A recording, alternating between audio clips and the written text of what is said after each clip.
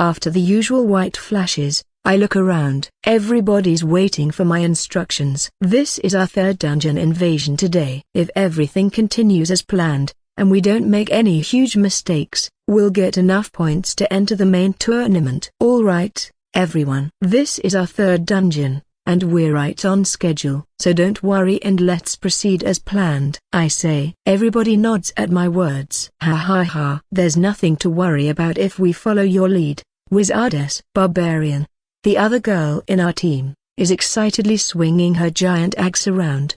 I'm sure she's itching to attack some enemies already, but, as she just said, she always follows what I say. Unless I give the order, she won't rush ahead recklessly. Do you want me to scout ahead, as usual? Yes, please. And remember to check the combat log and see if there's anything we need to look out for. It's important to keep track of the battle log because there are lots of effects and skills that are very difficult to spot otherwise. I always remind them to do it, because they tend to forget. Sure. Rogue turns around and a dark veil, the effect of the Shadow Veil skill, surrounds him before he leaves. He'll soon return and explain what dangers await ahead of us. Shadow Veil, active skill, cost, 20 EP, 20 MP 2 EP, 2 MP per second. A dark veil covers you, shrouding your presence. Enemy units have a harder time noticing your presence, effectively reducing the range at which they can spot you. This skill doesn't work on enemy champions and bosses. Should I save my MP for critical situations, or do you prefer me to keep everyone in top shape? A broken bar. I'll decide when Rogue comes back, but for now, save your MP, and don't be too stingy with the heals. I don't want anyone to die. Okay, and about the crowd control? Offensive skills?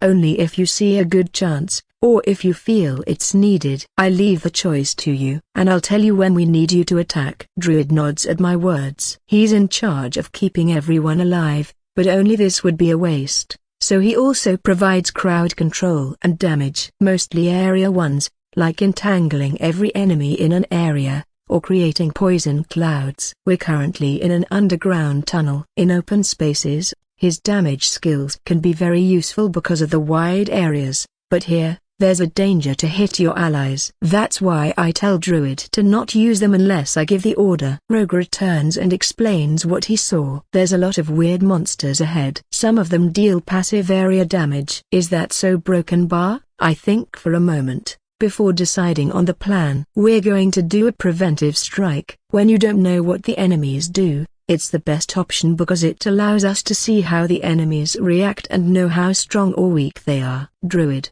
please cast Poison Cloud on the enemies when they are in reach. Sure thing. Ice Sword Sorcery is going to crush everyone in our path and reach the top. Ha ha ha. ... Hey Wizardess, can I hit something already? Not yet. Broken Bar. Rogue, you lead. The rogue nods at my words and guides the rest of us. If we proceed as usual, even with unknown enemies, I'm sure we'll beat this dungeon.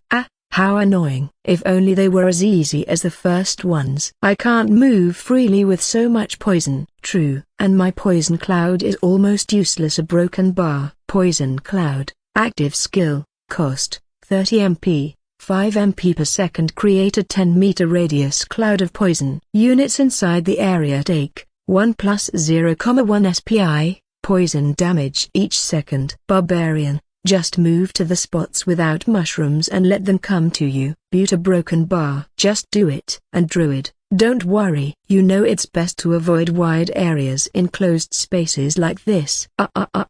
Interrupting my words, one of those deformed monsters, the ones that are half an elf and half a dwarf stuck together, comes at us. I move behind Barbarian and cast magic missiles, trying to grab its attention. It works, because it rushes in our direction and leaves Rogue and Druid alone. You can have your fun now, Barbarian. Remember to kill them both at the same time if possible. Now we're talking. Ha ha ha. The monsters in the first room were dangerous but weak. With a single preemptive strike most of them died and thus posed no danger to us. But these is a Broken Bar. How twisted must your mind be to give them both swarming and a power-up when one unit dies? Okay, they die soon after, dispute a broken bar. They surprised us the first time and Rogue almost died surrounded by them, and that horrendous cry a broken bar. But the worst is they are immune to the mushroom's poison, so we can't do much against them. Well, all enemies in this area are immune or resist poison,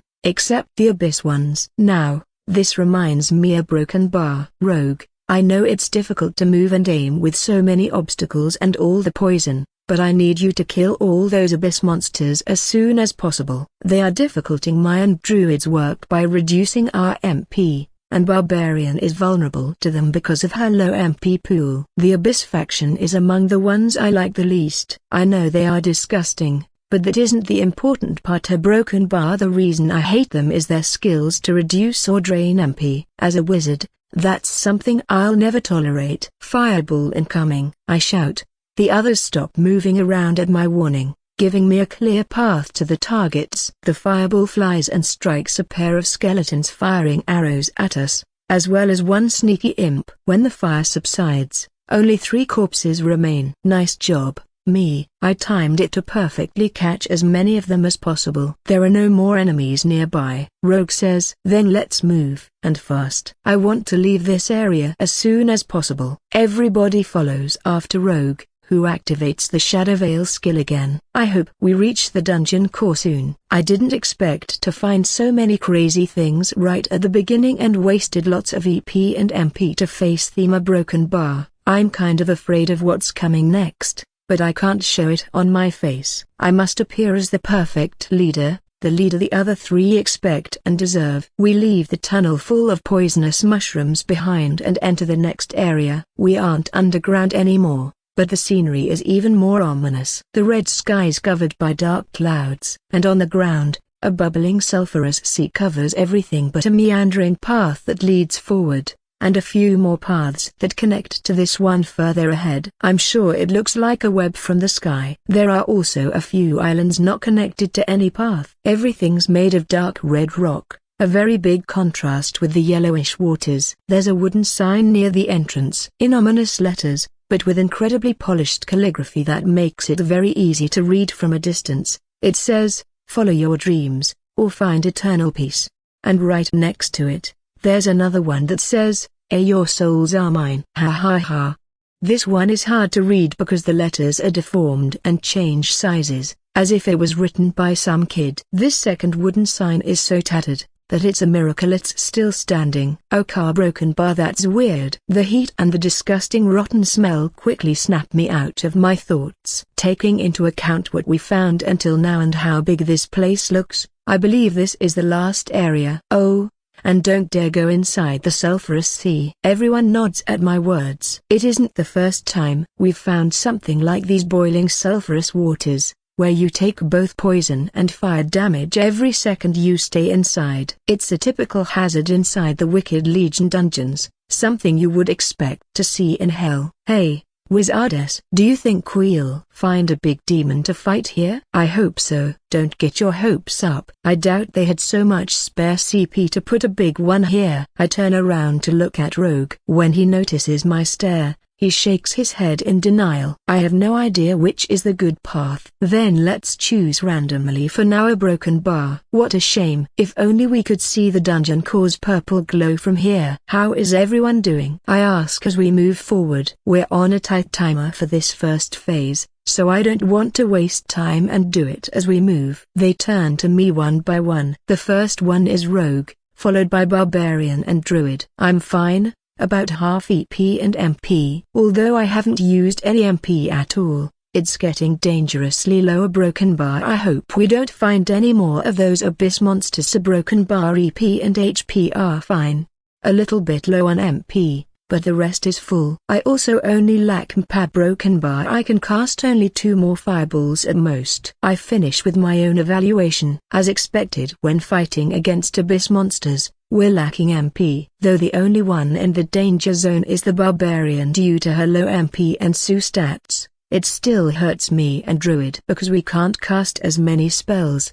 We're about to reach the first crossroads when the first enemies appear. From both paths, several zombies rush at us. Well, a broken bar come at us as fast as a zombie can move. I'll take the ones on the right path, Okay, says Barbarian. Rogue supports her from behind by shooting with his crossbow. I then turn around and say to Druid, please, slow the other group down for a while. Shouldn't we kill them? No, I don't want to waste time or energy on them. I look around. Something's telling me this place is dangerous. Also, they are so slow it's impossible they can catch up to us. Okay, he snares the zombies with one of his spells. When they manage to get free of the restraints, we'll be too far away for them to catch up anymore. We're about to reach the next crossroads when Rogue warns us. Ambush, get ready, I shout in response. At the same time as more zombies are coming from all three paths, two pairs of imps cast spells from the top of the nearest islands. Fuck. I knew there was something odd about them being so close to the path. Do we kill all the zombies this time? No, we'll do as the first time. Barbarian is swinging her giant axe in anticipation, but it's too dangerous to waste MP against simple zombies. I'm sure we're going to find nastier enemies ahead. And what about the imps? Ignore them and snare the zombies instead, Druid. I turn to Rogue again to ask about the path. Which direction do we take? The left one, I think. Okay, I too have a feeling the dungeon core is in the central part of this sea. We turned right the first time, so turning left now should lead us closer to it. Ignoring the imps, we kill the zombies coming from the left path and stop the movement of the other zombies before moving forward. I really hope we aren't on the wrong path because the zombies are starting to accumulate behind us. We're going to have to fight our way through if we need to go back. We find a few more crossroads, but each time it gets more difficult than the previous fight. In the third one, abyss creatures start to appear in the fights too. And in the fourth, we are assaulted by two specters, flying over the sulphurous sea, and I'm forced to cast magic missiles to kill them. Rogue and Barbarian aren't suited to fight against them, and Druid isn't good against single enemies. The worst is that it's impossible to leave the specters behind because they can fly over the sea and quickly catch up to us. Magic missiles, LV3, active skill, cost, 10 MP. 5 MP per missile. You launch up to 10 magic missiles against any number of units. Each missile deals 2 plus 0,2 SPI, arcane damage. Upgrades effective cast. Reduce the MP cost of each missile by 1, 4 MP. Targeted missiles, add tracking to each missile, making them very difficult to evade. Magic missiles is my favorite spell because of how versatile it is. You can spend very little MP to kill a single weak enemy or devastate groups of them by creating more missiles. It's even possible to blast strong enemies into oblivion by targeting them with all the missiles at the same time. Barbarian is clearing the path ahead of us while I focus on sniping. Rogue, I need you to kill the abyss monsters. They're sapping our MP away. It's too difficult. They hide behind the zombies when I target them. Fuck. Then let's run ahead and leave them behind, I shout. The only good thing is that we can finally see a purple glow ahead of us. We're close to the end. We weren't wrong. The dungeon core is in the middle of this sea. If only we can reach the dungeon core and break it. A broken bar. We reach the end of the path. It opens up into a wider area, surrounded by the sulphurous sea on all sides except this path. In the center, there's the dungeon core. But it's surrounded by 20 zombies. They are one of the most annoying creatures to kill because of their innate skill. Zombie resilience. Zombie resilience, passive innate skill. You have a 30% chance to survive any physical attack that would kill you with 1 horsepower. Zombie resilience is stupidly good against melee fighters. I and Druid could kill them easily with our spells, but a broken bar we don't have any MP to spare on them. That's why I'm trying to avoid fighting and run away instead. Barbarian, I need you to clear the zombies around the dungeon core, as fast as you can. Rogue, you help her. And Druid, you and I must keep the other mobs away. If they get within 20 meters of the core, we're done. Luckily I still have some MP left and can quickly kill any enemy that gets too close. Broken bar. But when I look behind again, I see IT floating on top of the sea, coming in our direction. No, no, no, not a fucking banshee. Not now. We're in a very dangerous position. If the banshee uses her whale innate skill, even if a single one of us gets stunned, we're going to die for sure. Whale, active innate skill, cost, 200 MP release a powerful whale that travels for 20 meters. Every enemy unit in range takes 5+1 SPI, psychic damage and has a 50% chance of being stunned for 5 seconds. This skill can only stun the same enemy once every 5 minutes. The timer resets after the stun ends. We can't afford the risk, so there's no other way than for me to use all my remaining MP to kill it. 10 magic missiles are launched when I cast the spell, creating an impressive light effect. But I'm not sure they'll be enough to kill the Banshee, and I don't want to take any chances. So broken bar, I squeeze all my remaining MP and cast magic missiles again with all my remaining MP. Some more missiles appear a while later and fly toward the Banshee. There are 5 or 6 of them in this second volley. I was right at casting the second spell, because the Banshee survives the first barrage, but the second one kills her right when she was preparing to use whale. I then look at the zombie mob that was following us from behind all the time. They're coming, slowly, but steadily. Druid, what are you doing? Cast your slowing spell again. Druid looks awkwardly at me before saying, ... I'm sorry, but I'm out of MP. Broken bar. Fuck this. Barbarian and Rogue are still fighting against the zombies. We need to kill them before the other zombies come close enough. I do something I haven't done in a very long time, almost since I started playing DMA. Go into melee range and attack the enemies with my staff. Druid joins me in the desperate attack against the zombies around the dungeon core. Die, die, die. I shout with each attack. Finally, after killing the second zombie, I hear a cracking noise. This is the sound produced when the dungeon core breaks. Not long after, the remaining enemies vanish. We cleared the dungeon, so the game made them disappear. We rest for a moment to calm ourselves before I order everyone to move on to the next dungeon. We can't waste time because it's limited. Wizardes,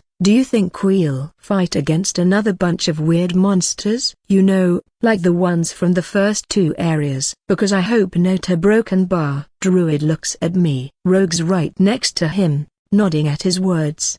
They expect me to deny the possibility. ... I'm not sure. Buta broken bar. They are from a very weird faction, the Flesh Monstrosities, so I don't think we'll encounter any other player from the same faction. With the hand on my chin, I think about it a bit more before continuing. Thought for broken bar, if we had such a hard time in this dungeon, I'm sure the other teams have died a lot. So broken bar, if the team doesn't suck at invading other dungeons, I'm sure they'll make it to the second round. Maybe we'll play against the team who designed this dungeon again. Maybe those weird monsters were the only ones they have, and there won't be any more surprises. I know they weren't very strong, but a single mistake they could have sent us to the grave. Not believing his own words, Druid enters the portal that will teleport us to our next dungeon, followed by the rest of us. I hope the next dungeon has normal enemies. I want to wildly swing my axe around, regardless of everything. Strong enemies? Leave them to me. Lots of weak ones? You're welcome.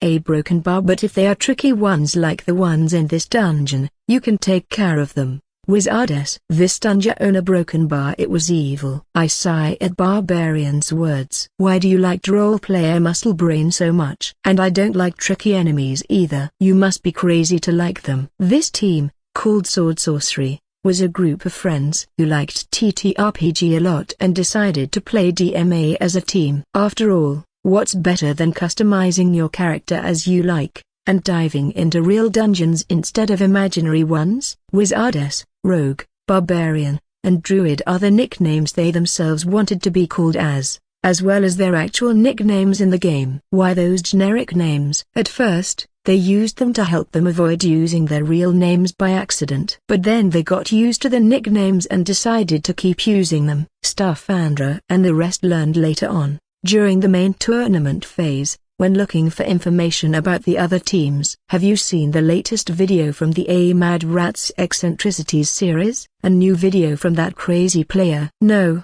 I didn't see it. Do you have it right now? You have it, right? Show me. Okay, broken bar. He plays the video and shows it to his friend. On the screen, bright letters appear. It's the title of the video, A Slimy Chase. Then it fades to black, and the video starts. A deformed humanoid with a rat head is walking through a messy and chaotic laboratory. He tries to open a door, but it's closed. He then tries to force it open, to no avail. Then, he notices, in a clearly exaggerated way, there are 4 bulbs of different colors on the door, red, green, blue, and yellow, but they all are off.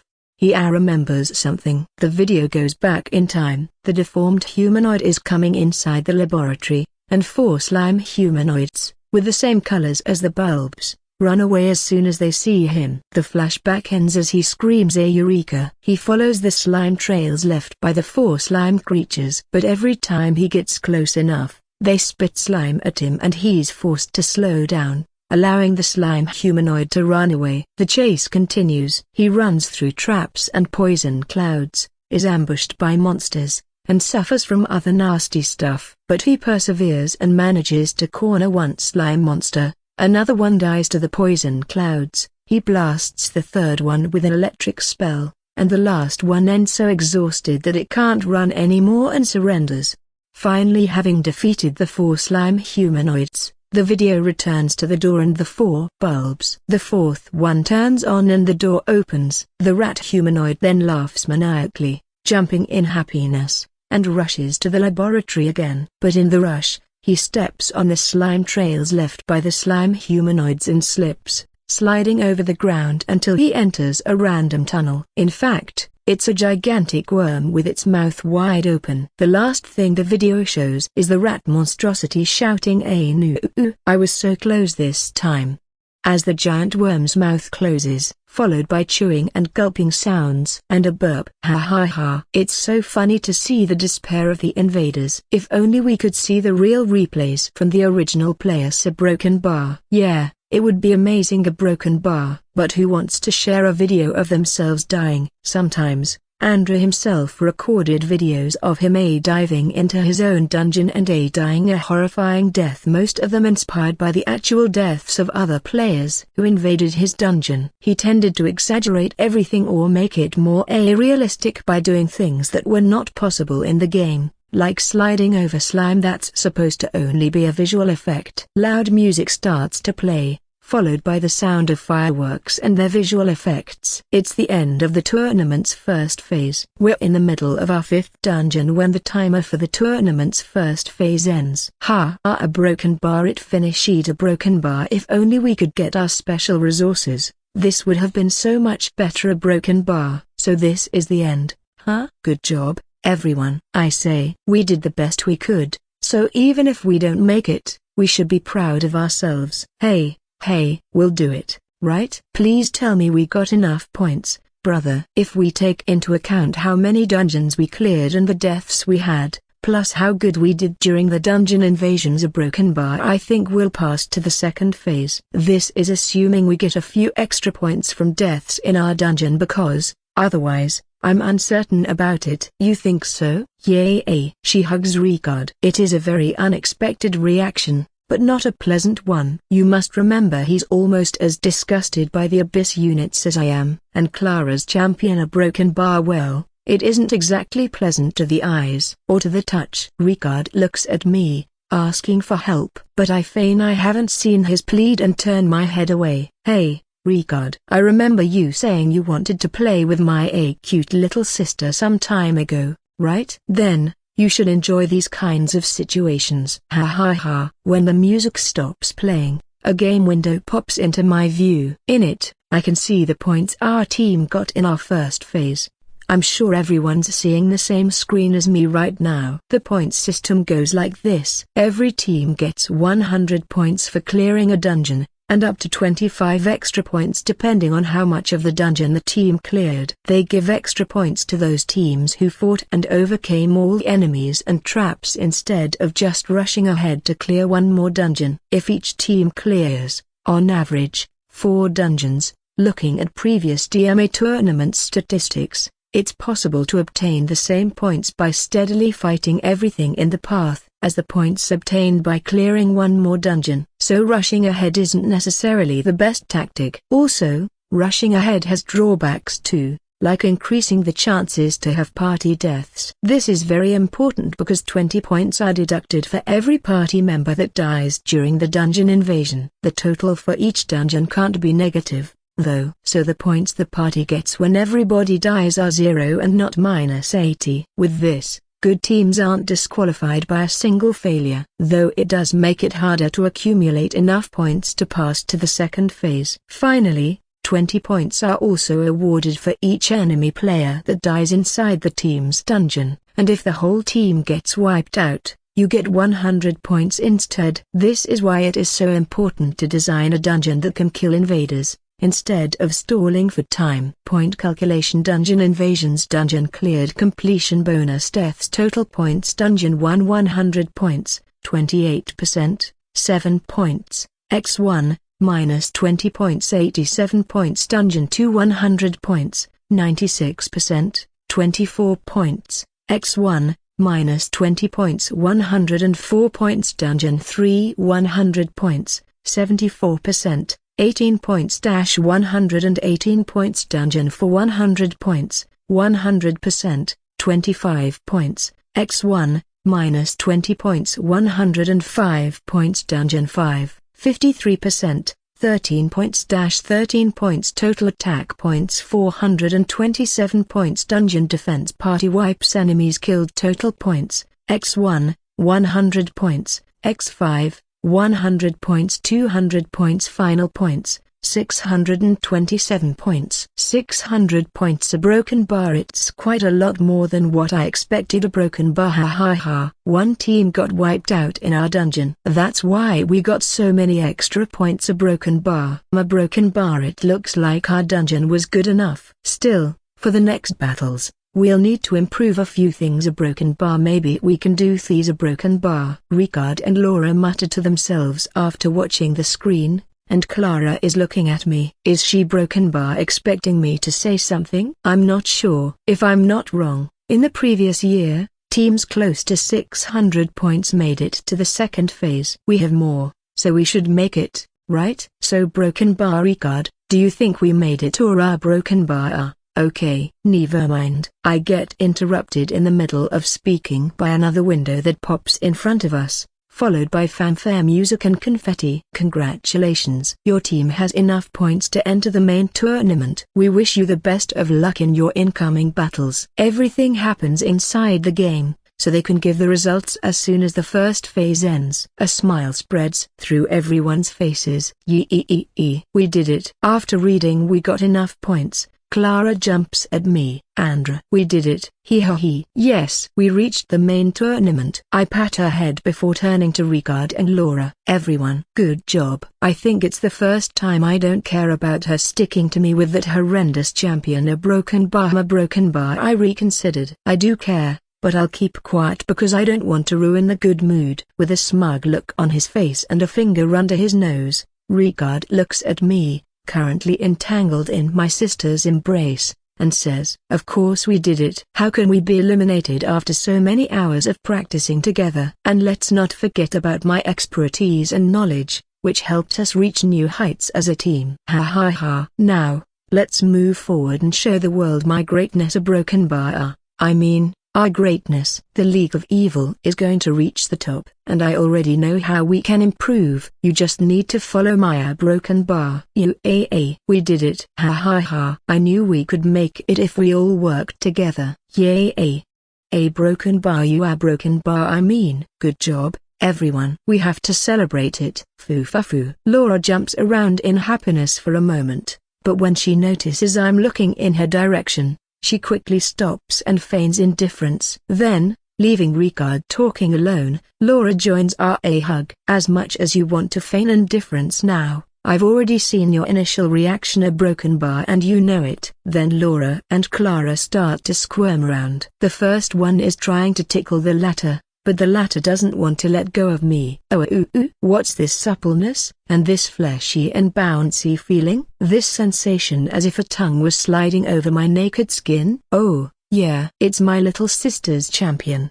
A broken bar. Disgusting. But why does it feel like a normal hand? A broken bar. No way. A broken bar. I glare at Laura for a moment, thinking it was her for a moment, but she doesn't react in any way. Maybe it was my imagination. A group hug. Let me join it. Ha ha ha. It's now that Ricard finally snaps out of his monologue and joins the group hug.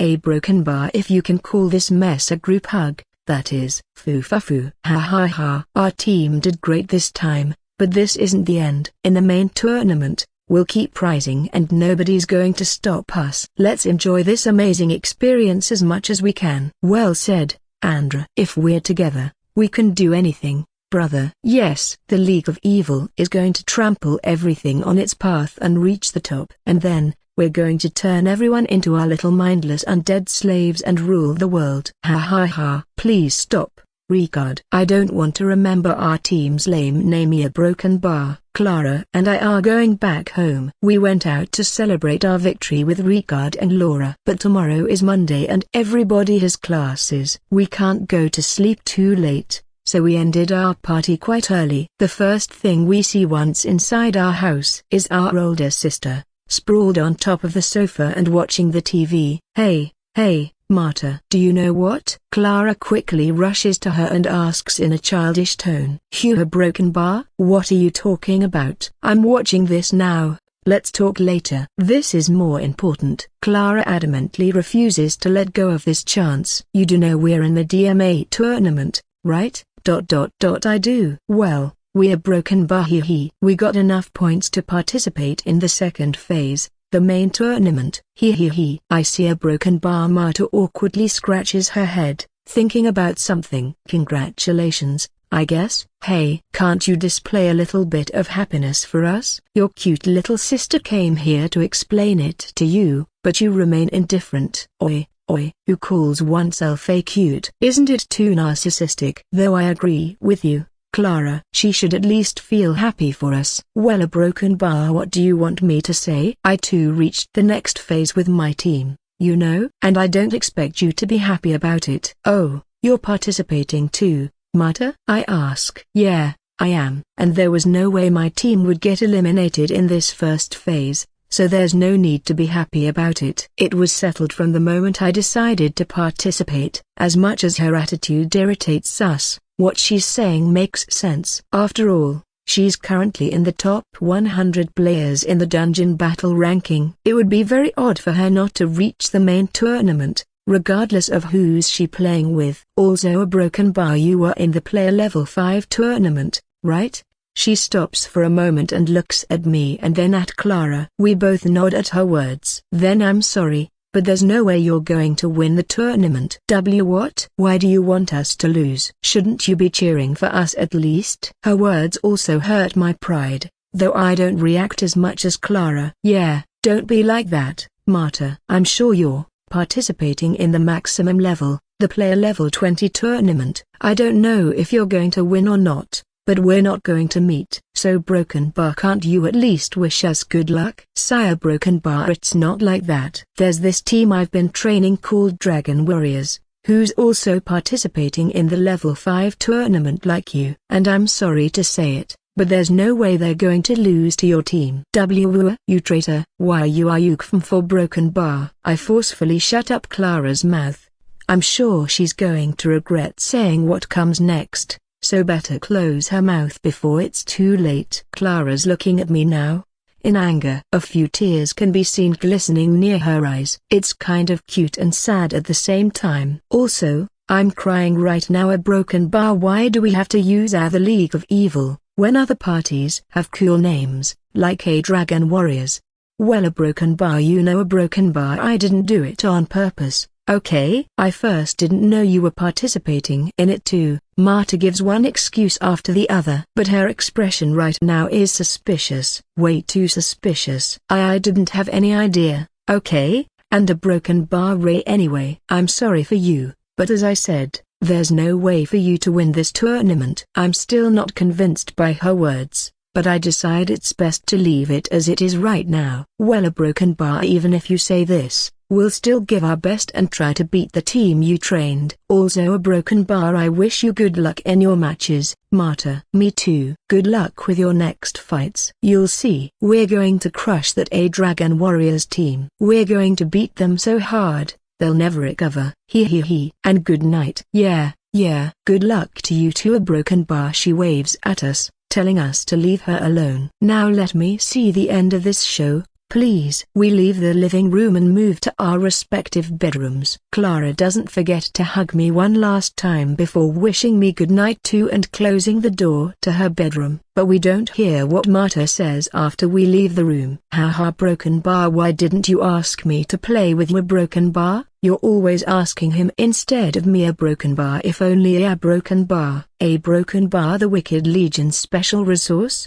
I'm sure you already know, but the demons enjoy tormenting their victims. And what's the best way to represent it in a game? Foo-fa-foo. You guessed it. It's to attack units inflicted by status effects. We obtain sadism points by charming our victims, poisoning them, applying stun or paralysis, blinding them, a Broken Bar, and then hitting them as hard as possible. Foo-fa-foo. The more the status effect lasts, and the more damage they receive, the more sadism points we obtain. That's why, when we play together, I like to use the Charming Eyes skill and also want to hit enemies with my whip, which can momentarily immobilize enemies.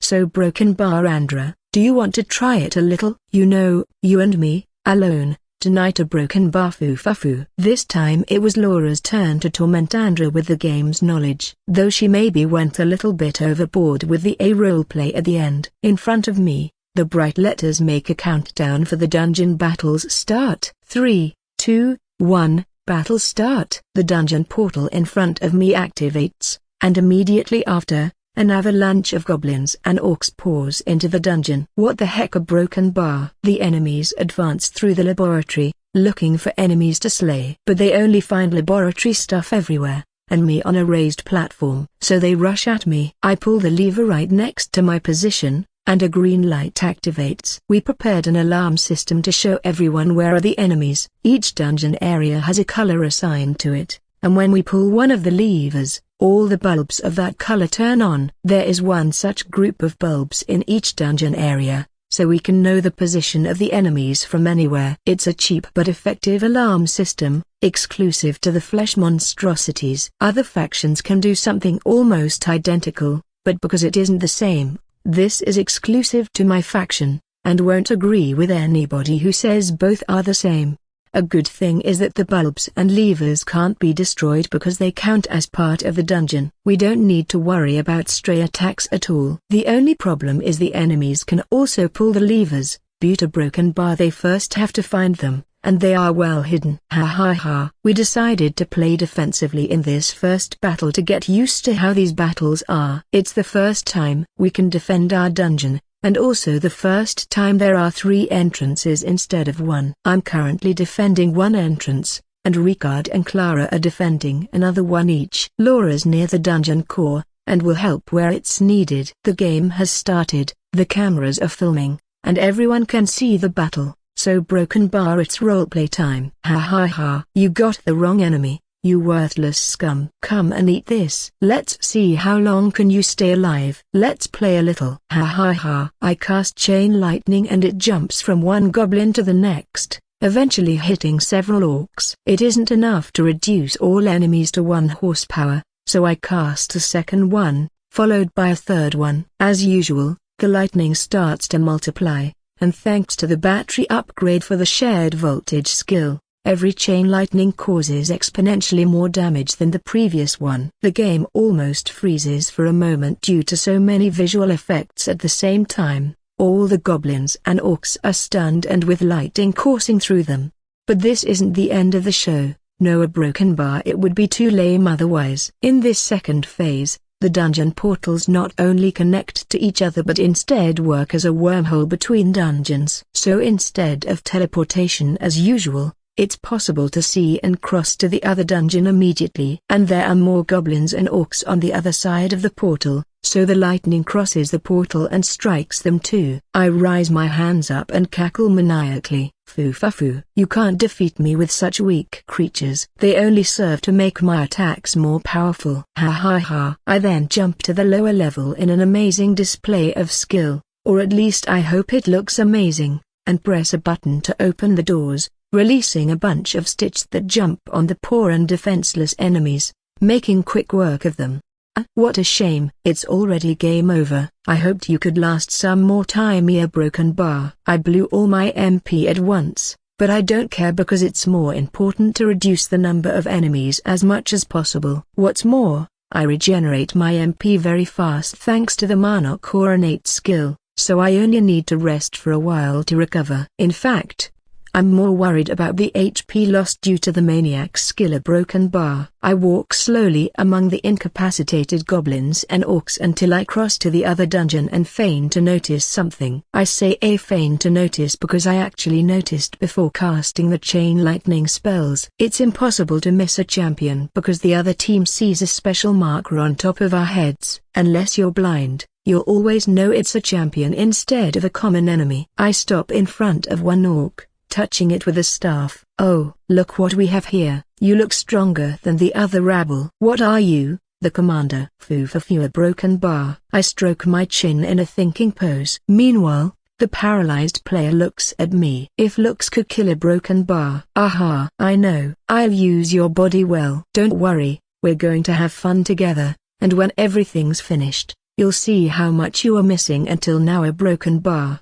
The orc starts to struggle as the stun effect wears off, but my staff is already raised, ready for the final strike. Now, good night. I'll see you soon, and we'll play together a bit more. You, and your other half. Ha ha ha. Cackling maniacally, I grab the other player's corpse, the champion, and drag it to where I was standing at the beginning. Then I press one of the bricks and a secret door opens. Now, my little minions a broken bar. I'll leave you to clean this place. Ha ha ha. The Stitched have already killed most of the enemies, but some of them have recovered from the stun and are now trying to fight back. But we already won. I mean, they only have 1 horsepower. Even if they regain the ability to move and attack, the Stitched only need to hit them 1 time to kill them, so it's impossible for them to lose. What's more, the player is already dead and can't command them to retreat. How many orcs and goblins are here? My broken bar may be a little over 40. Well, who cares? While laughing, I continue to drag the champion's body away. I know, it's already dead, so it makes no sense for the game's mechanics. Plus it is a champion, and we are in the tournament. Any of the reasons would make it impossible for me to capture it, and all of them are true. A broken bar. This is a LL for the roleplay. Before leaving, I don't forget to pull the lever again, disabling the green light to show there aren't any more enemies in this place. I'm going back to the dungeon court to wait for my MP to recover and explain the situation to the others. I leave the room through the secret passage, which closes behind the champion's corpse. I'm sure this scene will look amazing with a little bit of video editing. I'm not too worried about more enemies coming from this same dungeon portal because, after seeing so many corpses from their own units, anybody would look for another path. Welcome back. Hey there, Lily. She looks expectantly at me, waiting for me to explain the situation. My side's clear. They attacked in mass as soon as the match started, but I obliterated everything. I'm here to recover MP and help when needed. Oh, I also killed one of the enemy players. The poor guy got blasted by my chain lightning and shared voltage combo after accumulating damage on the other weaker mobs. Ha ha ha. Good job, Mad Rat. Do you want the prize I reserved exclusively for you? She says, slightly pulling her miniskirt up. Please, don't joke during the match as a broken bar. I'm tempted to admonish her because R18 content is banned in the tournament, but I stop when I remember there's no problem as long as it isn't explicitly said or shown. I look around. There's nobody else in the room, but the blue and yellow bulbs are on, indicating there are enemies in both Ricard's and Clara's areas. Oh, the purple bulb turns on at this exact moment. The purple color indicates there are enemies in Ricard's second area. The enemies must have forced him back. By the way, the red color is reserved for when there are enemies in the dungeon core room and calls for everybody to retreat and defend. So Broken Bar, do you know what's up with the rest? I ask. I don't know. All 3 lights turned on at the same time, and only yours turned off soon after a broken bar. It's at this moment that Ricard runs inside the room. How a broken bar? That was Clucy broken bar. He struggles to calm himself. Shit, why did they have to come to my side with my perfect counters? Hey, Baldy. I go to his side and pat his shoulders. You already lost the whole area? And what do you mean by counters? No, not everything's lost yet. A broken bar, and by counters, I mean flying ranged units. Fuck. Why did I have to find so many fairies rushing through the portal I was supposed to defend? I have almost no ranged attacks. How am I supposed to fight against so many flying enemies plus 2 champions? Calm down, my friend. I pat his shoulder again. Everyone can get unlucky sometimes. Yeah, don't worry too much. We can still make a comeback, adds Laura. I know this is serious,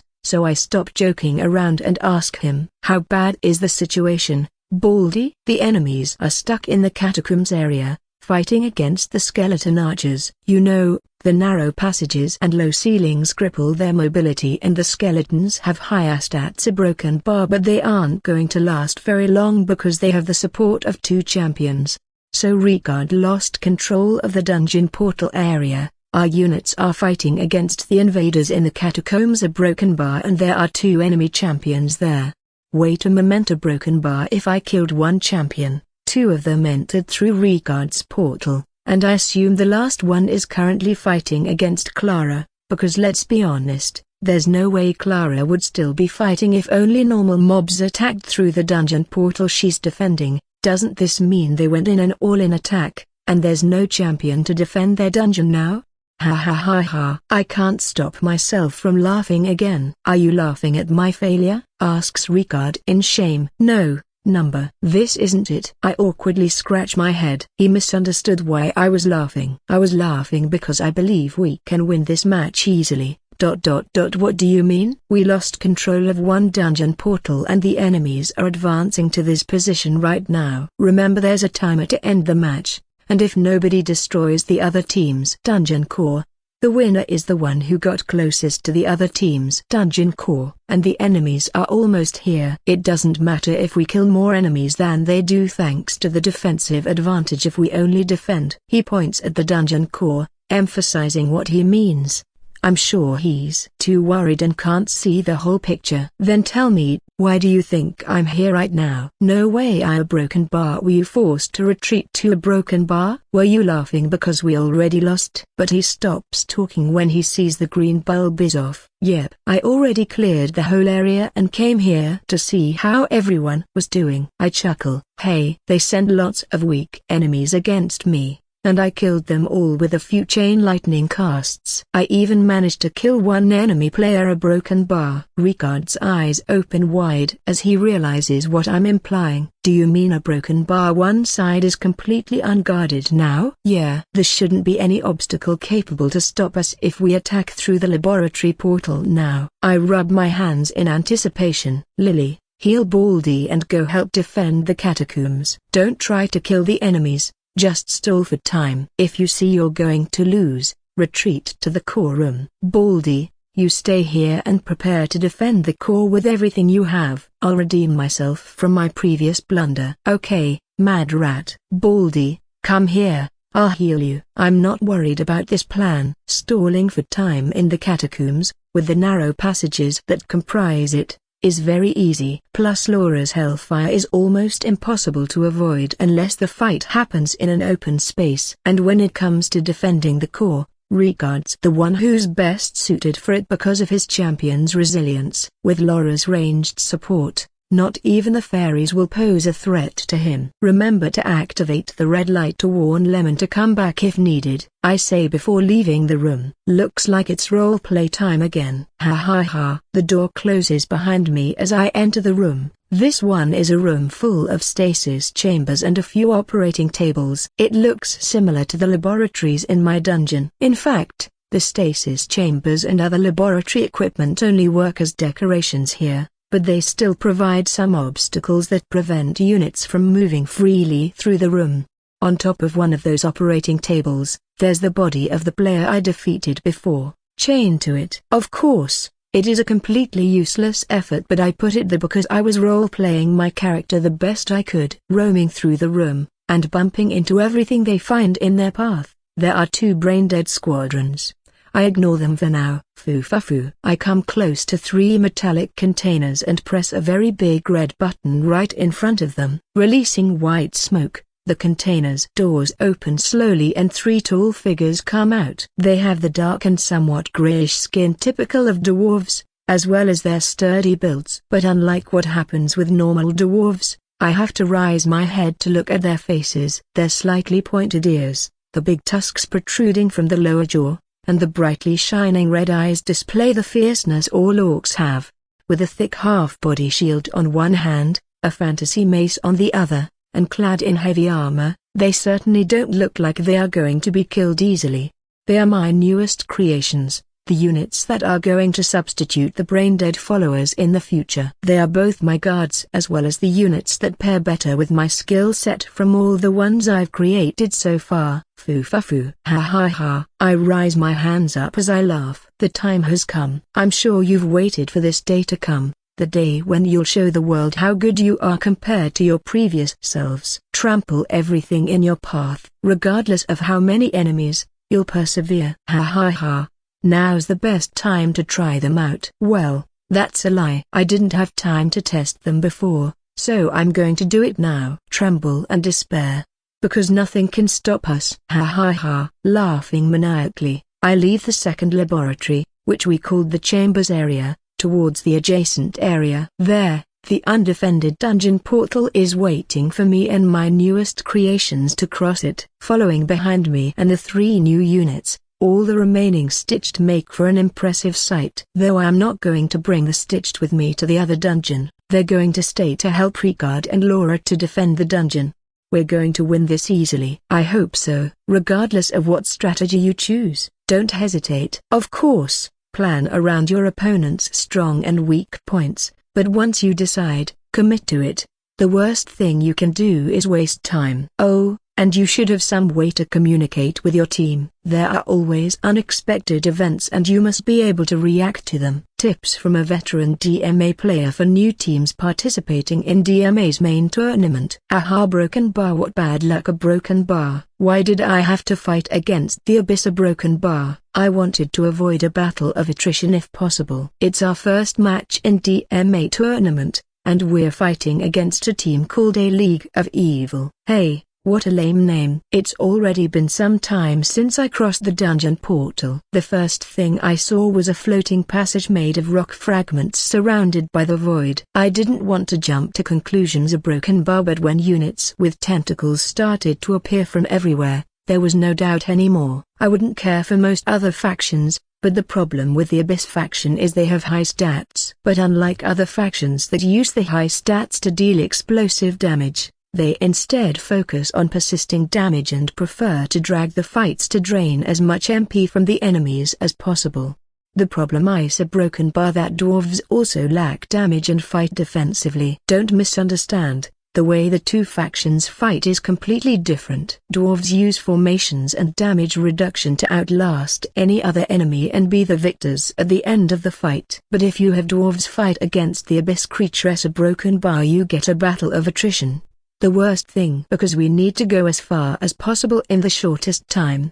Take defensive formation. You two, retreat and let the others take the lead. The 2 dwarves don't waste time and switch positions with 2 dwarves from the second row. Aim, fire. Thunderous explosions take place all around me, and several bullets are shot against a flying monster with lots of mouths, instantly killing it. This isn't the first monster of that kind we found. I've been focusing on them because they are our worst enemies. With their draining aura, there's no way I can allow them to get close to our densely packed formation. Dwarves lack damage because most of their stats are focused on defense, but they can make up for it with special equipment. Around me, 6 dwarf artificers are wielding dragon stuffs, special guns that make a very loud explosion when shooting. They can deal a lot of damage with every shot, but they take a stupid amount of time to recharge. I would have loved to have 1 or 2 cannons too, but they are too expensive. After the flying monster is killed, there are no more enemies in front of us. Everyone, charge. Under my orders, 20 dwarves move as fast as they can while maintaining the formation. A broken bar, though it isn't as fast as you could imagine because of their short legs.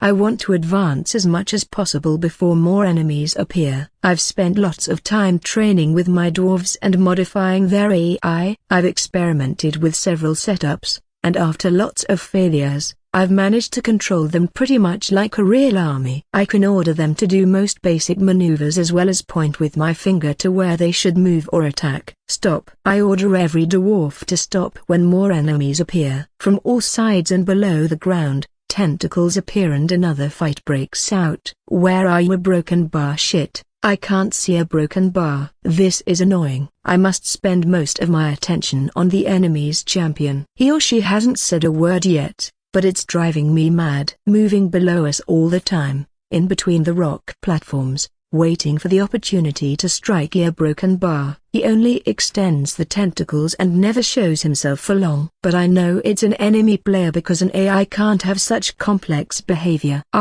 There. Aim for a broken bar. The champion's tentacle extends and grabs one dwarf before dragging it below the ground. I don't even have time to order the artificers to shoot. Shit. It's already the third time. Defensive formation. All the dwarven guards surround me and the artificers in a circular defensive formation. This is the only way we can effectively defend ourselves from the enemy champion's assault because it allows most of the guards to stab the enemy with their spears if the champion dares try to grab another dwarf.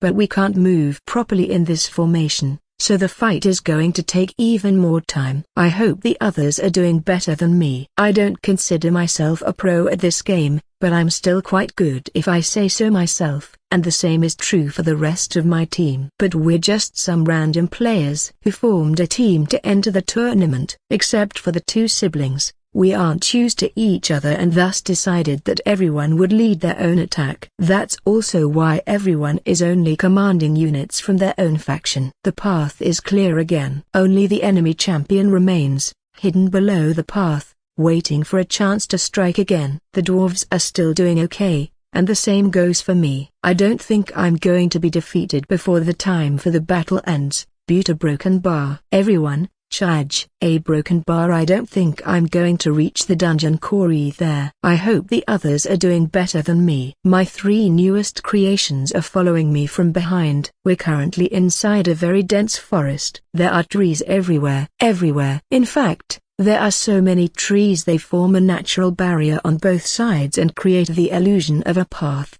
The path we're currently following.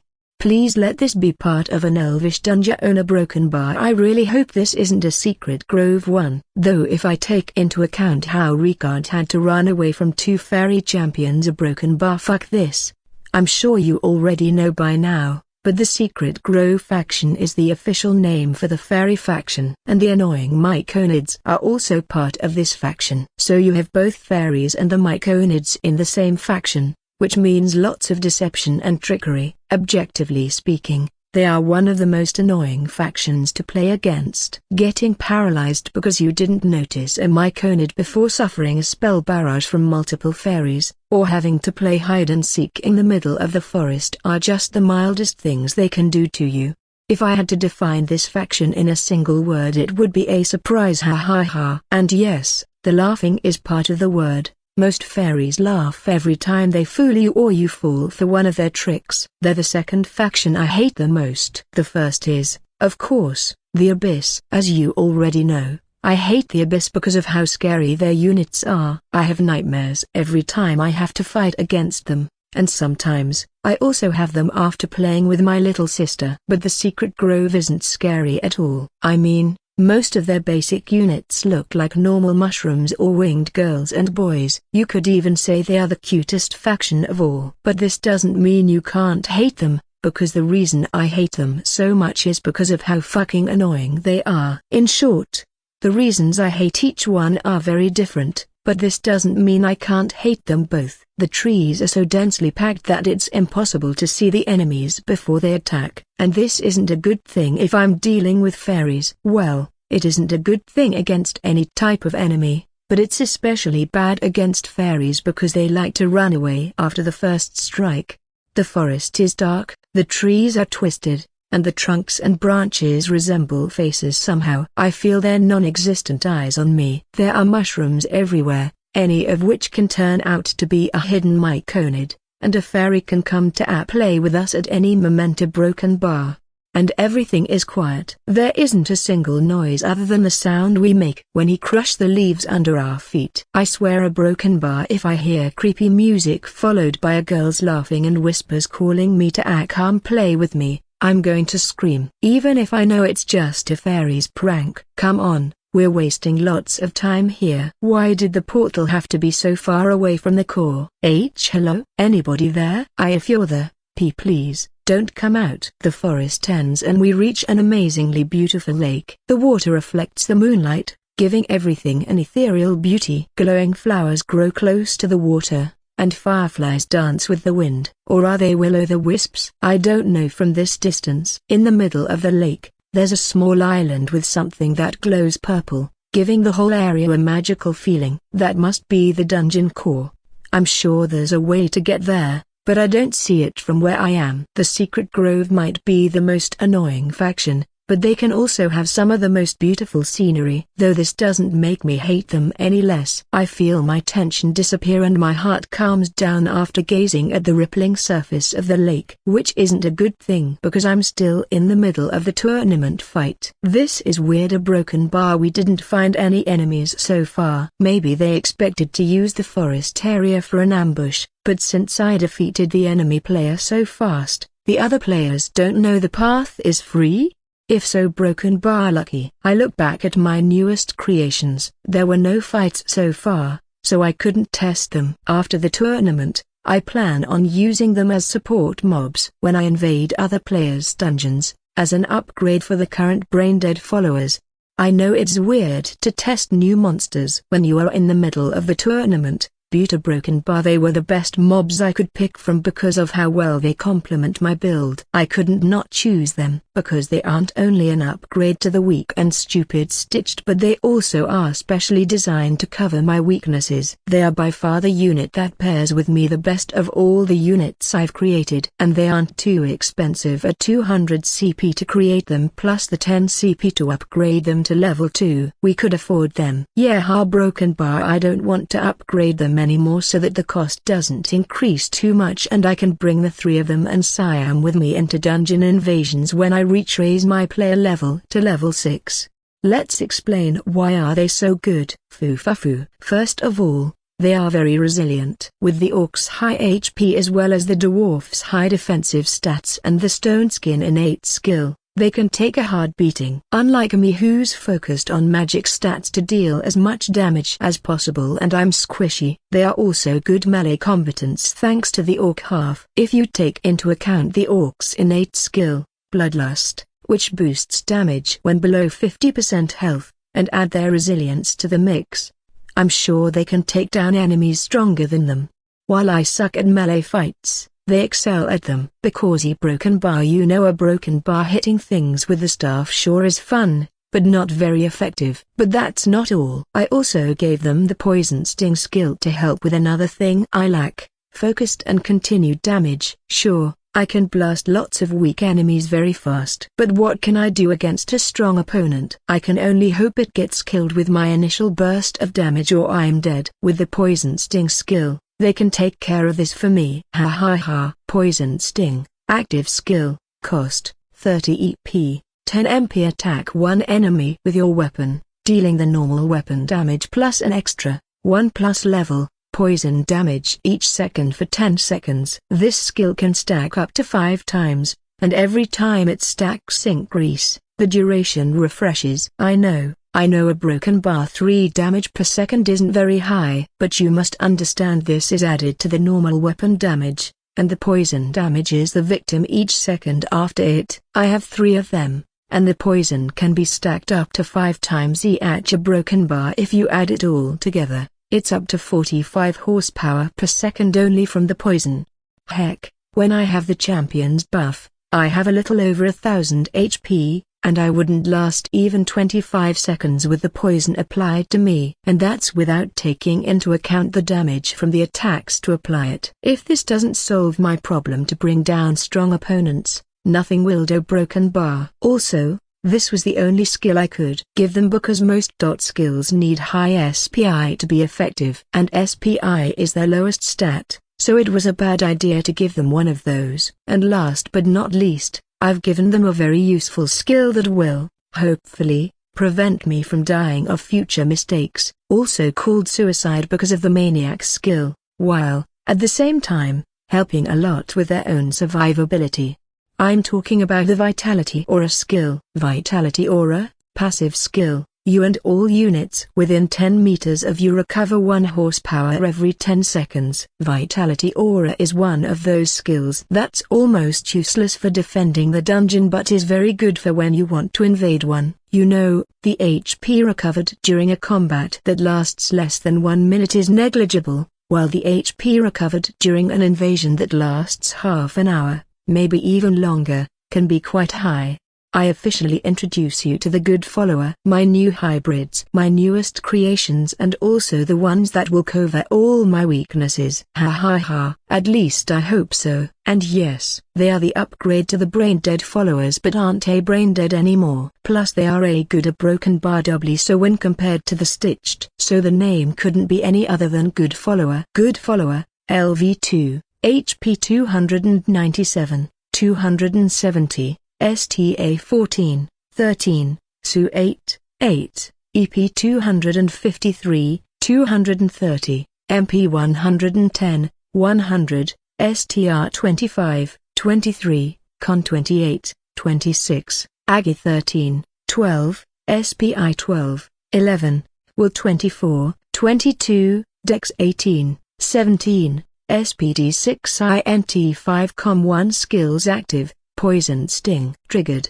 Bloodlust, innate, passive, Stone Skin, innate, Vitality Aura. Now the only thing that I need is to test them in an actual fight. A normal and straight fight and not some kind of ambush or tricky situation, which are, as you can expect, a fairy specialty. Let's be honest, I don't think I'll have the chance to test them properly in this match. At first, I thought I could test them properly because of the goblins and orcs pouring from the dungeon entrance I was protecting. But not anymore. Not after seeing this place that screams a fairies.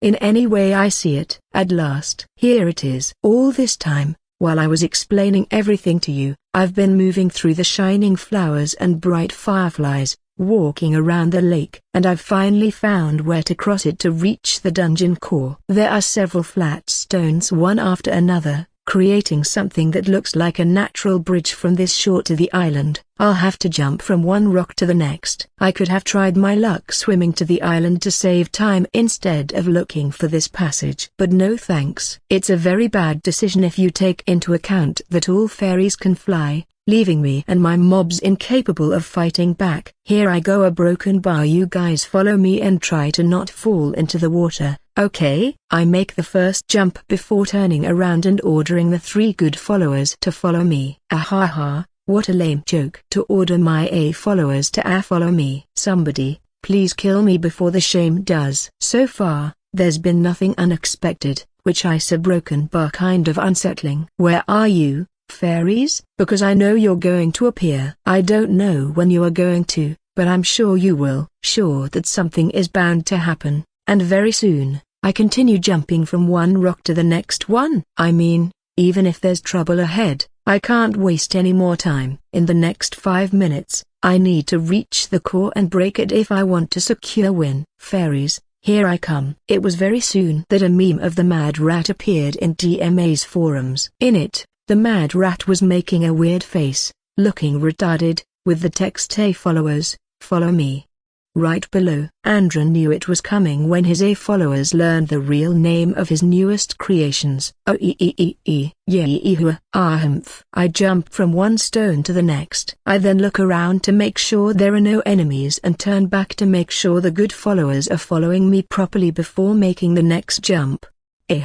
Yeah. This is kind of boring. And the high tension of having less than 5 minutes to break the core plus the fact I can be ambushed at any time is killing me. To break the tension, I'm having a little fun by making weird cries every time I jump. It also fits the crazy Mad Rat persona perfectly, so why not? You guy, ha ha ha. This is one of the annoyers' cries. If there's any player who encountered them watching the match, I'm sure he'll recognize this one. Yoshi. If only I could lay an egg right now. A broken bar. I make a victory pose while I wait for the good followers to make the last jump. I'm going to save this part and upload new Mad Rat's eccentricities video soon. Finally reached the other shore, and still no enemies found. A broken bar. I look at the clock. The game's always displaying a clock that says how much time we have left for the match to end. In the top left corner, right on top of the HP and the other status bars, barely 4 minutes left. A broken bar. I would like to do a little roleplay here,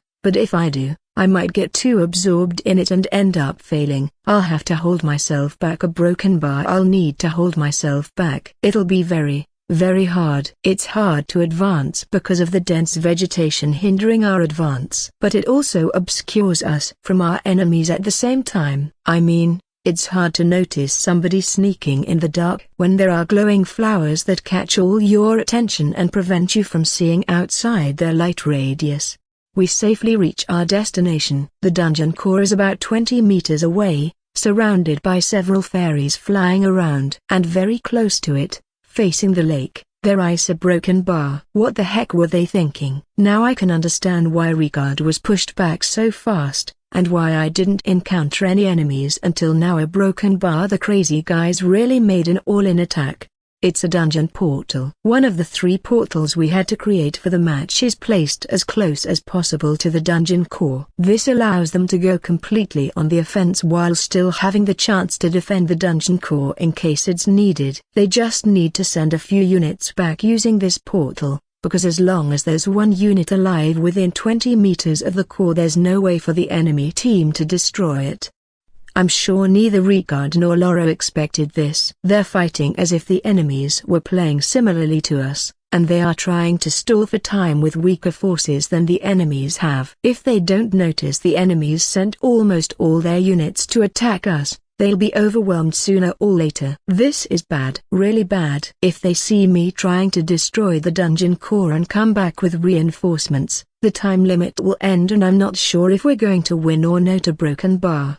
If the enemies manage to defeat Ricard or Laura and reach the dungeon core, we'll tie, because I also defeated one of them. But if both of them die, or if Clara also does a broken bar, we'll lose. I can't allow reinforcements to come. You can win the match by destroying the enemy core or killing all enemy players, of course. But you also win if your team was the one who got closer to the enemy core. And in case both teams reached similar positions, then the team who killed most enemy champions wins. Finally, if there's a draw when the time ends, the first team to kill an enemy champion wins. The winning conditions are designed in such a way that both defense and offense are viable options. It's more dangerous to go on the offense, but it's also easier to win with a successful attack. If you focus on defense, you'll have a shorter time to make a counterattack. Unless you manage to kill all enemy champions, maybe your team won't have time to reach anywhere close to where the enemies did before they retreated, and thus end up losing even if the other team took more losses. The only saving grace is that they put the dungeon portal facing the lake instead of the dungeon core. I'm sure they did it to prevent us from seeing the dungeon core right next to the portal and come up with a strategy to sneak into it and have an easy win. But this is very good in my current situation, because if I can prevent them from noticing I'm here, they won't send any reinforcements and I should have enough time to kill the fairies and destroy the core. I don't know how well are the rest of my team doing, and we might lose the match. That's why I must destroy the dungeon core. It's the only way to secure our victory. What should I do? Broken bar. I turn around at the good followers. Yeah, broken bar. This is the only plan I can think of. You wait here for a minute and then launch an attack at the same time I do. I'll go around to the dungeon portal and prevent the fairies from warning the other enemies of our presence. If I reach the other side in a minute, I should still have about 3 minutes to defeat everyone and destroy the dungeon core. This should be enough. Oh, and just in case you misunderstood a broken bar, there's no way the dungeon mobs can understand complex commands like this one. What they can actually do is a stay still and they attack when I attack. So yes, I said something impossible for them to do, but the real orders I gave them are simple enough for them to follow. I use the bushes and flowers to hide my presence as I walk to the other side of the dungeon core. I'm not too worried about being spotted as long as I stay away from the flowers' light. But I didn't take into account the time spent moving through them, and it takes more time to reach the dungeon portal than I expected. Only a little over 2 minutes a broken bar. I don't want to shout just in case there's an enemy champion close to the portal on the other side, so there's no other way than to make the first attack and wait for the good followers to join combat. I cast Cold Blast. I don't want to get everyone's aggro with chain lightning. It's also the first time I don't want the immobilization status effect to be applied. Why, you ask? Well, a broken bar, my magic activates and a cold explosion happens right next to my victim. Luckily, it isn't encased in ice and prepares itself for combat. Then, the 3 good followers appear from the other side and attack the fairies. As I already expected, the fairies focus on them and completely ignore me. Oh, I think I forgot to say a broken bar. The one who received the cold blast wasn't a fairy but one of the good followers. Ha ha ha. That's why I hoped the immobilization wouldn't activate, as well as the reason why the fairies aren't attacking me. I wanted the fairies to move as far as possible from the dungeon portal, and the only way I could think of was to get my mobs to pull them away. But I also needed to be ready to stop any of them from calling reinforcements a broken bar, so I had to make them wait. And the AI isn't good enough to have such a complex behavior by default. A broken bar. The only remaining option was to make them attack when I attack. I just never intended to attack a fairy. So yeah,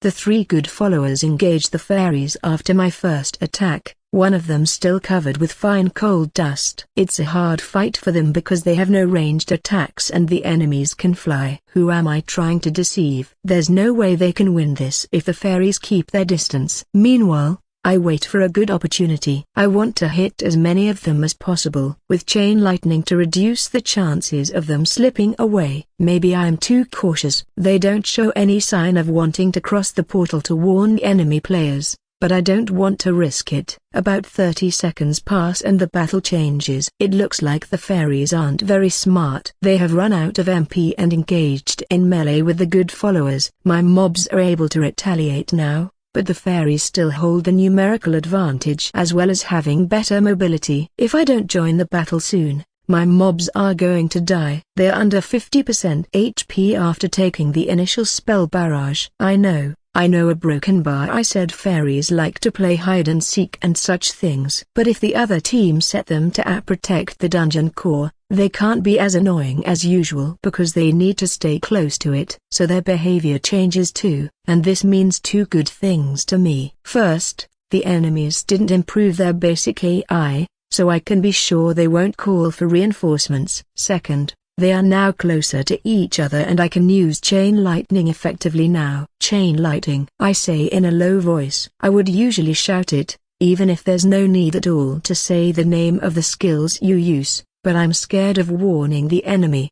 The lightning hits the first fairy and jumps to the closest ones. I don't have the champion's buff, and the fairies aren't basic mobs, so not a single one of them dies. Though the first 2 ones are now at less than half HP, almost at a quarter. But now I got their aggro, and they're coming here. Fuck. There are even 2 lucky fairies who were too far away and didn't take any damage at all. I distance myself from the portal and engage the fairies in melee. I don't want to be unlucky and have one of them accidentally run inside the portal in the middle of the fight. Come here, you little shits. I try to hit them with my staff, but they're too fast. Chain lightning. 2 of them drop after being hit by my spell, but the remaining 5 are still alive and attacking me. I'm lucky my mobs are still doing good and engage them in melee again. You're supposed to be my guards. Why did it take you so long to help me? Is it really that hard to have good followers? They are supposed to be way better than the stitched, but they still make some stupid mistake. He's a broken bar. I'm being too strict here and I know it makes no sense. But only a minute remains and we're still fighting. I'm getting anxious. Die already. I unintentionally shout. Oh shit, I hope the enemy players didn't hear me. 1 fairy dies to one of the good followers' attacks,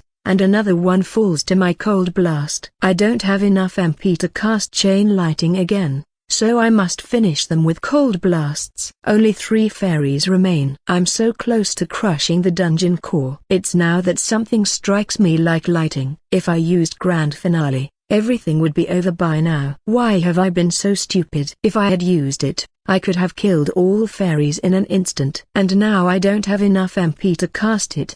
I hate myself. I don't care anymore about being heard by the enemies. There are less than 30 seconds left. There's literally no time for them to come if they haven't noticed my attack yet. And if they already did, it doesn't matter if they hear me again. Another fairy falls to the poison damage and another one falls to the retaliation damage from my lighting shield. It doesn't die, but a good follower takes advantage of the stun time to finish it. There's still the last fairy left, and I have no MP at all. 20 seconds. 19, 18. A broken bar. Die, die, die. I wildly swing my staff around, trying to hit the last fairy. Everyone's trying to attack the same fairy, who desperately avoids every attack. Because we're so close, I have to duck to avoid one of my mob's mace attacks. This game has friendly fire active all the time.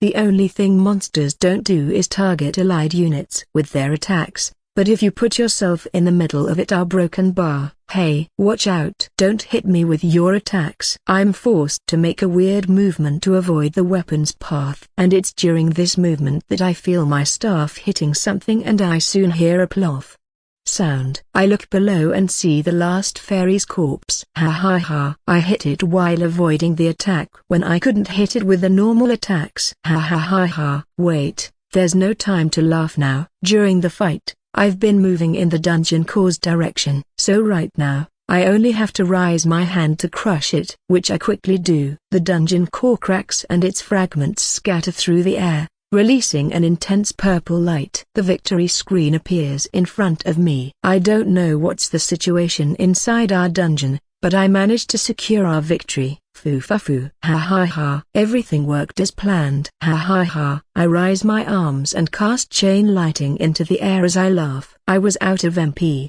but when the match finished, we recovered all our HP, MP, etc. Remaining time: a broken bar 8 seconds. Wow, that was close. If I got distracted a broken bar, I almost threw away our victory by laughing at my epic lucky staff hit. Ha ha ha. Nobody can stop me. Ha ha ha. But I'll behave as if everything went according to plan and I didn't forget about the grand finale skill. Now that I think about it, it's a good thing I didn't use Grand Final because it's now a secret for the following matches. Our team's trump card is still unknown to the enemies. All went according to plan. Ha ha ha. You and I know it didn't a broken bar, but I'll take this secret to the grave. The game teleports me out of the dungeon in a white flash. After the A followers, follow me. Meme. The next one to appear in the DMA forums was Mad Rat's surprised expression when killing the last fairy with a staff after ducking, with the A all went according to plan. Text. All those memes were in retaliation for the horrible experiences some players had in other Mad Rat's lab. To vent out their anger, Andreu always believed they were to make fun of him, though he didn't care at all. A broken bar. What am I going to do? Broken bar. Should I retreat? I swapped places with Ricard to defend the catacomb area, but this is too much even for me. A broken bar. A swarm of fairies is assaulting our dungeon. Even if the narrow corridors and low ceilings shut up their flying advantage, we can't hold them back. The skeletons are okay as ranged units, but they aren't strong enough to fend off so many fairies, and every time we clash, more of our units die. I could ask for reinforcements, and maybe Ricard could send here Andrew's stitched a broken bar, but they will only serve as meat shields in this situation and achieve nothing at all.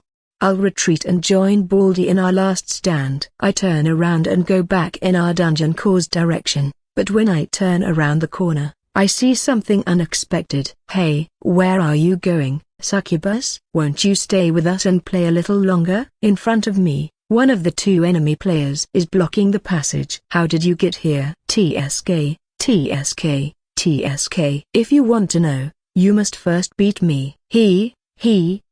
I don't have time for this. The other player going to get here soon. But how could she be blocking my way when she was behind me not too long ago? No, Laura, Don't forget we put a secret tunnel to facilitate the movement through the dungeon. She must have found and used it. But how? In this maze of identical passages, how could they find the secret tunnel? I found you. He.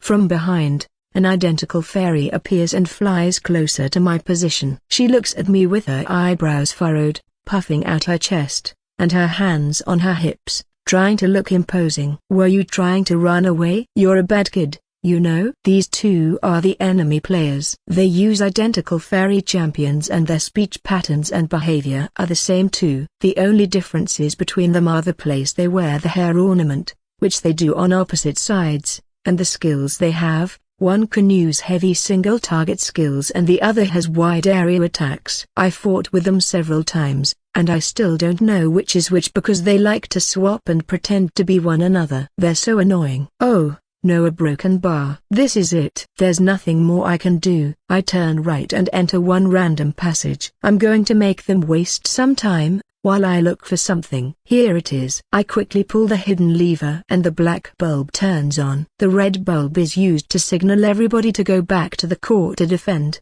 but the black bulb has a more sinister meaning, to tell everybody you're done for. And what better color for this than black? It's fun that black light, which doesn't exist in real life, can be used here. I'm sorry Andreu, I couldn't follow your orders. I never expected to get cornered like this. Now that I was finally getting recognized by him, I had to screw this up. I hope he doesn't get angry. Ricard, please, defend the core until the end. We need to resist until Andreu destroys the enemy team's dungeon core. Sophia, she's here. Hello. You're not running? Did you get tired? What are you saying, Andrea? Look at her face. She got tired of playing tag and now wants to play another game. Which game we'll play next, lady? Squashing bugs is funny, right Andrea? He.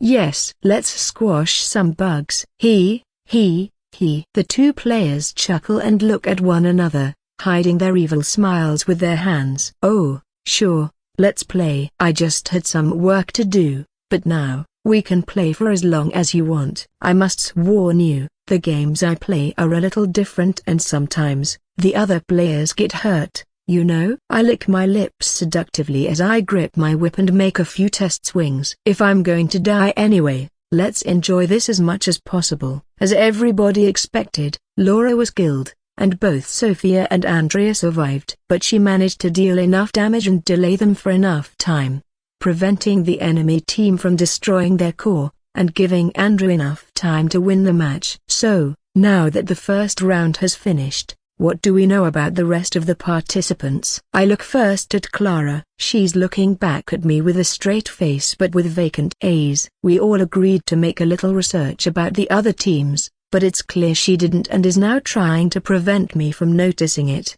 So you didn't make any research, huh? No, I did it. Okay, it's just that a broken bar. I'm sorry, Clara, but it's impossible for you to deceive me like this. I've known you for way too long. I'm not going to achieve anything by arguing with her now, so I'm going to skip her. Laura, how about you? Hey, Andreu. I swear I did some research. Is that so? Why are your eyes swimming like this? Then it's just that a broken bar. I got too absorbed in watching the gameplays and I forgot about everything else. See broken bar. So, Laura, how about you? Hey, don't ignore me. A broken bar. But you don't have anything at all, do you? I don't. But a broken bar. But nothing. We have a short time to prepare for the next match and I don't want to waste it. Don't worry, I'm not angry. A little bit exasperated, maybe, but not angry. It would be very immature of me to get angry at something I already knew was bound to happen. But a broken bar. I leave my pouting little sister alone and turn to look at Laura. After calling her 2 times, she already knows what I want. I investigated quite a bit the other teams and how they played in this first round, and I must say we got quite lucky with our matchup. The other team was made of good players, but they didn't work very well together. Their teamwork was lacking. Maybe they were a hastily made team to participate in the tournament. A broken bar anyway. I believe we passed this first round because we got lucky. With our lacking preparations and lack of offensive plans,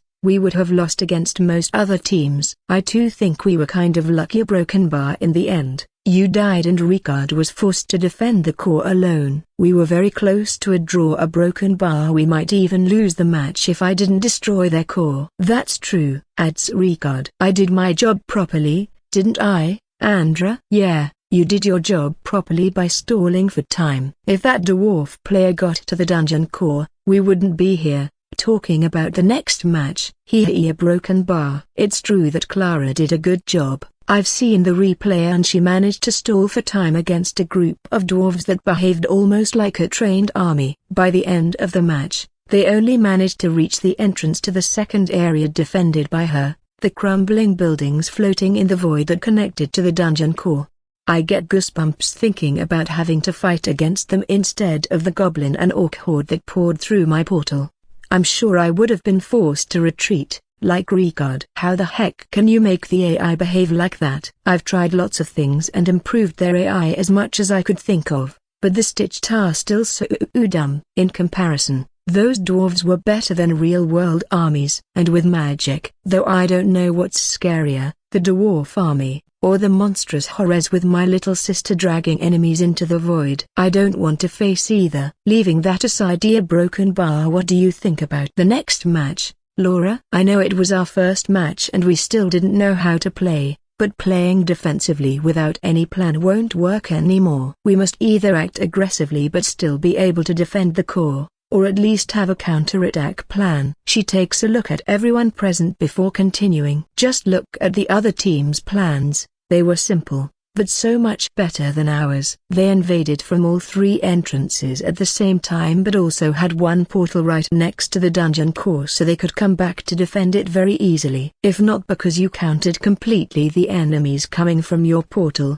Andreu, and the player didn't have time to warn his teammates, there was no way for us to win. We got very lucky there. Yes, I agree. We won the match because I could kill one player in the first minute of the match. When one player dies during the match, the game forbids him or her from communicating anymore with the rest of the team. This is to prevent abuses from the player's side, like killing themselves for the purpose of warning the teammates about an enemy going for the core, or telling someone's weakness after being killed by them. And messages using the game's system aren't allowed either. So each team must create its own means of communicating a broken bar unless it can afford to be unaware of what's happening. We had the colored bulbs for this first match, but I'm sure we'll need something better for future matches. Laura, anything else you want to say about the other teams? Not really. A broken bar. She briefly stops as she strokes her chin. Well, there are two teams we should be very cautious about. Oh, a broken bar. Which ones? That's interesting. Which two teams are good enough to catch Laura's attention in just the first round? The first one is called Dragon Warriors. I don't know how to explain it, but it's as if they know everything that's happening. Their coordination is amazing. They can not only predict what the enemies are doing but also move ahead of them. A broken bar. It's weird because it's as if they experienced these kinds of fights a lot of times already. But we're in the player level 5 tournament, so it shouldn't be possibly broken bar. Those kinds of players should be playing at higher levels. Clara and I look at each other and nod. We know about that team. A broken bar. The Dragon Warriors is the team our older sister trained. I say, what do you mean by this? Your sister? Asks Laura. Ricard is also sending a curious gaze, so I decide to tell them about the conversation I and Clara had with my older sister the other day, as well as the fact that she's been in the top 100 players ranking for quite some time already. A broken bar. If only she could train our team to a broken bar. Maybe I should ask Andreu to introduce his older sister to me. A broken bar. Both Laura and Clara send Ricard murderous gazes. We can hear you, Ricard. Guys? It was a joke. A joke. As if I wasn't enough to teach all of you how to improve in this game. Haha. Broken bar. What I mean is that I'm clearly the most experienced one here. Broken bar. He tries to make excuses, but he's instead slowly but steadily digging his own grave. With each sentence, he only manages to make the hole deeper. Hey, Clara, don't point your knife at Ricard. I stop her before we appear in tomorrow's news. That was dangerous. So, Laura, what about the other team? I force the conversation to return to the original topic. The second one is called Sword Sorcery. I'm not so sure about them because this was the first match, but they are very coordinated and their plans and countermeasures were amazing this time. Ooh, that one. Ricard jumps at the opportunity to explain about them. Literally, at the chance to explain something. I've been intentionally leaving him for the last one, but he found a chance to wiggle his way into the conversation and is now ready to use his unique innate skill, knowledge drilling. I too watched the video of their match and they looked amazing. It's funny how they call themselves by their nicknames, Wizardess, Rogue, Barbarian, and Druid. But their team play is no joke. They believe in everything the Wizardess says and follow all her plans. It's almost impossible to beat them as long as she's alive, but killing her isn't easy either because the others protect her all the time. And also a broken bar. Okay, Ricard. Let's leave it here for now. Before we fight them, and assuming both win every match, we must first face 3 other teams, the Dragon Warriors included. I interrupt him before asking Laura yet again. Anything else? I also investigated the team we're going to face next, but I believe you'll know more about them than me. A broken bar. I sure do, though I would prefer to not know anything at all about Thema broken bar. Sigh, I'm getting a headache just thinking about the next matchup. Why did someone like them have to appear in this tournament? The All Shall Despair team. After saying their name out loud, I can't hold myself back from adding. Now that I think about it, even that bunch of weirdos have a better name than we do. Broken bar. Yeah. Why couldn't I be the one to decide our name?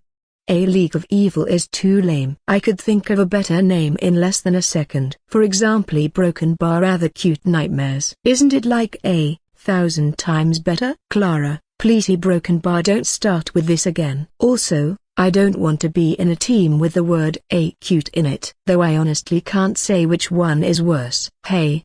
The League of Evil is the best name ever. You should thank me for thinking about such a great name instead of complaining about it. Yeah, Broken Bar, whatever. So say, Ricard, a Broken Bar, and we can't change the team's name anymore, so stop fighting over it already. I don't want to argue about this yet another time, so I stop everyone before it's too late and it escalates out of control. Let's move to the next one. Yeah, Broken Bar. Okay. Then I'll go next as we're already talking about the All Shall Despair team. Yes, I can see and hear you, Ricard. But I interrupt him before he can start talking. He's looking at me with those dangerously shining eyes, and almost jumping around in excitement. I'm sure once he starts talking about his investigations he's going to keep talking for a while. A very long while. That's why he'll be the last one to talk. The area Broken Bar, a bunch of crazy people, Broken Bar maniacs, lunatics, believers in something that doesn't exist, fanatics, you could say. And it's kind of my fault that they're here. Don't misunderstand, I'm not the one who created the group and I don't have anything to do with them at all. It's just that a Broken Bar, a Broken Bar, they are kind of my followers. Your followers, a Broken Bar? Clara makes a weird face at my words. Please, don't tell me you want to join them. If you do, your brother will hang himself out of shame. Both Ricard and Laura already know a little about what I mean. It's only Clara who doesn't understand what I mean because she isn't interested in other people. Other people that isn't me, I mean. I'm sure you all know about the rising popularity of the Mad Rats Lab. The 3 nod at my words. I usually don't look at the forums too much, but sometimes I like to see what the players who enter my dungeon say. In the beginning, it was mostly players complaining about how difficult it was, or showing off to the other players how they beat it. A Broken Bar. I make a short pause. I really hate to remember what comes next, but I must continue. I need to make sure they don't suspect me from having anything to do with them at all. But then, some Broken Bar, let's call them fanatics for now. Some fanatics appeared and started to preach about something along the lines of equal despair for everyone and similar stuff. I don't know if they were already crazy or if they turned crazy because of dying repeatedly in my dungeon, but that's what happened. You can't imagine the headaches they're giving me with all their bullshit. A Broken Bar. PFFFT. He. Andrew, your face is so funny right now. You have to look in the mirror. This isn't funny, Clara. What if the people think I'm their leader? Imagine being ridiculed because of being the leader of a bunch of lunatics. I don't want to have anything to do with them at all. Pew ha ha ha. But don't worry, Andreu. I'll be there to help you with anything you need. It isn't your fault, and I'll make sure nobody thinks you're related to them. My mood slightly improves at Clara's words. Sometimes I think I don't deserve all her attention, but at the same time, I also feel proud about it. Your brother loves you too, Clara. Thank you, Clara. Broken Bar sigh. Returning to the topic of Broken Bar, this team, called El Shall Despair, comes from some of those fanatics. I think they call themselves mad cultists, and the group is called Mad Rats Cult. Why did they have to put my champion's name everywhere? I shout in exasperation. Nobody talks for a while. Ricard is looking at me with a smirk on his face, and Laura is sending me a worried look. So you're their leader after all, Andreu. A Broken Bar? No, I'm not. I already told you I have nothing to do with them, Clara. To Broken Bar. Hehe. A Broken Bar. She continues to laugh at my exasperation. Luckily, Ricard and Laura aren't so childish and ask me to proceed with the explanations. So Broken Bar, what else can you tell us about the team they built? About their team? Not much. They were wearing hoods and cloaks that hid all their features in the previous match, so I'm not sure which factions they're from. Except for the leader, who I'm almost sure is from the flesh monstrosities too. As for the reason they wear hoods, I'm sure it's for some stupid reason we can't even imagine. I mean, they are crazy. Okay. Is that all? No, there's something else you must know. Because they're so obsessed with my dungeon, I'm sure they know everything that I have, maybe even better than I do. And with this I mean traps, monsters, skills, tactics. A Broken Bar. The only thing they shouldn't know about is our trump card, the grand finale skill. He. You're useless for the next fight. Poor brother. A Broken Bar. Destroyed by your own followers. A Broken Bar. I told you I don't have anything to do with them, I shout. But then, I stroke my chin and add, ... Though I must say they did help me develop my dungeon. I mean, they are fanatics that only come inside and test all kinds of things, most of the time dying. A Broken Bar. They are a good source of CP and XP. Foo. What do we do now? Doesn't this mean he can't use any of your units? We're lucky we can use units from the four of us, but still. A Broken Bar. Limiting ourselves like this, even if it's only for a single fight, can be detrimental. I would suggest a Broken Bar. As usual, Laura is the one thinking about the tactics we're going to use. Ricard takes this chance to try to say something, but I interrupt him yet again before he can start with his ramblings. Well, a Broken Bar. They know everything about my dungeon and my monsters, and they're incredibly used to traps and dangerous and unexpected stuff because they spend lots of time inside my dungeon.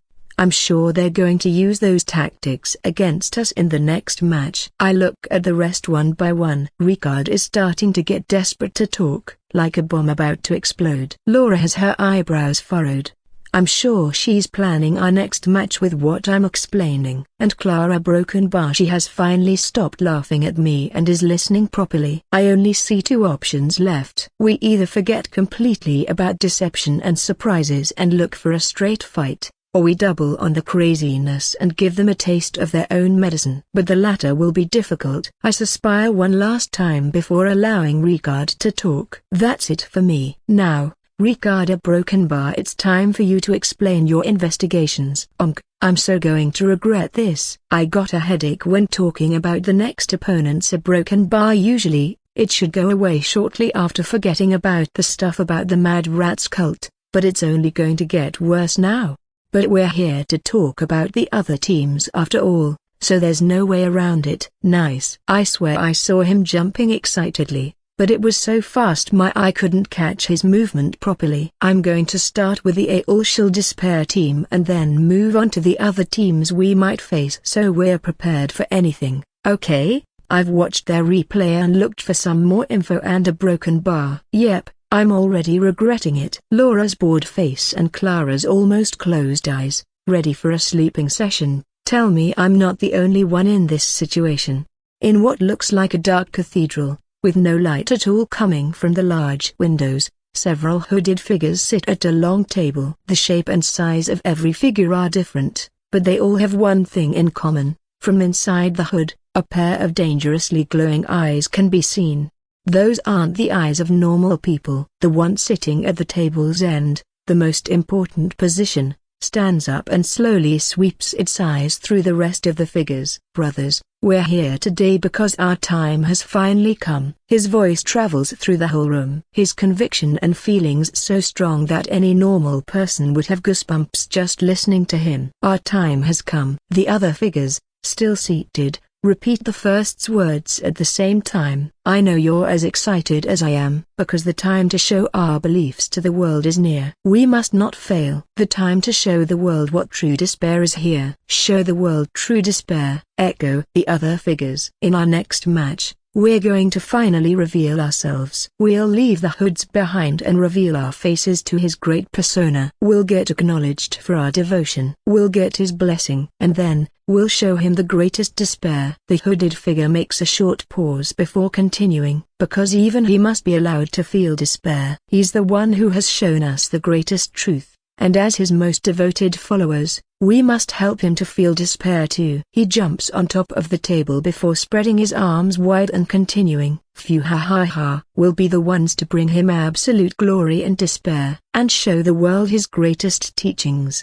Get ready, everyone. The moment of truth has come. Everyone's equal in front of true despair. All shall despair. Phew, ha ha ha. All shall despair. All shall despair. All shall despair. A chorus of several voices repeats the leader's words as he keeps laughing. One time, two time is a broken bar. It doesn't look like they'll stop anytime soon. Soon, one of the most famous matches in DMA's history would happen. The sheer craziness contained in it made most players look in awe at the Flesh Monstrosities faction, as well as the two players behind everything that occurred in that match. "What the heck are you doing, Alicia?" In the white room full of screens, all of them displaying scenes inside the DMA game, on which players are in the middle of matches or preparing for the next fights, Alicia is comfortably sitting in front of one screen.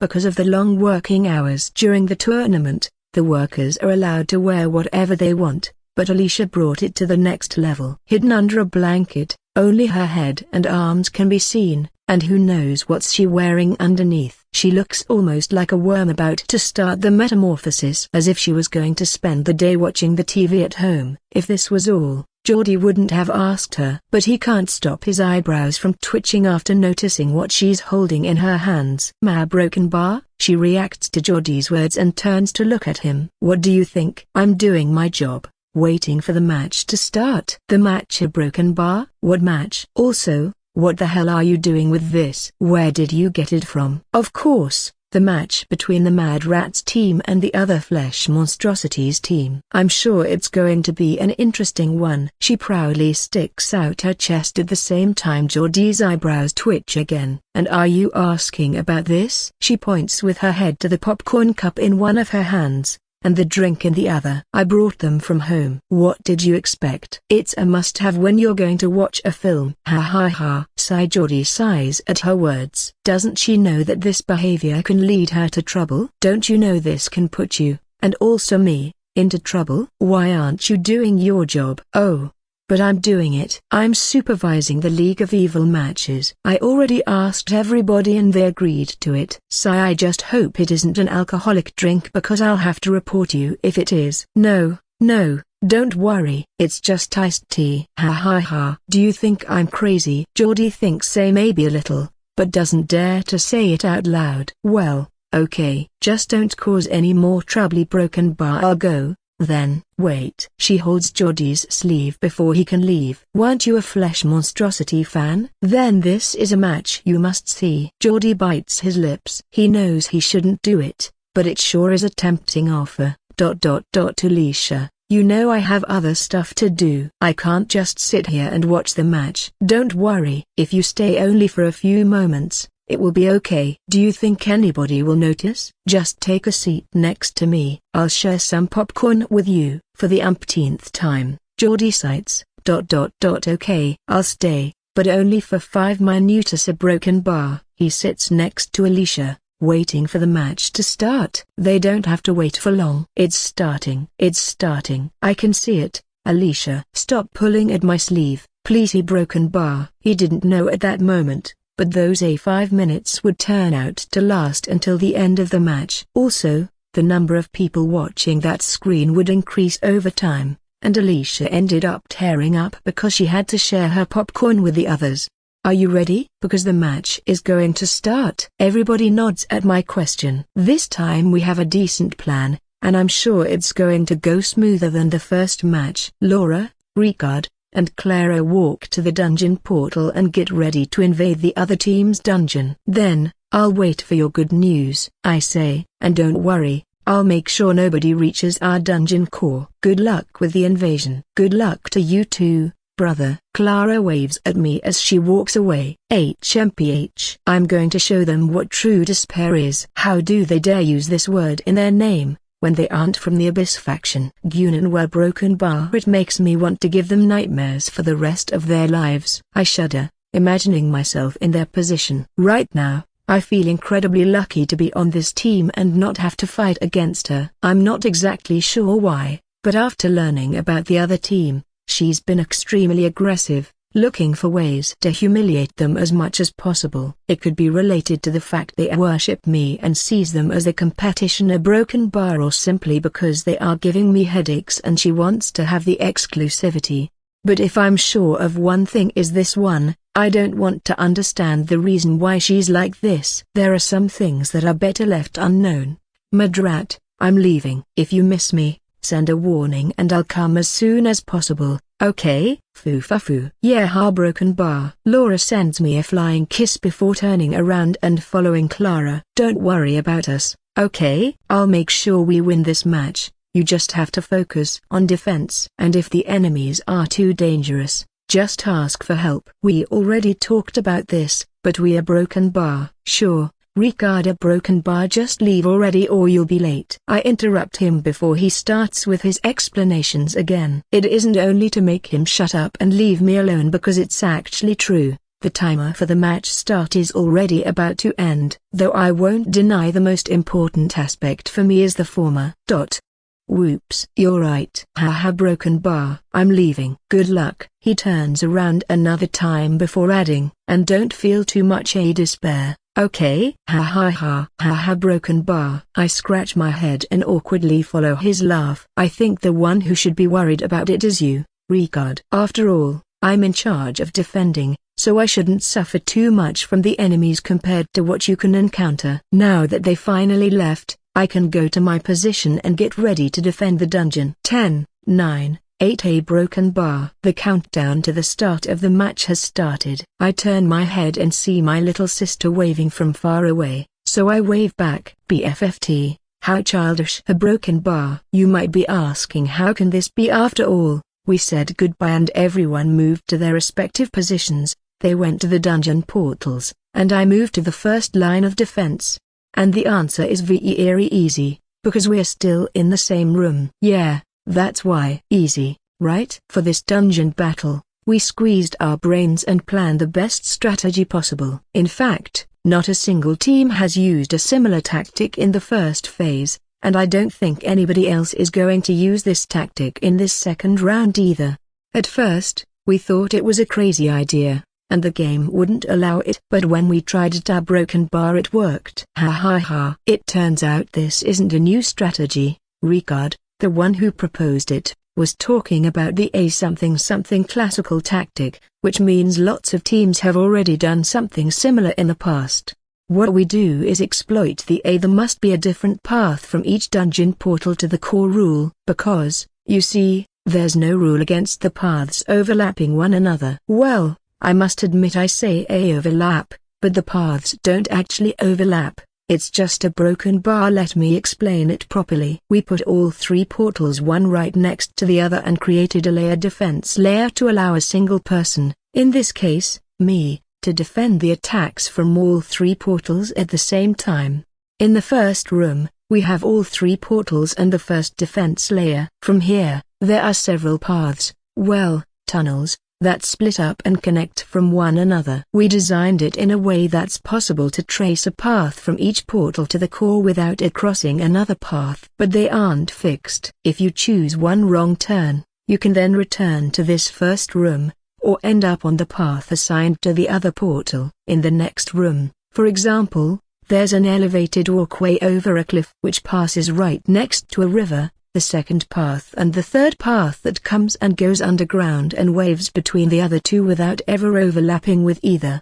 The paths they overlap without actually overlapping. This means it's possible to defend one path from another, making this dungeon layout not only valid but also very easy to defend. And yes, basically, it's similar to the tunnels in my dungeon on a broken bar but a lot more complex. And with lots or secret passages to allow me and our dungeon mobs to change from one path to another and defend everything at the same time. In the normal dungeons it's difficult to use secret passages because if they are discovered, they can hurt the dungeon owner. But in this match a broken bar it doesn't matter if they discover them because they only allow movement between the three paths. Ha ha ha. Just imagine their despair when having to fight against me, who's a specialist in ranged combat, and who can appear from anywhere. Ha ha ha. You wanted to show us despair? We'll show you what actual despair means. Foo fa foo. Ha ha ha. If you can remember, we were talking about ignoring all the random stuff, traps, etc. Basically, everything coming from my dungeon. But we decided to go the opposite way in the end. Designed something completely new but so stupidly crazy that the other team's going to regret trying to teach us what true despair means. To achieve it, we have several surprises for them. But this time we also have other plans. We split our resources into two groups, me and my support mobs and Ricard's, Laura's, and Clara's champions plus a few support mobs. As you already know, I'm in charge of defending the dungeon. This is because I'm the only one who actually understands the enemy team's way of thinking, and also because I'm the best suited for ranged combat and guerrilla tactics. Ricard, Laura, and Clara are in charge of entering the enemy dungeon and destroying their core. They're now currently hiding a broken bar. Wait a moment. Lemon, stop waving and hide already, or our strategy's going to be wasted. At my shout, she makes a whoops face and quickly hides. As I was saying, they're currently hiding right next to one of the dungeon portals, waiting for the match to start, when they'll look for an opportunity to sneak into the enemy dungeon and make a run for the dungeon core.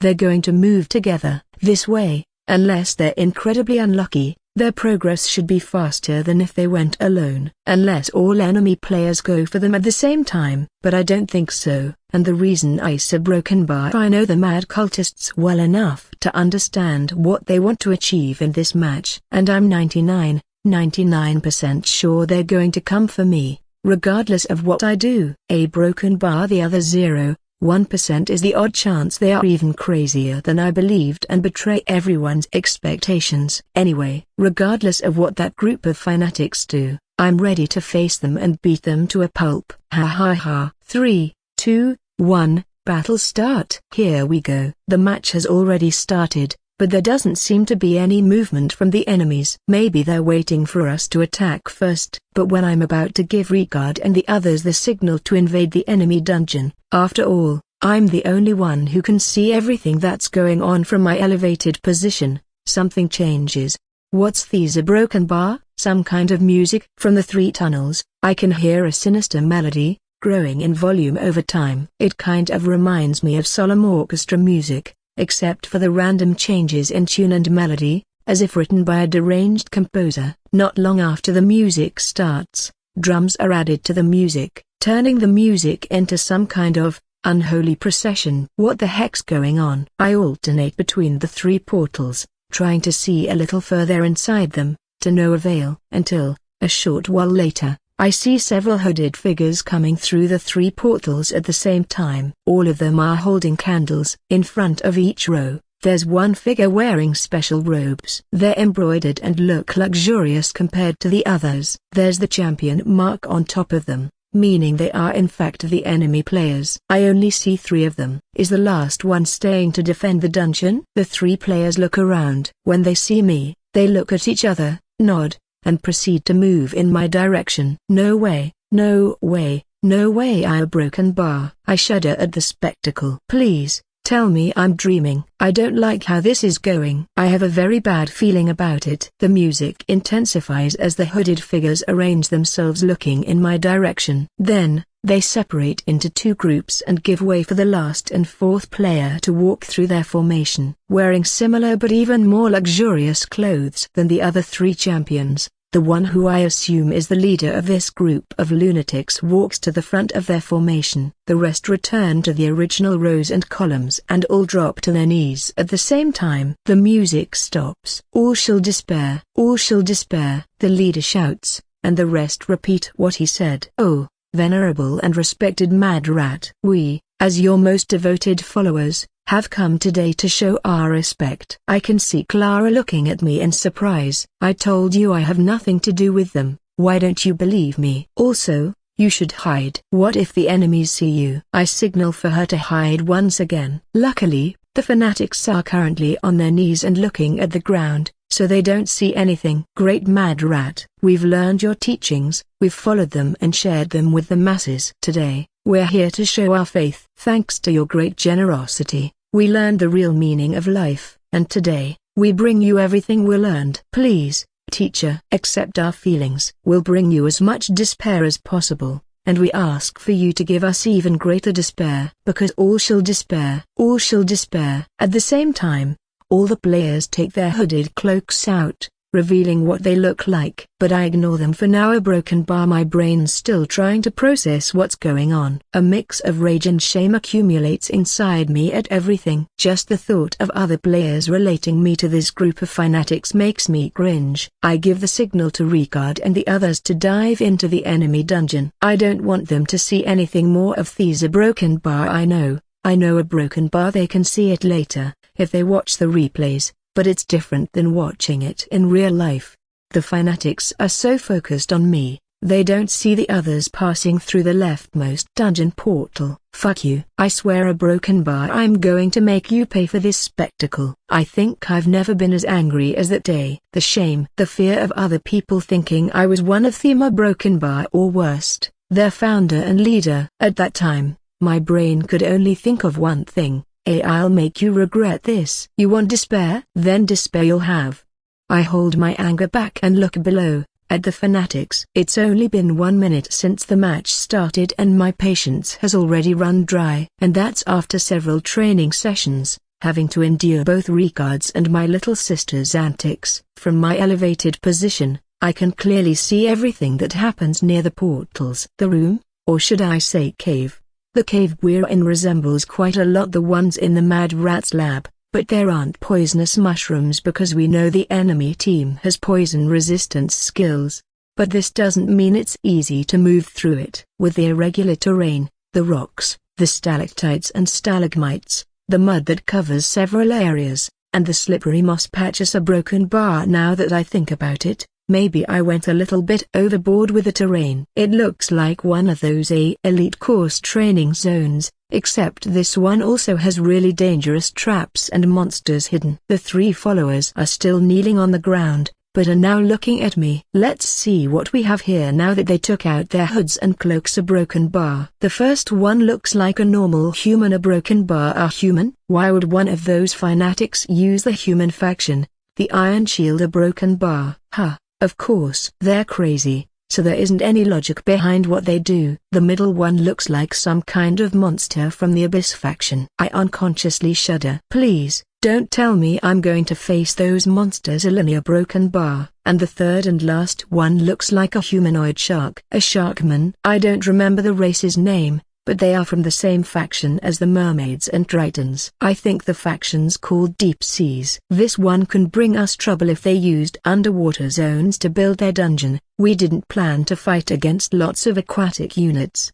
Only the leader is looking at me, his arms raised up and laughing maniacally. Hey, you little shit. That's my exclusive way of laughing. Look for your own. I patented it. You know? I put my feelings to the side and take a proper look at him. He must be the leader, and if I'm not wrong, he explained in the forums he swapped to the Flesh Monstrosities faction not too long ago. It'll be harder to identify his champion than the others. A broken bar for obvious reasons. I start from the bottom and go up. A broken bar. Normal feet and build. It must come from one of the most common races. But the hands have feathers. Is he an angel and some other classic race hybrid? No, let's not be hasty. I then look at his head. A beak, a crest, bright orange eyes with vertically slitted pupils. A broken bar? The heck? I don't remember any humanoid unit that resembles a rooster. A broken bar? Wait a moment. A rooster with slitted pupils? A broken bar? I've seen it before. Where was it? A broken bar? No way. No way. Don't tell me it's a fucking monstrous hybrid,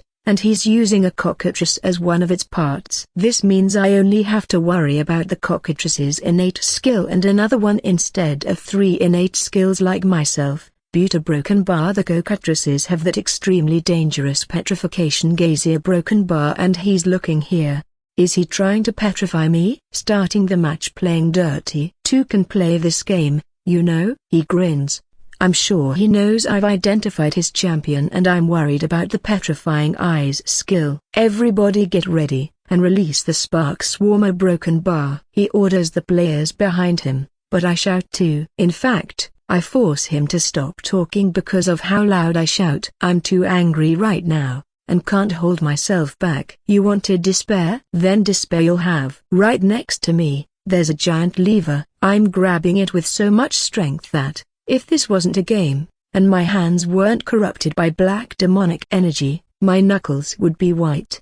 I and leader exchange a stare. I grin. Then, I pull the lever. Run. The leader tries to warn the others, but it's already too late. If you wanted to be safe, you shouldn't have stopped there for so much time. Oh, what a shame. You got caught in this trap due to your own amazing display of craziness. The whole room trembles. Giant fissures grow and spread over the surface as the ground collapses. The only thing remaining are 3 narrow paths that connect the portals to the next area. The rest of the cave vanishes in a giant cloud of dust and smoke to the depths below. This is a trap I insisted on building for this match. It isn't deadly. The enemies only take a little bit of fall damage when they reach the bottom, but as long as they can't fly or teleport, it's a very good way to limit their movements. I doubt I'm going to use this trap in my dungeon in the future, but it's going to be one of those special traps available to me for use in future PvP matches.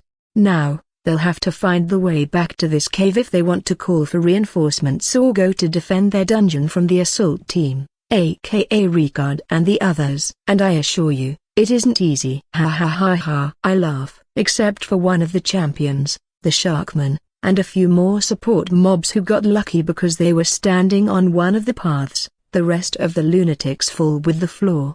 I turn to look at that lucky, or should I say unlucky because he got separated from the rest, player, grinning. So Broken Bar, do you want to play with me first? Foo. Yes, let's play together. Ha ha ha. Something's wrong. Broken Bar, shouldn't he be scared right now instead of laughing like a maniac? It's then that I hear a thunderous roar getting closer from the central portal. It sounds like Broken Bar, lots of firecrackers. It can only come from a swarm of similar creatures. Broken Bar, why did they prepare a swarm to fight against me? Against me? They should know it's useless to attack me with swarms. Broken Bar, all my body hair stands on end. Well, it doesn't because this is a game, but I feel as if it does. Think Andreu, think. They're crazy, plus they have a flesh monstrosity player. And they are obsessed with you. Broken Bar, this could be absolutely anything. Could this swarm actually threaten me? Broken Bar, something's definitely wrong. I'll have to wait and face whatever they prepared,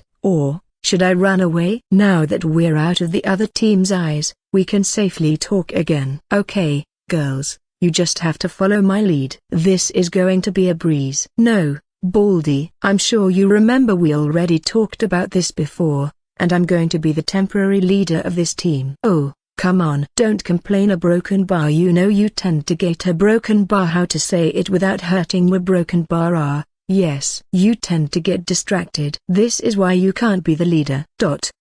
Ricard remains silent after Laura's admonishment. Hey, why can I never be the leader? I want to be it too. Lemon. Broken Bar, Laura tries to find what to say to not hurt Andrew's little sister. Don't worry, one day you'll lead the team. Just wait for the end of the tournament, okay? Yay. Clara starts to jump around in glee, imagining herself giving orders to Andreu and forcing him to do whatever she says. At this precise moment, Andreu can't stop himself from shivering, and it isn't due to the swarm or the fanatical bunch. Hey, I also want to try it sometime as a broken bar. We already tried and it didn't work, remember? Yuga broken bar. Ricard puts his right hand on his chest, feigning to be very hurt at Laura's words. At his antics, both Laura and Clara roll their eyes and start to move forward, leaving him behind. Come on, don't be like this. I was just joking. A broken bar. He speeds up to catch up with the girls. So broken bar, what do you think about all that mad rat cult stuff? I must say I didn't imagine them being that crazy. It certainly is different seeing it in person to hearing about it from others. A broken bar. True. Laura nods at Ricard. She too thinks it was too much,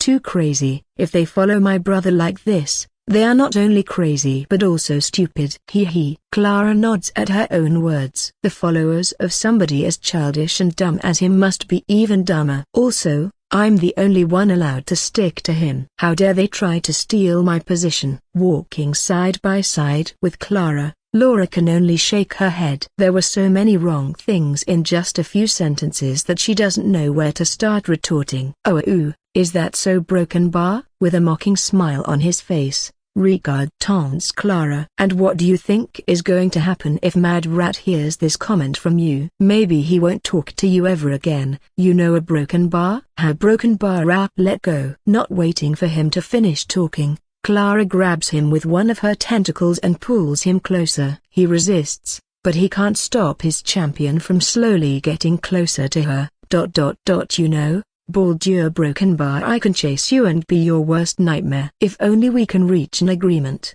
there won't be any need for me to do it. Our broken bar. It's a lucky thing her champion doesn't have a face, because he would be scared shitless if she did have one. I'm sorry. I won't tell him, I promise. Is that so, broken bar? With a last pull, she releases Ricard but continues to look at him with her non-existent eyes, further terrifying the poor guy. Don't worry, I won't. I keep my promises. Buta broken bar. No, nothing. Ricard is about to say something else but manages to stop before hurting himself. He knows Andreu will hear what Clara said if he watches the replay, but he's not going to comment on it, just in case. He already got enough abyss hugs for the rest of his life. Can you stop fooling around? We don't have time to waste. Laura urges the two fools to move forward. The four fanatics should be entangled with Andreu, but there's no way to know for how long they're going to stay there or when they're going to notice their invasion and send reinforcements.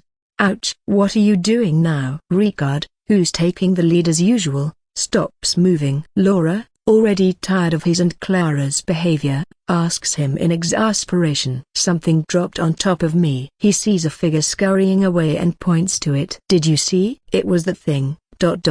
What's that? I don't know. Yuga broken bar. Ricard is about to take another step forward when another thing drops on him, before scurrying away, the same as the first one. Baldy, Lily. It looks like a mouse. A tiny mouse. What are you, talking? Ouch, about her broken bar. Shit, I'm taking damage. Like raindrops, more and more of those mouses drop on top of Ricard. The amount increases over time, up to the point it's hard to see his champion because of the sheer amount of them. Save me. I can't move. A broken bar. Laura grabs Ricard and pulls him away from the torrent of falling enemies. Soon after, the mouses stop falling and all the remaining ones quickly run away, disappearing through the many tiny holes in the terrain.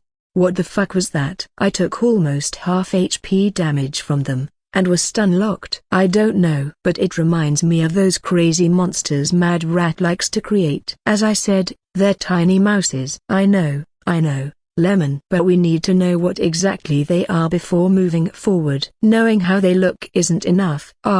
Baldy, I'll heal you. Wait, Lily. I have an idea to heal and at the same time investigate what those monsters are. Ricard looks at his status screen one last time. Don't worry, it'll be okay, he says to himself. Then, makes another step forward, and soon, those tiny mouses start to fall on top of him again. But this time he's ready for them and activates Whirlwind. Ricard rotates on the spot, slicing every enemy that drops on top of him before he can take damage. He only stops the skill after recovering most of the HP lost, thanks to his Essence Siphon innate skill, and immediately goes back to where Laura and Clara are waiting.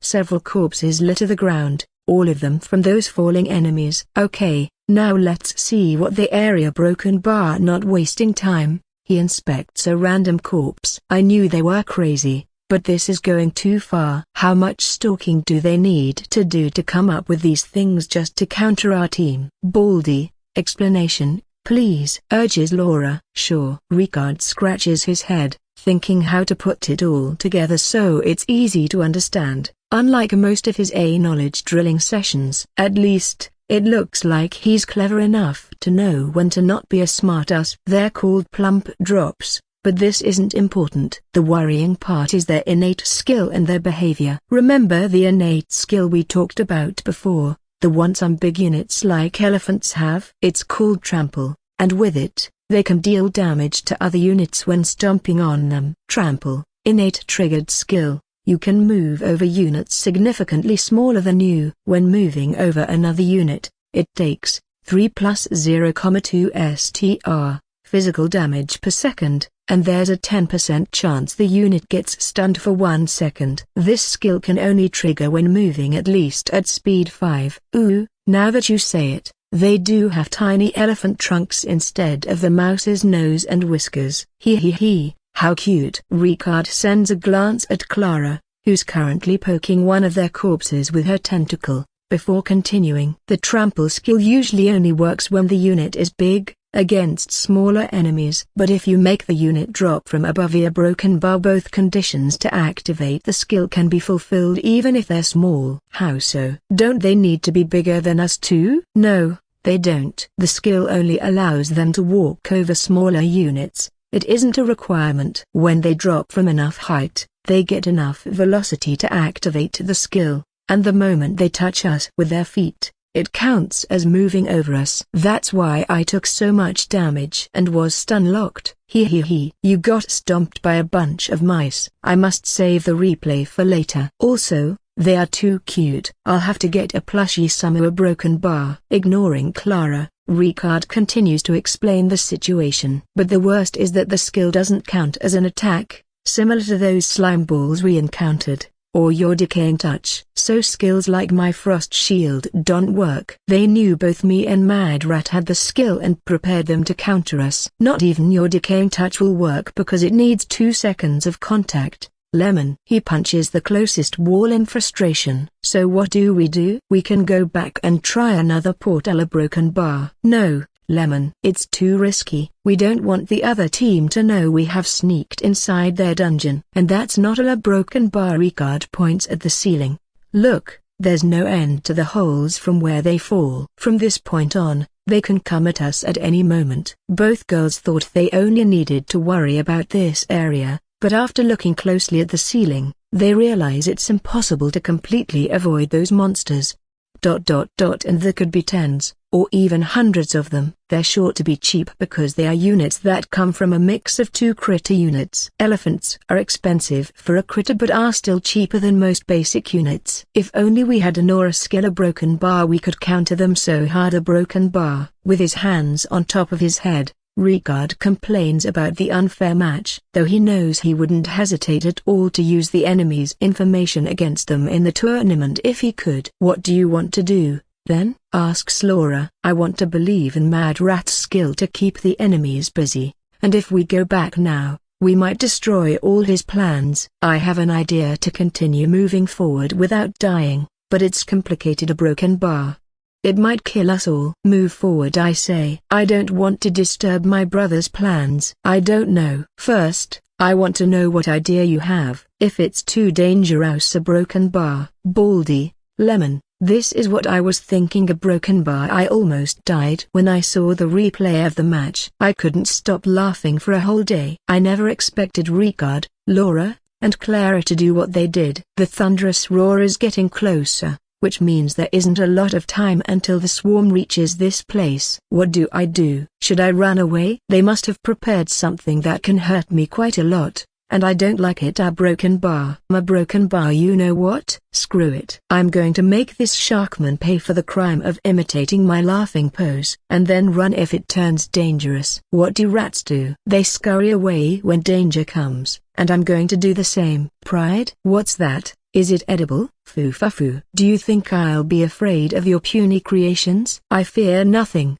A broken bar except for my own creations, but they are my own problem and have nothing to do with this. Ha ha ha. I make another maniacal laughing pose, copyrighted, by the way, to intimidate the poor fool. I know your kind like to swim. Let's see how you like to swim. A broken bar in a narrow rain. Ha ha ha. Archers, attack. As I said before, I'm currently standing on an elevated platform that oversees the whole room. As the rules say, it's connected to the rest of the dungeon, so, technically, enemies can come and attack me in melee. But the path to get here doesn't connect to the room below a broken bar unless that Sharkman or the few remaining mobs have ranged attacks. I'm safe here. And he's wielding a harpoon, so I don't think so. From several other elevated platforms, a bunch of skeletons appear and start to shoot arrows at the enemies. There are quite a lot of them, so it truly looks like an arrow rain. If only they could deal more damage. Yeah, broken bar skeletons kind of suck. They're versatile and can do anything decently well, but they're only a little more expensive than basic units and, like most basic units, they suck. Those kinds of units are only good when mixed with something else to create one of my units, due to the double innate skills. But it's not as if I could use a skeleton for one of my units. After all, they are undead, and don't count as living units. Sometimes I forget how annoying my faction is. But then, I think how cool it could be if I could use that unit a broken bar and remember how cumbersome everything is, and everything goes in a downward spiral for a while. Broken bar. But not now. I must focus on the match. The first volley strikes the fanatic and his minions, and their HP bars appear, signifying they took some damage. One unlucky mob took a decent amount of damage, but the rest, especially the enemy champion, took very little damage. Haha, broken bar. Why am I getting disappointed? I already knew this would be the result, so I shouldn't be. Don't misunderstand, it's not like I'm complaining. After all, this little damage is a lot better compared to what I can achieve with any of my units. The archers fire a second and third volley. I too take this chance to fire a few cold blasts against the enemy champion. He takes cover on one edge of the room but doesn't leave. A normal person would have left the room by now, to avoid taking more damage, but we're talking about deranged people here. I'm sure he's staying to see me despair when a swarm gets here. He's going to be disappointed because there's no way I'm going to feel that despair. There can only be two possible outcomes: either chain lightning works and I defeat the swarm very easily, or it doesn't and I run away like the rat I am.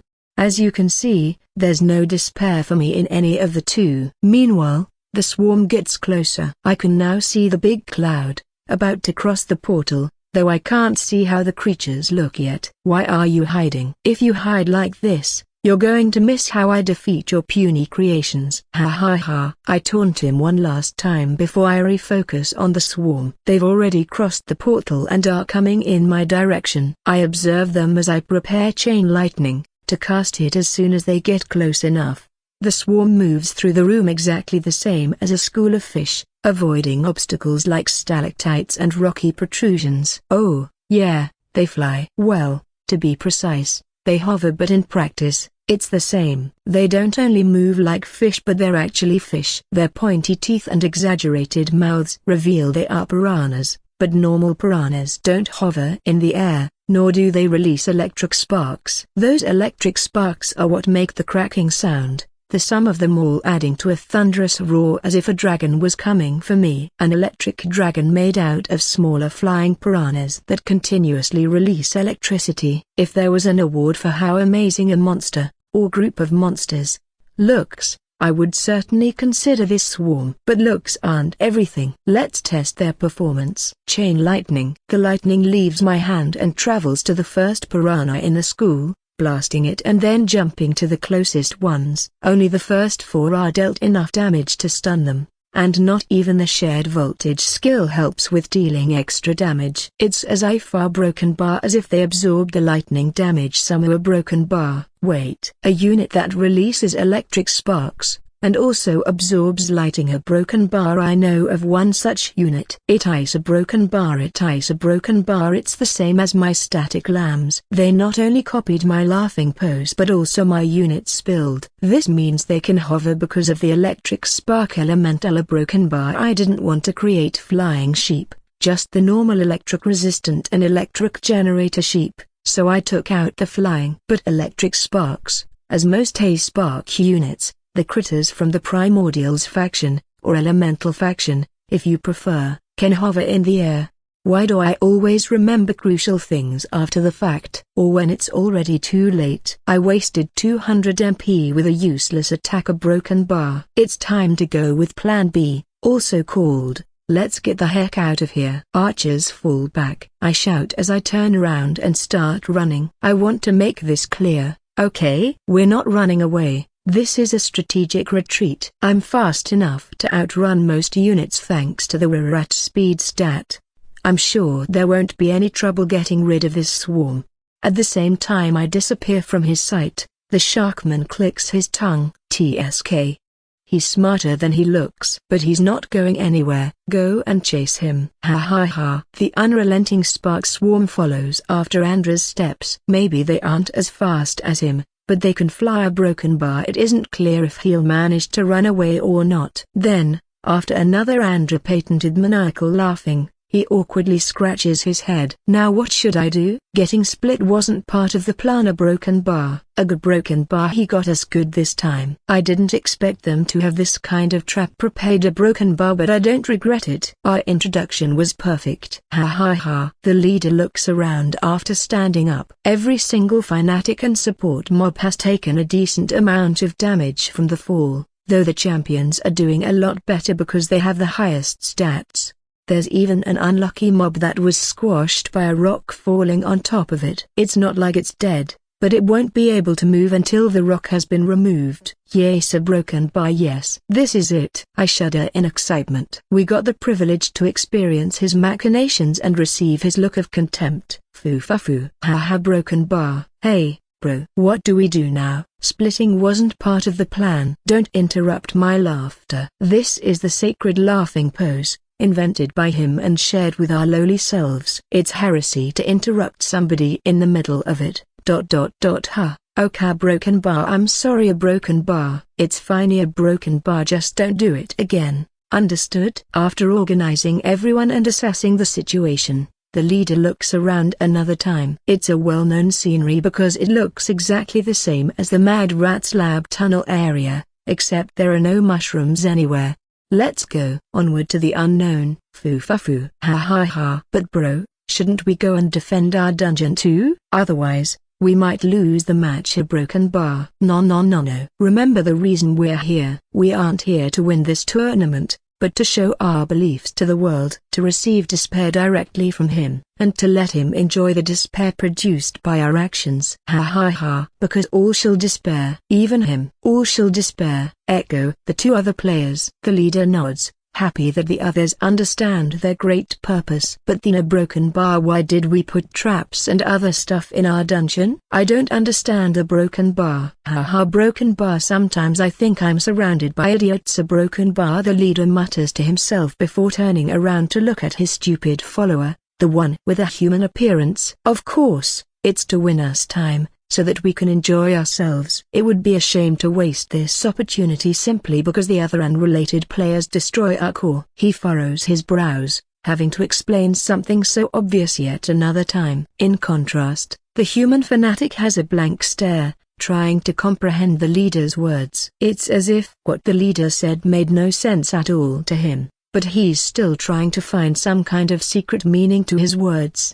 This doesn't escape the leader's sight, but he decides to ignore it. There's a reason why this fool is on their team, and he's already anticipating the moment when he can show his skills. Oh, and as you might expect, the unrelated players are Ricard, Laura, and Clara. Then, let's move on. We must find Mad Rat as soon as possible. Until now, only we had the privilege to enjoy his plans. We must show him ours too. Ha ha ha. They start to move forward. As usual, the third player, the one who is silent most of the time, starts to make a map to avoid getting lost, a basic procedure to invade the Mad Rat's lab.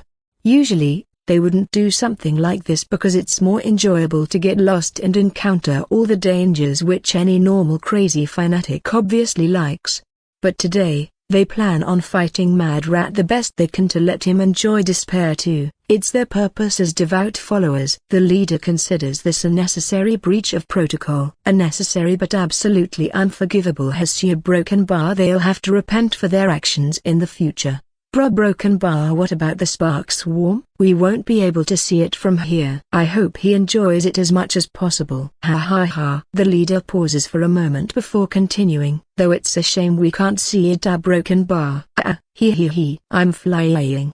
Baldy, stop moving so erratically. It's hard to hit you like this. If you can do it better than me, why don't we switch positions? My broken bar. No thanks. I'm fine like this. A tornado advances incredibly fast through the tunnel. From above, a continuous stream of plump drops falls from the holes in the ceiling, falling on the tornado and getting slashed to bits as soon as they get close enough.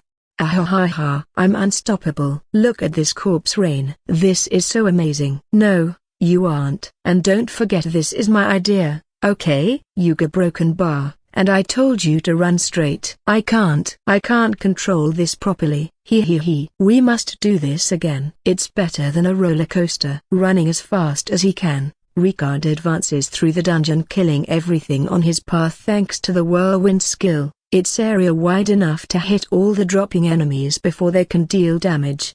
Hey, Baldy, don't try to get rid of me. Did you think I wouldn't notice? Come on, it's disgusting. Also, why are you grabbing me with so much strength? Shut up. I don't want to be left behind. It was Lily's idea and you accepted it, so now, let me enjoy the ride. He. Inside the tornado, Ricard's silhouette can be recognized with some effort. Right behind him, there's Clara's champion grabbing him with her tentacles. For some weird game logic, maybe to avoid player's sickness, the champion doesn't spin around while using the whirlwind skill so she can grab him and allow herself to be dragged away without spinning around.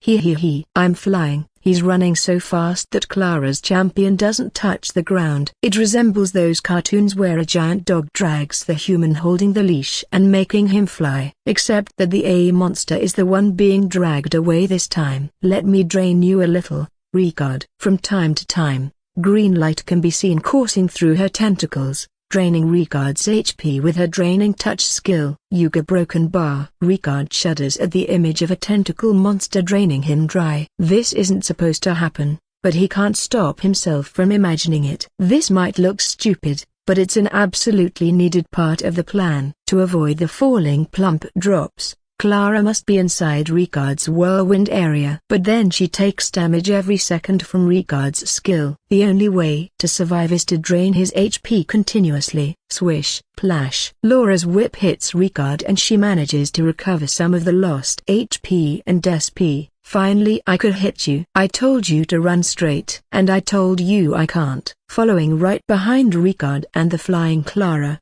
Laura is running as fast as she can, continuously swinging her whip at Ricard, and using the blink skill when falling behind. Similar to Clara, she can only survive the plump drops by staying inside his whirlwind skill area, so she too needs some way to recover HP. Hitting Ricard with her whip is the easiest and the most effective way. A broken bar as long as he doesn't turn around unpredictably. In turn, Ricard drains HP every time he deals damage with his Essence Drain innate skill. He gets his HP back every time he damages Laura or Clara, who are inside his whirlwind all the time, as well as every time a plump drop falls from the ceiling. Ironically, this situation can only be maintained for as long as there are plump drops falling from above. But it's also the only reason they need to do this. As soon as the enemies stop falling, they can stop. Hey, Laura, I'm starting to get low on MP. Don't look here. Just run. Let's see if we can reach the end of this damned area first. Okay. He. Baldy, you're so weak. I don't want to hear this from you who's doing nothing but draining me. Huh? Do you want me to accidentally kill you? Stop fighting. Before the situation worsens, Laura is forced to intervene between the two. How does Andreu manage to organize the team and prevent this pair from doing stupid things most of the time? This is exhausting me, thinks Laura. Swish, swish, plash. Why can't you run straight? How can you take so much to get used to this? Yuga broken bar. I'm getting dizzier. Broken bar. When is this going to end? A broken bar. Somebody, just kill me. I'll radure. Broken bar. A tornado racing through the tunnels, sometimes moving straight, and sometimes taking weird turns, grabbing the barely visible player in its center, and flying because of how fast it's moving. There's a horrific monstrosity, shouting all the time, and right behind, a woman is attacking the pale human with bright shining blue eyes, the one responsible for the hurricane of blades. With a weeper broken bar, both the woman and monstrosity continuously suffering from the dangerous winds. As if the scene wasn't ridiculous enough as it is, there's a rain of weird creatures, tiny mice with elephant trunks, dying miserably when they enter in contact with the rushing tornado. Like this, the Whirlwind Express continues to advance, obliterating everything in its path, using their victims' blood, as well as their own blood, as fuel to continue moving forward. Who knows how long are they going to last? The Dungeon Master's Arena Torment was always a source of inspiration for players, a source of inspiration to create memes. But the amount created in this tournament was an authentic flood compared to the previous iterations of Broken Bar. I'm sure you know why. Fuck. No, don't come any closer. I run as if my life depended on it. In fact, it does a Broken Bar, because if those flying piranhas come close enough to me, I'm done for. I told you to stop moving already. You really don't want to make me angry, you know? I taunt them, but, of course, it makes no difference to my current situation. I continue running. I'm faster than them. The problem is we're currently moving through a place with lots of obstacles and crevices. A Broken Bar. I can't run straight, while they can, and this isn't good because they're slowly catching up to me. The Thunderous Dragon is slowly catching up to me. I don't dare to look behind. I need all my attention on what's in front of me to avoid falling from a cliff or bumping into a rock or something. But I know how close they are thanks to the sound. There are two things I'm worried about right now. The first is the swarm chasing me, and the second is the fact that the fanatics are now left to their own devices and I can't stop them until I somehow get rid of this spark swarm chasing after me. Though the latter isn't necessarily a bad thing, they're so crazy. They might self-destruct at any moment, even if left alone. I don't want to take the risk, so I have to solve the former first. The swarm keeps getting closer. I can almost feel their tiny but sharp teeth shredding my skin, as well as the rest of my body, to pieces.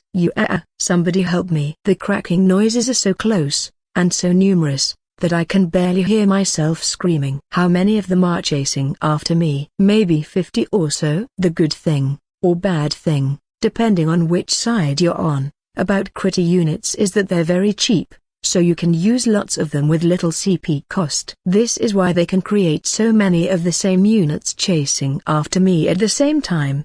I'm sure the whole swarm doesn't cost more than 600 CP. But they have two drawbacks that are what prevent players from effectively using them. The first is their AI. They aren't planned to use in combat, so their basic AIs are very basic. But making them a follow X unit isn't hard, and this is what they're currently doing, following me. In fact, I'm sure they don't even have any means to directly attack me at all. Not that they need it. With their innate lightning elemental passive skill, they reduce all incoming lightning damage by 50%.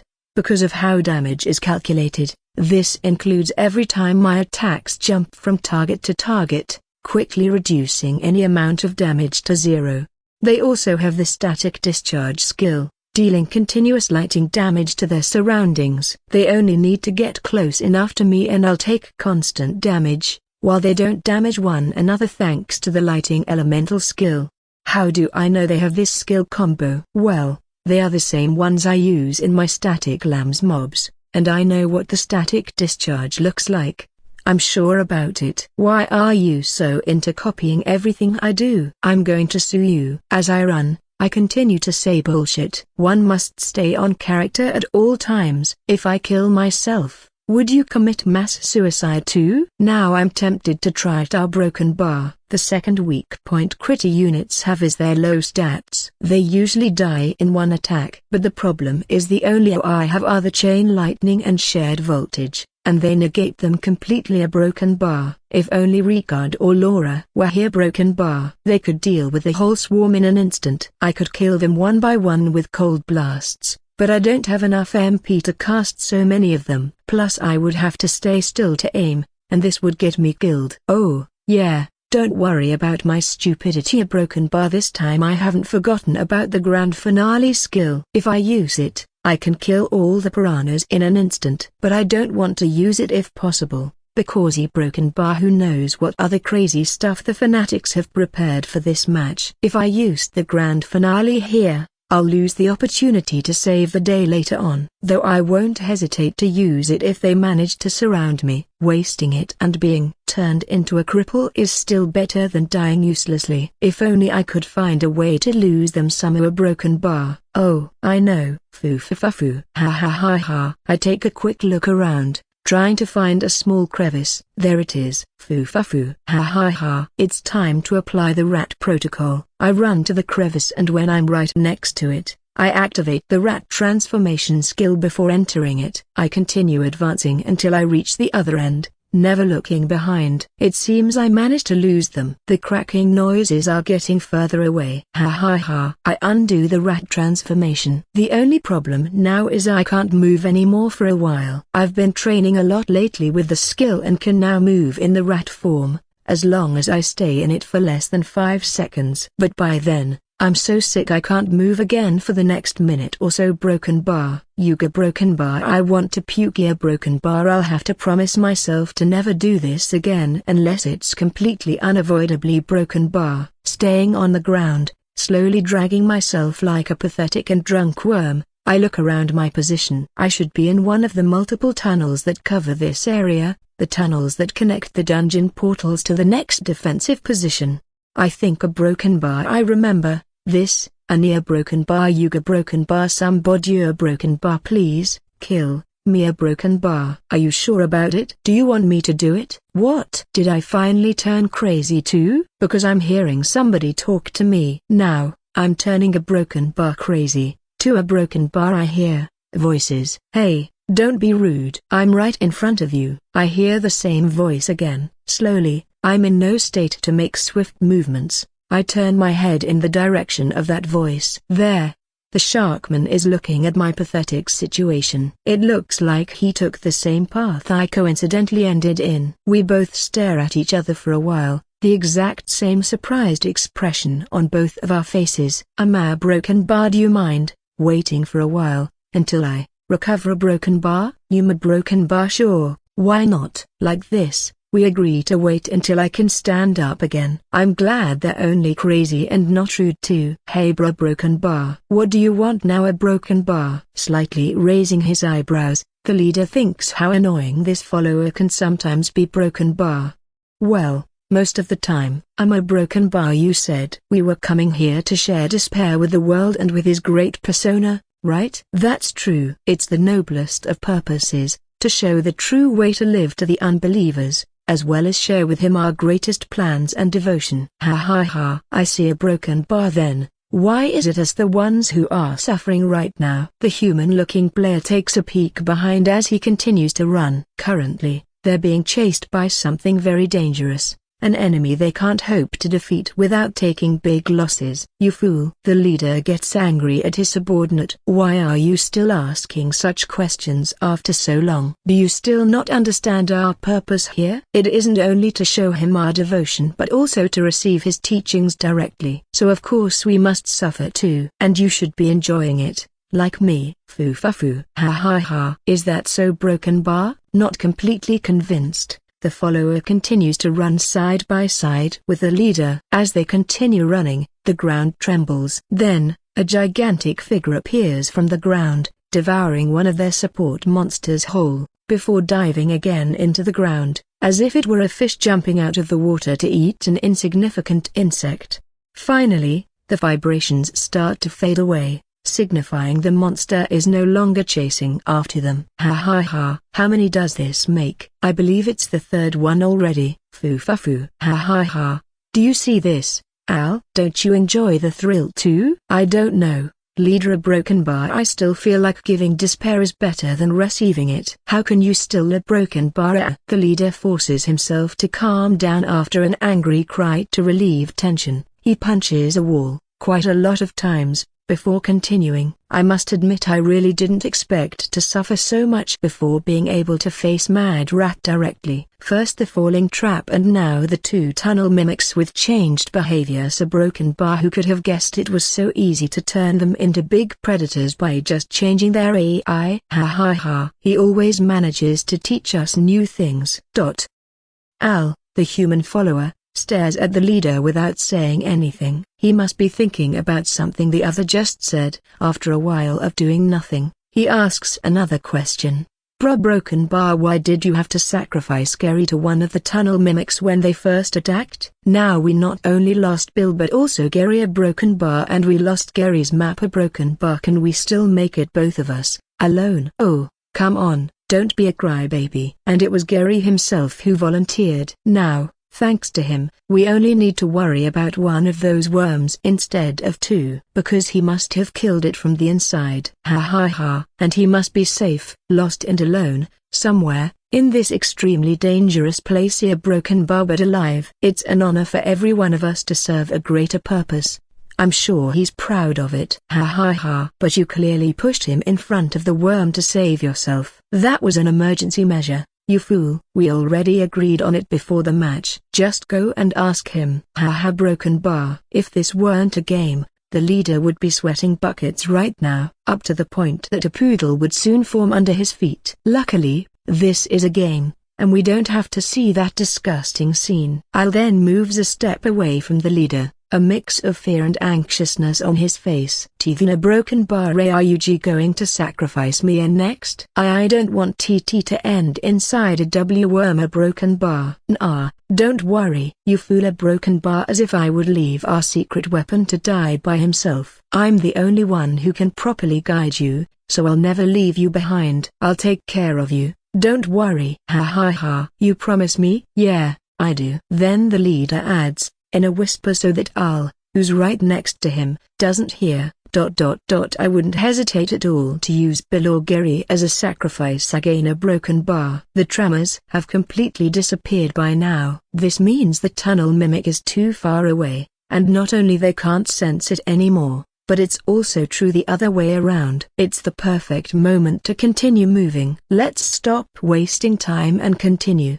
Madrat, you managed to divide us and teach us there's always a higher realm, to never conform to what we already know. Now, it's time for us to show you what we have prepared. Foo fa foo. Ha ha ha. But bro, we first need to find him. Shut up. Don't make me look bad, and I told you to not interrupt me in the middle of laughing. I'm sorry. A broken bar, but don't leave me alone, okay? Yeah. Don't worry. A broken bar. The leader rolls his eyes for the umpteenth time. If not because of Al being the best player in the Mad Rat's cult, he would have never brought him to this match. What do I do now? I'm Eleni. A broken bar. I just emerged from the tunnel mimic, but I don't know where I am right now. A while ago, Bill got separated from our group because of the falling collapsing cave trap. A broken bar, or should I say we got separated from him. A broken bar. If we're the ones who fell into the trap, we should be the ones getting separated, but because our group is bigger than Bill, who's alone, then it should be him who got separated. A broken bar. Which one is the good way to put it? And now I got separated too. A broken bar. Should I say I got separated from the main team, or that I got separated from the already split team? Wow. Broken bar. My head hurts when it comes to things like these. A broken bar. I grab my head in pain. I managed to kill the tunnel mimic that ate me, attacking it from inside. I have way higher stats because I'm a high-level champion. There's no way I would be defeated there. This isn't the first time I got eaten. It's been already more than 10 times, so I don't care at all anymore. Don't tell anyone, but I kind of find it funny a broken bar being dragged away to a random place when killing the worm, and not knowing where I am at all, or what dangers I'll find a broken bar. It's a secret pleasure of mine. But there's one weird thing in all this. I was running away from it when I was pulled in front of the worm. I shouldn't have been eaten by it. I wasn't the closest near broken bar. Well, I'm alone now and there's nothing I can do. Not that I care. Gary's solitary adventure begins now. Foo-fa-foo. Ha ha ha. I toss the map I was drawing to the floor and stomp on it. This sheet a broken bar. If the leader didn't tell me to draw it, I would never do it. Drawing maps is for the stupid or the scared ones. A true believer would never do it. Ha ha ha. I look around and assess the situation I'm in. A broken bar. It looks the same as before, lots of tunnels with no mushrooms at all. If it's like this, I don't know if I'm close or far from the place the tunnel mimic at me. A broken bar. Well, there's nothing I can do about it at all. I choose a random tunnel and enter it. I'm going to continue exploring alone. Foo-fa-foo. This reminds me of the best times inside the Mad Rat's lab. Not knowing anything at all, and being nervous about what I'll encounter. A broken bar. Let's see a broken bar. Let's see what you have prepared for me, Mad Rat. Ha ha ha. I'm looking forward to it. I rub my hands together in excitement. Let's see what I encounter and how much I suffer from it. A broken bar. Foo-fa-foo. Ha ha ha. A few viewers thought everything happening in this match was previously arranged by the participants because it was too good to be true, and everyone was doing whatever they wanted instead of focusing on the match. Everyone except for Ricard, Laura, and Clara, the unrelated players. Later on, when things started to get truly crazy, they understood it wasn't possible, because nobody can feign emotions as well as the ones displayed by the players in this match. Cue a broken bar. It's getting better. A broken bar. I slowly stand up. I almost finished recovering from the dizziness caused when moving during the rat transformation skill, but my legs still wobble as I put more weight on them. Now that I'm not that sick, I remember this passage is supposed to connect directly to one of the dungeon portals, so it makes sense I found the Sharkman here. Around me, there's nothing of relevance except for the Sharkman and the few support mobs behind him. If only IT was here, I could quickly get rid of him, and there would be one less trouble to worry about. A broken bar. Well, there's nothing I can do about it. Also, now that my head has cleared up and I can properly see the enemy up close, I see he's using a shark as his champion. So he isn't from the Deep Seas faction but the Wild Ferals. In fact, now that I think about it, our broken bar, I don't think there aren't any shark humanoids in the Deep Seas faction. A broken bar. My bad. Ha ha ha. He's looking at me, his eyebrows furrowed. Is that pity, or is it a worried gaze? Whatever it is, I don't like it. I must always look imposing, intimidating, and cool. So forget about what you saw or I'll be forced to use drastic measures. As I think about what drastic measures I should implement, he talks to me. So, I'm a broken bar. Mad Rat. A broken bar. What do you want? I snap back. Meanwhile, I prepare to fight against him. We're bound enemies, destined to face each other. It's been our unavoidable destiny since the moment this match started. And I don't want to be surprised with a sneak attack before I can react. A broken bar. This time,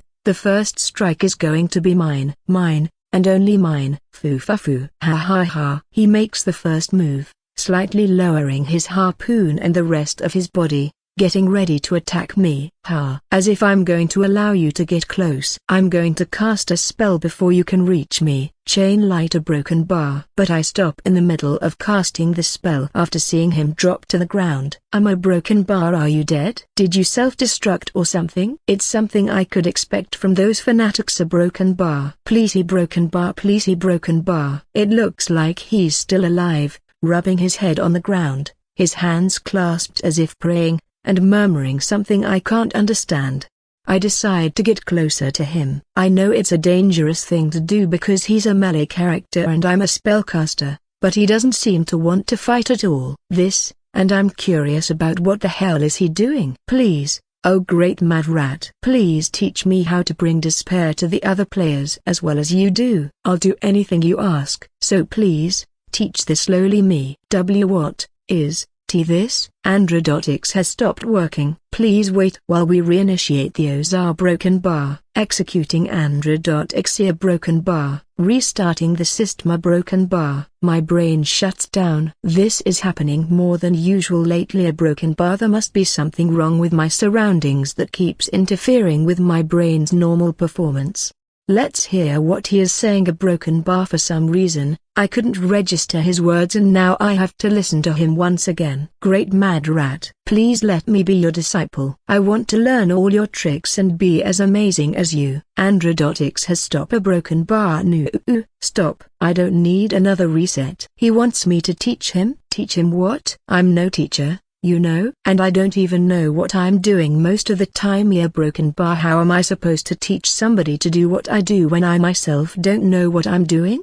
And after the many headaches your group gave me, do you really think I'm going to help any of you in any way at all? This is an absolutely impossible thing. I'll prefer to die than to be related to you guys in any way. You must be crazy. What am I saying? A broken bar. They are crazy. A broken bar. Why did I doubt it? Of course. There's no way I'm going to accept these. A broken bar. I don't want to be related to them at all. Accepting this would be the worst decision in my whole life. I'm about to say a no to him, except with what could be defined as a more intense words. A broken bar, you know, something that includes both insults and mockery, while looking down on him at the same time. A broken bar. Wait. Andrew, you're in the middle of the match and you should be role-playing as the Mad Rat. What would the real Mad Rat do in this situation? Of course, in this situation, the Mad Rat would laugh, and propose a stupid agreement from which only I benefit. Oh, yes, I got a great idea. It's possible for me to take advantage of this. I can get the advantage in this match and almost secure our win if I do this right. Foo. Ha. Sure. Let's make a deal. But if you want me to accept, I demand one teeny tiny thing from you in exchange. Anything you ask, oh great Mad Rat. As long as I can provide it, I'm ready to do anything you ask. Is that so, broken bar? I make an evil grin. The only thing I ask of you is your meager life. If you give me your soul in exchange, I'll teach you everything you need to know. Foo. Ha. How do you like it? Huh? Isn't this the same as a deal with the devil? I know I am not from the Wicked Legion faction, but do have part of a demon mixed to create my champion. I should be allowed to make devil pacts too, shouldn't I? Also, if I secure his collaboration here, I would have to worry about one enemy player less. No MP or HP lost in this fight. And our team will get the kill advantage. I can secure our win if he accepts the deal. I accept the deal. Oh great Mad Rat. He prostrates on the ground another time, his head pressing the ground even harder than before. If this weren't a game, there would be a hole in the ground by now. Oh, great Mad Rat. Thank you for accepting my lowly self as your disciple. I'm a broken bar. Should I call you teacher from now on? He didn't hesitate at all to betray his team and allow me to kill him. This match is turning crazier by the minute. Do as you please, he broken bar. I turn around and start walking in the direction the other three fanatics should come from. There's only one way up from the hole they fell into, so it should be easy to ambush them. I must find IT before they do, and then use IT against those fools. Hey, what's your name? Also a broken bar. Why did you surrender to me? Shouldn't we be fighting each other until one is dead? I'll need new test subjects for my experiments now, so you better give me a proper reason for not using you as one. He scratches his head awkwardly at my question. I'm Bill. You know, a broken bar. I admire you a lot, and a broken bar, well, I don't care at all about the leader's plans. I just want to learn from you and inflict as much despair on the players invading my dungeon too. Foo. Ha. What should I tell him? Should I tell the truth to him, that there's no secret at all behind my dungeon? Or should I play the fake sage and improvise something to teach him? I see a broken bar. I sagely nod. Of course, I'll go with the latter. Who do you think I am? I'm the king of deception and lies. The evil mastermind. Or at least that's what the other players call me. As much as I don't like the other players to talk bullshit about me, and abhor this group of fanatics, there's no way I can miss this chance to show off. It fits my character so well that missing this chance would be like shooting myself in the foot. Before we start, I must know about yourself and your dungeon. I stroke my non-existent beard as I speak. I'll first need to know at what level you're right now to know what I should teach you. And also, I need some time to prepare whatever I'm going to teach you. Because, honestly, I have no idea. I understand, teacher. Bill proceeds to explain everything that's going on in his dungeon, and about his champion and faction too. I already knew about it, but he's from the Wild Ferals faction and he's using a Jack as a champion. His dungeon is a mix of land and aquatic stuff. I feign to listen to him while thinking about other stuff. I'm currently worried about two things: where the heck are the rest of the fanatics, and also where the heck is IT right now. It's a shame I couldn't change its AI too much for this match. A broken bar. It must be roaming around aimlessly. A broken bar. Who knows where it is right now? But I need to find it somewhere. A broken bar. ... And that's more or less all, teacher. I snap out of my thoughts and return to reality. So he finished with the explanation, huh? I slowly shake my head, making clicking noises with my tongue. Sigh. We have so much to work on. A broken bar. I pretend to know what I'm talking about. You see, you did everything wrong from the start. A broken bar. Everything? But I thought I was following you properly. I'll take this chance to fix his attitude toward me. And maybe, if I'm lucky, the rest of those fanatics too. I don't want any copycats. Stop doing everything I do. The worst is when you copy my laughing pose. And that's exactly the problem. You were following me instead of thinking for yourself. What? It's as if the sky is falling upon you. A broken bar. The end of the world, the apocalypse. At least, that's what his current expression looks like. Oh. Come on. Don't tell me you didn't even understand these. A broken bar. This is the basics of the basics. I don't even need to make it up. Even Ricard, the one obsessed with efficiency and other not so fun stuff, has created his own character. Why did you think it was okay to just copy whatever I did? The first thing you must do is stop thinking as a player and create your own character. This isn't a champion. This is your persona, okay? ... What do you mean? I mean you must start everything by thinking about what character you want to roleplay. Do you want a giant and sturdy warrior, a vicious and lethal assassin, a mad scientist, like me? I notice my error and quickly add, to prevent future trouble. Forget about the last one because this is my character and I won't help you anymore if you copy me, understood? Why yes. Oh great mad rat. Nice. It looks like my intimidation worked. All is according to plan, the plan to stop people from imitating me I just devised. Does this mean I must learn how to play as a shark? No, it isn't like these. A broken bar. How can I explain something so simple? Sometimes, the simplest things are the hardest to explain. A broken bar. It isn't a shark, but your shark. For example, a mighty shark pirate, the terror of the seas, or the king of the waves, who can create storms and tsunamis at will. You can also use any other unit. A broken bar like the sturdiest rubber, the unmovable mountain that can stand up to any attack without dying. Heck, it doesn't have to be from your own faction, you can pick from any other faction too. Then, if I do this, I can bring despair to the other players too? No.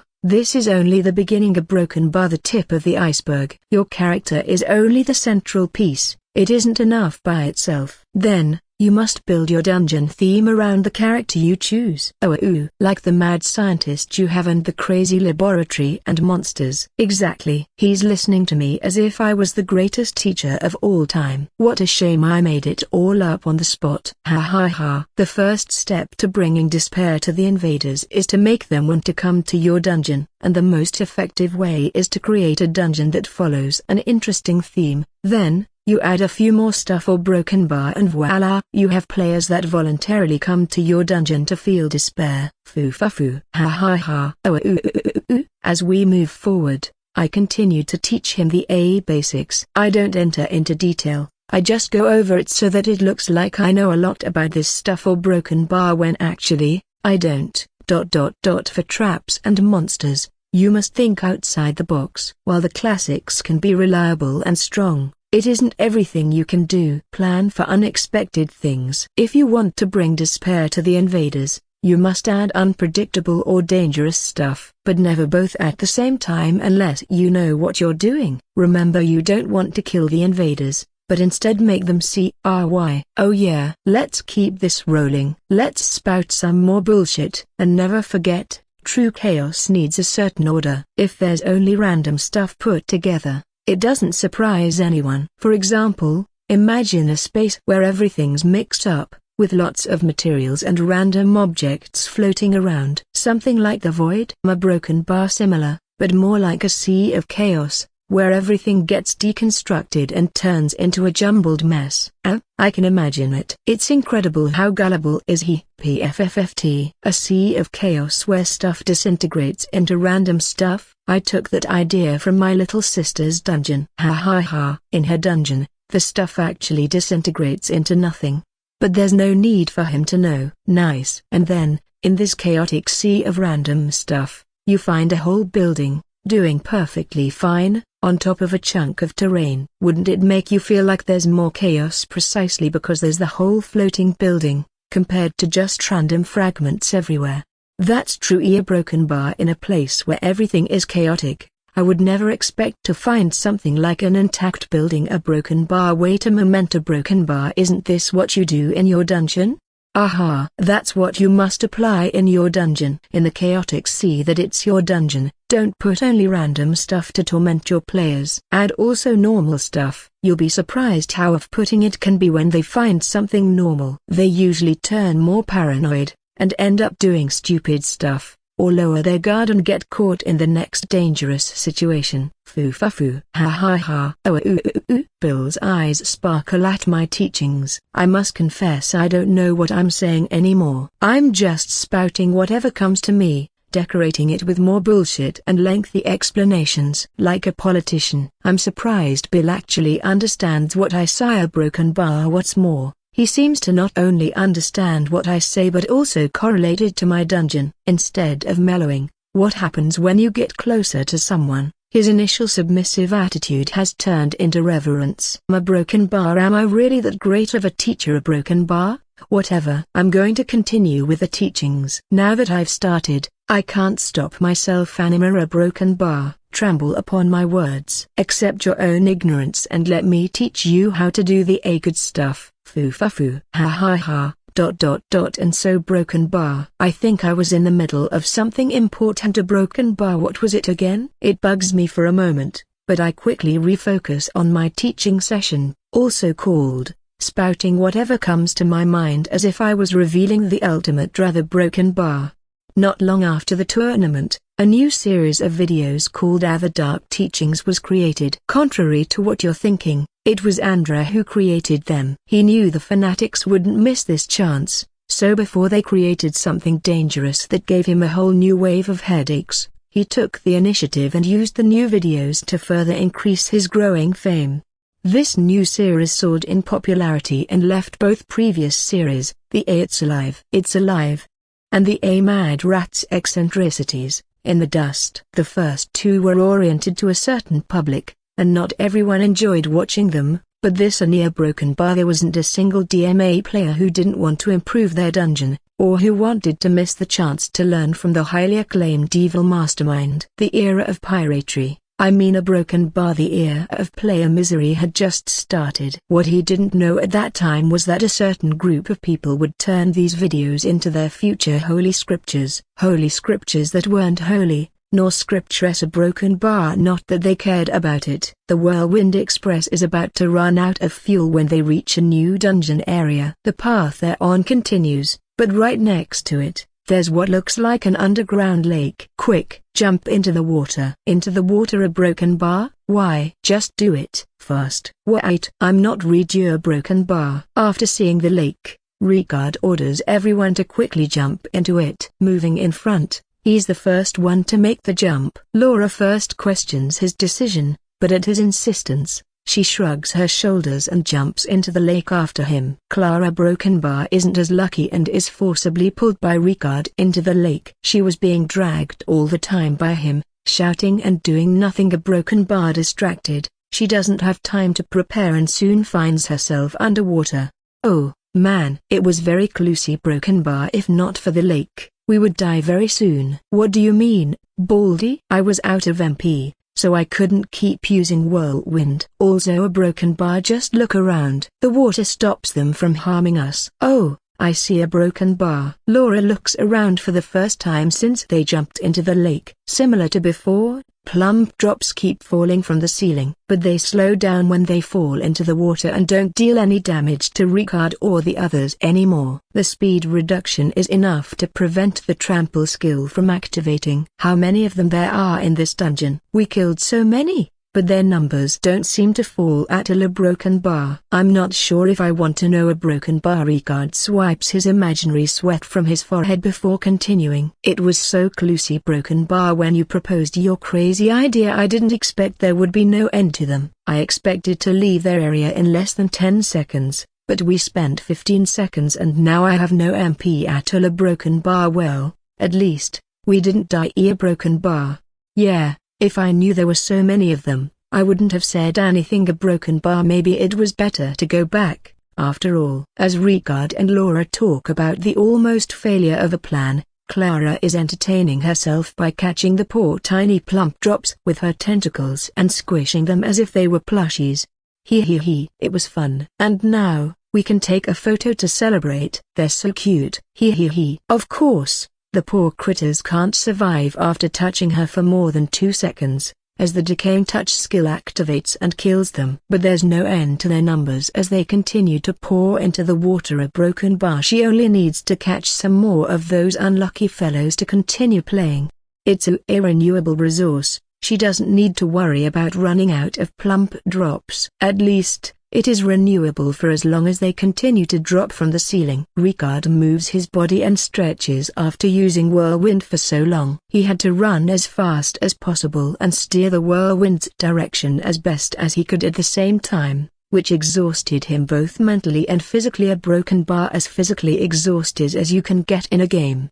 It feels good to control my champion properly. I gain a broken bar. I never tried it before, but running and at the same time using whirlwind is quite bad. Laura looks one last time at the ceiling, from which plump drops continued to fall. Since that place where they first appeared, the whole dungeon has been full of holes for them to jump from. Maybe the whole dungeon is designed with them in mind. But then a broken bar. Why is there a lake here? If the enemy team wanted to rely on them and went as far as creating hundreds of them, a broken bar. Why put something that completely shuts them down? Something's wrong. A broken bar. There must be something in this lake. A broken bar, says Laura, but none of the other two react to her words. Ricard is busy stretching, and Clara is too focused on her cute little playmates. I don't believe there's a safe area in the dungeon, so something dangerous must be awaiting us in this lake. A broken bar. Not like we can go outside again for as long as those guys keep falling on top of you. A broken bar. Ironically, we might be able to do something if Mad Rat was here with us. With a bit of luck, he could spread the lightning to all the monsters on the ceiling, waiting to drop on us when their turn comes. A broken bar. Laura keeps talking to herself. Meanwhile, Ricard feels a tug on his waist, the same place Clara was grabbing with her tentacles during the Whirlwind Express. Lemon, stop pulling. Why are you still grabbing me? A broken bar. Huh? Grabbing you? But I already released you long ago. Astonished, she turns her head to look at Ricard. At the same time, Ricard notices something weird. All her tentacles are busy grabbing those plump drops. Some of them are still struggling to get free, and some of them are already free, and some of them are already dead. A broken bar. But there's clearly not a single one of her tentacles getting anywhere close to him. How weird. A broken bar. Then why do I feel like you're still grabbing me? A broken bar. A broken bar. You Ricard is pulled away from the other two by something invisible. It looks like the tentacle he was feeling wasn't an illusion after all, and it wasn't because of Clara either. You what's this? Surprised at what's happening, Laura and Clara can only gawk at Ricard getting further away. I knew it. There was something dangerous here. Laura is excited at her correct prediction. If only she could discovered the danger before that. A broken bar. Whatever it is dragged Ricard away. A broken bar. Oh, shit. We must go and try to save him. Clara just shrugs her shoulders and says, poor Baldy, we'll miss him. A broken bar. Should we continue our exploration? Lemon, it isn't time for jokes now. Let's chase after him. Sir, Yes, sir. She prepares to follow Laura's order and takes a swimming pose. Laura briefly looks back at Clara and notices the other girl is about to do something stupid. Release those monsters. Do you think it's normal to bring corpses with you, especially in a situation like this? But I want to keep them as souvenirs. Release them, I said. Sayoka broken bar. What a shame. A broken bar. Go free, you little guys. Let's play again some other time. Reluctantly, Clara finally lets go of all the poor little guys and follows Laura, chasing after Ricard and whatever is dragging him away. After a while of chasing after Ricard, Laura and Clara can't see him anymore. But he left a bubble trail, making it very easy for them to follow after him. Come on, Lemon. We must move faster. But we're already going as fast as we can. Clara says the truth, they can't swim any faster. After all terrestrial units are slowed down when inside the water. It's clear that whatever is dragging Ricard away is an aquatic unit because it's moving about twice as fast as them. But we're going to be split like these. A broken bar. We were supposed to stay together. A broken bar. Laura grumbles as she bites her lips. Then, she stops moving. Huh? This ice. A broken bar? What are you doing now, Lily? You were asking me to move faster, but then you suddenly stop. A broken bar. Are we stopping the chase and going our way? I think we can make it with the two of us alone. Chasing after him is a waste of time because we can't move as fast as whatever is dragging him. A broken bar. Laura starts struggling against something, but Clara can't see anything at all, only a slight disturbance in the water surrounding Laura. Please, Lemon, tell me you're grabbing me with your tentacles because you want to stop chasing after Baldy. Tell me this is a prank. A broken bar. She turns to look at her tentacled friend. There isn't a single one of her tentacles close to her position. Huh? What are you talking about? Why would I grab you? A broken bar. It's always you who looks for any excuse to fondle me and not the other way. A broken bar. Before Clara can finish her sentence, Laura's cry interrupts her. At the same time, she's dragged away in a similar fashion to Ricard. She struggles against the invisible entity, leaving a bubble trail behind. But then, after a few meters, Laura remembers she has a way to get free from the other's grasp. Of course, she can attack whatever is grabbing her, but this isn't the best solution. For example, it could be a very resilient enemy, or more than one. In either case, she will take too much time to get free, and she would be separated from Clara either way. It could also be something else, like a trap, and attacking it would only be a waste of time and energy. But this isn't what she wants to do. The idea she has is very simple and easy and is an easy and sure way to get free. The succubus activates the skill, vanishes from her place, and immediately appears right next to the other girl. Blink. Nice reaction there, Lily. With it, you can get rid of the tentacles. Foo. Thanks. If it's like this, it's easy to avoid them. I only need to activate Blink to escape. Foo. She proudly puffs out her chest. Even if she's dragged away by some unknown entity, she only needs to use Blink to free herself. But soon, her expression changes once again as she feels those tentacles grabbing her yet again. Come on. Not again. Laura is pulled by the invisible tentacles once again, moving further away from her previous position, at a very fast speed, and leaving the trademark bubble trail. Lily, use Blink. I can't. She shouts. It's on cooldown. Clara then shrugs her shoulders and says, Hey, a broken bar. Well, there's nothing I can do about it. I'll miss you, Lily. I'll miss you, but only a very tiny little bit. Save me, Lemon. I'm sorry, but I can't reach you. I'm slower. So broken bar, I wish you good luck to get rid of those invisible enemies, shouts Clara in response. Now, there are two bubble trails in the area, one left behind by Ricard, and one by Laura. Clara first looks at where Ricard disappeared from, and then at Laura, who's getting dragged away. She manages to escape the invisible enemy by using Blink a second time, only to get grabbed once again shortly after. Now I'm alone. What should I do? I can play with the plump drops again. A broken bar. She raises her head and watches the plump drops that continue to fall from the ceiling and into the lake. While chasing after Ricard, they had to sink further into the lake, but the ceiling is still visible from this distance. She's about to swim in that direction, but she stops herself. No, Lemon, no. Stop fooling around. You're the only one remaining and your brother is relying on you. She slaps herself twice with her tentacles. They make a disgusting squish sound when doing it. I must find and break the dungeon core. It's the perfect time to redeem myself from all my previous mistakes. Hee a broken bar. She can't stop herself from laughing creepily, imagining something only she believes it's possible. If Andreu was here, he would surely think if she had a mouth, I'm sure she would be drooling right now. And then he would add and no, some of your previous mistakes were too big to forget. A slippery sensation around her waist snaps her out of her delusions. What's this? She shouts, startled. But then she realizes what's happening and calms down a broken bar until anger overwhelms all her other emotions. Why you dare try to win against me in a tentacle battle? I can't see how you look, but I'm sure you're ugly. How dare you touch me with your ugly filthy tentacles? Her logic is clearly all over the place. Also, do you really expect to win a tentacle war against me? Against me, the queen of tentacles and cute things? With those disgusting tentacles? I'll show you why they call me the slippering cute nightmare. And then I'll find the core, break it, and my brother will praise me.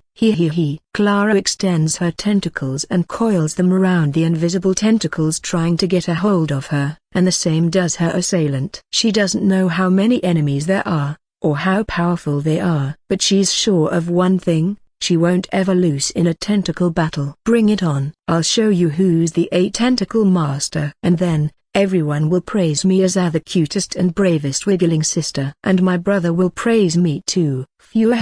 This was the first time the world saw the ire of the self-proclaimed queen of tentacles and cute things. The slippering cute nightmare. The tentacle master. The cutest and bravest wiggling sister. A broken bar and a lot more nicknames that were to come. As the combat starts, the first thing Clara does is turn her head around to make sure she's fighting against an enemy unit and not some kind of trap. If it's a monster, there must be an HP bar somewhere. She turns her head round, in a 180 superscript O turn, to see literally behind her back, as the rest of her body still looks forward. Even if this is inside a game, it isn't possible for players to rotate their heads to look behind. The game adheres to real-life standards because the DMA staff wants to deliver the most amazing experiences and make players feel like they are in an actual fantasy world. This is the reason neither Laura nor Ricard could be sure if they were attacked by a monster or a trap. They couldn't see any HP bar. But Clara's champion is special in that it's made only of tentacles, and doesn't really have a head, so she can turn her head at impossible degrees for a human. A broken bar. I don't see it. A broken bar. Oh, there it is. The monster's HP bar appears as soon as the damage from her passive skill, Decaying Touch, activates. And even if she can't see the enemy, she's now sure it's possible to defeat it and get free. Let's see how long you last. Now that you dared to grab me, the amazing grasping terror, I'll have to show you what a real tentacle monster is. She can't see the enemy at all, but she can feel it with her tentacles. She intertwines her tentacles with her assailant and grabs them in return. Now, it's impossible for any of them to get free unless both release their victims at the same time. The monster drags Clara away as she leaves a bubble trail, the same as with the other two, but she's dragged very slowly in comparison to the other two, because she's also grabbing the enemy and trying to move in the opposite direction, difficulting each other's movements and their speeds cancelling each other. Poisonous Touch. After using the skill, Clara's tentacles are covered in a greenish substance. Draining Touch. Green light comes out from the tentacles grabbing the monster and runs through her tentacles until it reaches her body, where they disappear. Immediately after, her HP bar gets replenished. Did you think you could win this? In comparison, the invisible enemy is doing a lot worse. His HP is decreasing very fast, and it's taking more and more damage as Clara's skills stack. Soon, the monster's HP reaches 0 and it dies. The corpse, still invisible, releases Clara's champion and slowly sinks. This was easy. She raises her tentacle arms up in a victory pose, happy it was so easy. But at the same time, She's annoyed because a weak enemy like that dared to start a tentacle battle against her. When she tries to bring the arms back, she feels more invisible tentacles grabbing them. So there are more of you. Come, I'll reign supreme. Nobody can defeat me in a tentacle war. I'll win and my brother will praise me. He. Like this, the tentacle war continues until she is the last one standing. She might not be the best in most situations, and can usually only focus on one thing, getting her brother's attention. But there's one thing those tentacle monsters didn't take into account: getting into direct contact with Clara's champion for an extended period of time is the same as asking for death. Oh, there are no enemies anymore? Having killed all the tentacle monsters, she looks around one last time. There are no more HP bars, so that should be all of them. Yee. The A master of continuous damage wins again. I'm sure he'll pat my head a lot after Thea's a broken bar. He. Clara dances to celebrate her victory, wildly swinging the tentacles around as she spins. What should I do now? A broken bar. I don't think there's any way I can catch up with the other two. Broken bar. She spent too much time fighting with the invisible monsters, and the bubble trails left by Ricard and Laura when they were dragged away are no longer visible. Well, there's nothing I can do about it. She shrugs her shoulders. It's time for me to show my true value. All responsibility falls upon me. If Andreu was here right now, he would suffer another headache, though not as strong as those caused by the Mad Rats cult. I'll save the day. I can do it. She pumps up her tentacle fist to motivate herself. I'll reach the core alone, break it, and we'll win thanks to me. And then my brother will pat my head for a whole day. But first a broken bar. She turns her head up. Then, she starts to swim upwards and extends her tentacle as a broken bar. There's no need to tell you what she's going to do next, is there? I'm sure you already know. To ensure the viewers could enjoy everything during the tournament matches, the DMA staff activated a special filter to show everything that was invisible or couldn't be seen by the players. Units using the invisibility spell, camouflaged units, transformed mimics, and water elementals submerged in the water were a few of the affected units. Thanks to the filter, all the viewers could properly see what was dragging Ricard and Laura away, as well as enjoy Clara's fight, the most disturbingly fascinating fight that happened in the DMA tournament, including both the first and second matches. A nightmare for some viewers, an amazing dream for others. Lemon, you idiot. You didn't even try to save me, still getting dragged away, Laura shouts. She's very angry at Clara, who didn't do anything to save her from the invisible tentacle as a broken bar. Instead of helping her, she just shrugged her shoulders and turned her head away. Don't think I'll ever forget it. Of course, she doesn't mean it, but she still says it because it's better for both the role player and the audience. She tried to escape a few more times with Blink but got caught again every time she tried. If only she could see her aggressor, she could teleport away and attack it with everything she got. But it's very hard to wield the whip while getting dragged away, and even harder to do so against an enemy that's behind her back. Furthermore, she has little NP because most of it was used to heal herself or the other two when they were running inside Ricard's whirlwind. The monster drags her to the bottom of the lake. There are spiky and irregular rocks everywhere, but no sign of life at all. It's a very desolate scenery. The monster slows down when they get close to what looks like a small mountain and drags Laura toward it. Why is there a mountain at the bottom of the lake? A broken bar. It's very easy to differentiate it from the rest of the lake's bottom because, contrary to everything else, the mountain is completely smooth. And it's rounded. Laura's blood freezes at what happens next. On one side of the mountain, right next to her, the rock splits and a gigantic eye stares at her. Then the mountain trembles and a part of it starts to move. It's similar to a landslide, but instead of being affected by gravity, the mountain slides upwards, and a gigantic cavern appears. After the tremors stop, the invisible monster resumes his movement and drags Laura to the newly opened hole. No, please. Anything else, but not inside a monster. She struggles once again and even uses Blink in a last struggle to avoid being eaten, but the monster catches her one last time and drags her inside the mountain's mouth. Are you stupid? If you drag me inside, both of us will be eaten. I promise you, if you release me now, I'll show you something good, okay? She shudders, imagining herself having to pleasure a tentacle monster, but a broken bar is still better than being eaten alive. Again, she had enough the first time it happened in the match against Andreu, and she also had to bear with it when the hunter slimes targeted her. She got enough of being eaten alive for the rest of her life. Of course, the monster ignores her and enters the dark hole. I hate this. Why did it have to happen to me again? She says her last words before the gigantic mouth closes, eating her and the invisible monster. Only darkness remains. I'm still alive, in the pitch-dark space, big enough for her to extend her arms and touch nothing. The only thing Laura can see is her statue's a broken bar.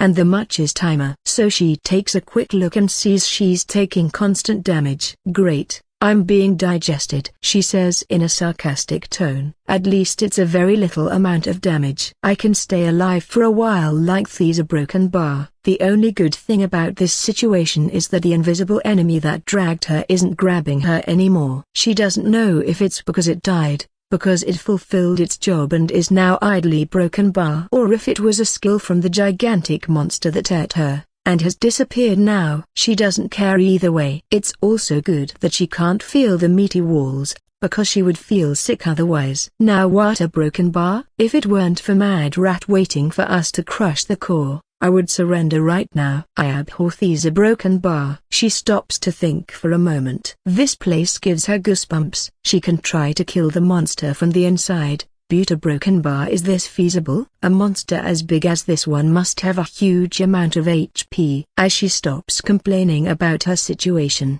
she notices there's a clanking noise coming from inside the monster. The same noise that's produced when something metallic strikes a rock. The sound of mining. What's these a broken bar? A miner, inside the monster? Curious, she decides to follow the noise. Not that she has anything better to do in her current situation. Clank, clank. The noises get louder and louder. There's still no light at all, so she can't see anything, and following the sound is hard in this enclosed and dark space, but she does her best. She slowly advances with her arms extended until she touches something unexpected. The sudden scream scares Laura and she screams too. After a moment of fumbling around, entangled with some other creature, and screaming all the time, she manages to stand up. What a broken bar? Are you a player a broken bar? Of course I am. Do you think a monster can talk like me? And you area broken bar? This voicey a broken bar and this stupidly annoying way of talking a broken bar, is it you, Baldy? Yes, it's me. Ha ha ha. And you're a broken bar, Lily? Yes, a broken bar. Ashamed at her screams not too long ago, she doesn't want to be recognized at all if possible. But it will be worse if she doesn't say it and they end up fighting, so she decides to identify herself and accept the shame. Ricard's manly pride, being shattered because of his girly screams. He never had something like that from the start, so why should anybody care? Lily, welcome to the belly of the beast. Yuga broken bar, don't remind me. Please, he broken bar. But why are you so enthusiastic about it? I absolutely hate this. Oh, come on, it isn't that bad a broken bar. What were you doing before a broken bar found you? She doesn't want to talk about the screams or the tumbling around session. Ricard notices it and decides to follow her and never mention it in front of the others, especially in front of Andreu. Not because of shame, but because of how Laura would react if Andreu knew about her actions because of him. She likes Andreu, and the tumbling could be considered an intimate situation. After all, there were places that were touched that shouldn't be touched. Maybe if he told Andreu, he would get himself killed. A broken bar not only in the game, but in real life. A broken bar, a drastic act from a woman in love, and similar to what happened before with Clara. He won't remind Laura that Andreu can watch the replay at any time. A broken bar, just in case. I was doing some mining. Mining? Yeah, I call it mining because of how sturdy this guy is. So it was you attacking the monster with the sword? Were you dragged inside this monster too? Yes and yes. Well then, I'll continue with what I was doing. Clank, clank. Soon, the clanking sounds fill the space once again. Hey, Baldy, why are you doing these a broken bar? And, more importantly, Why does it sound like rock? Aren't we inside the monster? It should be flesh. No, I inspected it long ago and found out something very interesting. Remember the tunnel mimics inside Mad Rat's dungeon? Well, imagine something a lot bigger, and specialized to stall time instead of killing invaders, and you got this big guy. He continues attacking the monster and making clanking noises as he talks. I didn't see it properly before being eaten, so I'm not sure about the second unit used, but the first near broken bar I'm almost sure it's some kind of earth elemental. I'm sure you know, but they're stupidly sturdy when staying still thanks to their innate skill. They're the best units if you want to block the enemies and stall for time near broken bar, and this guy doesn't move at all, so the passive skill is activated all the time.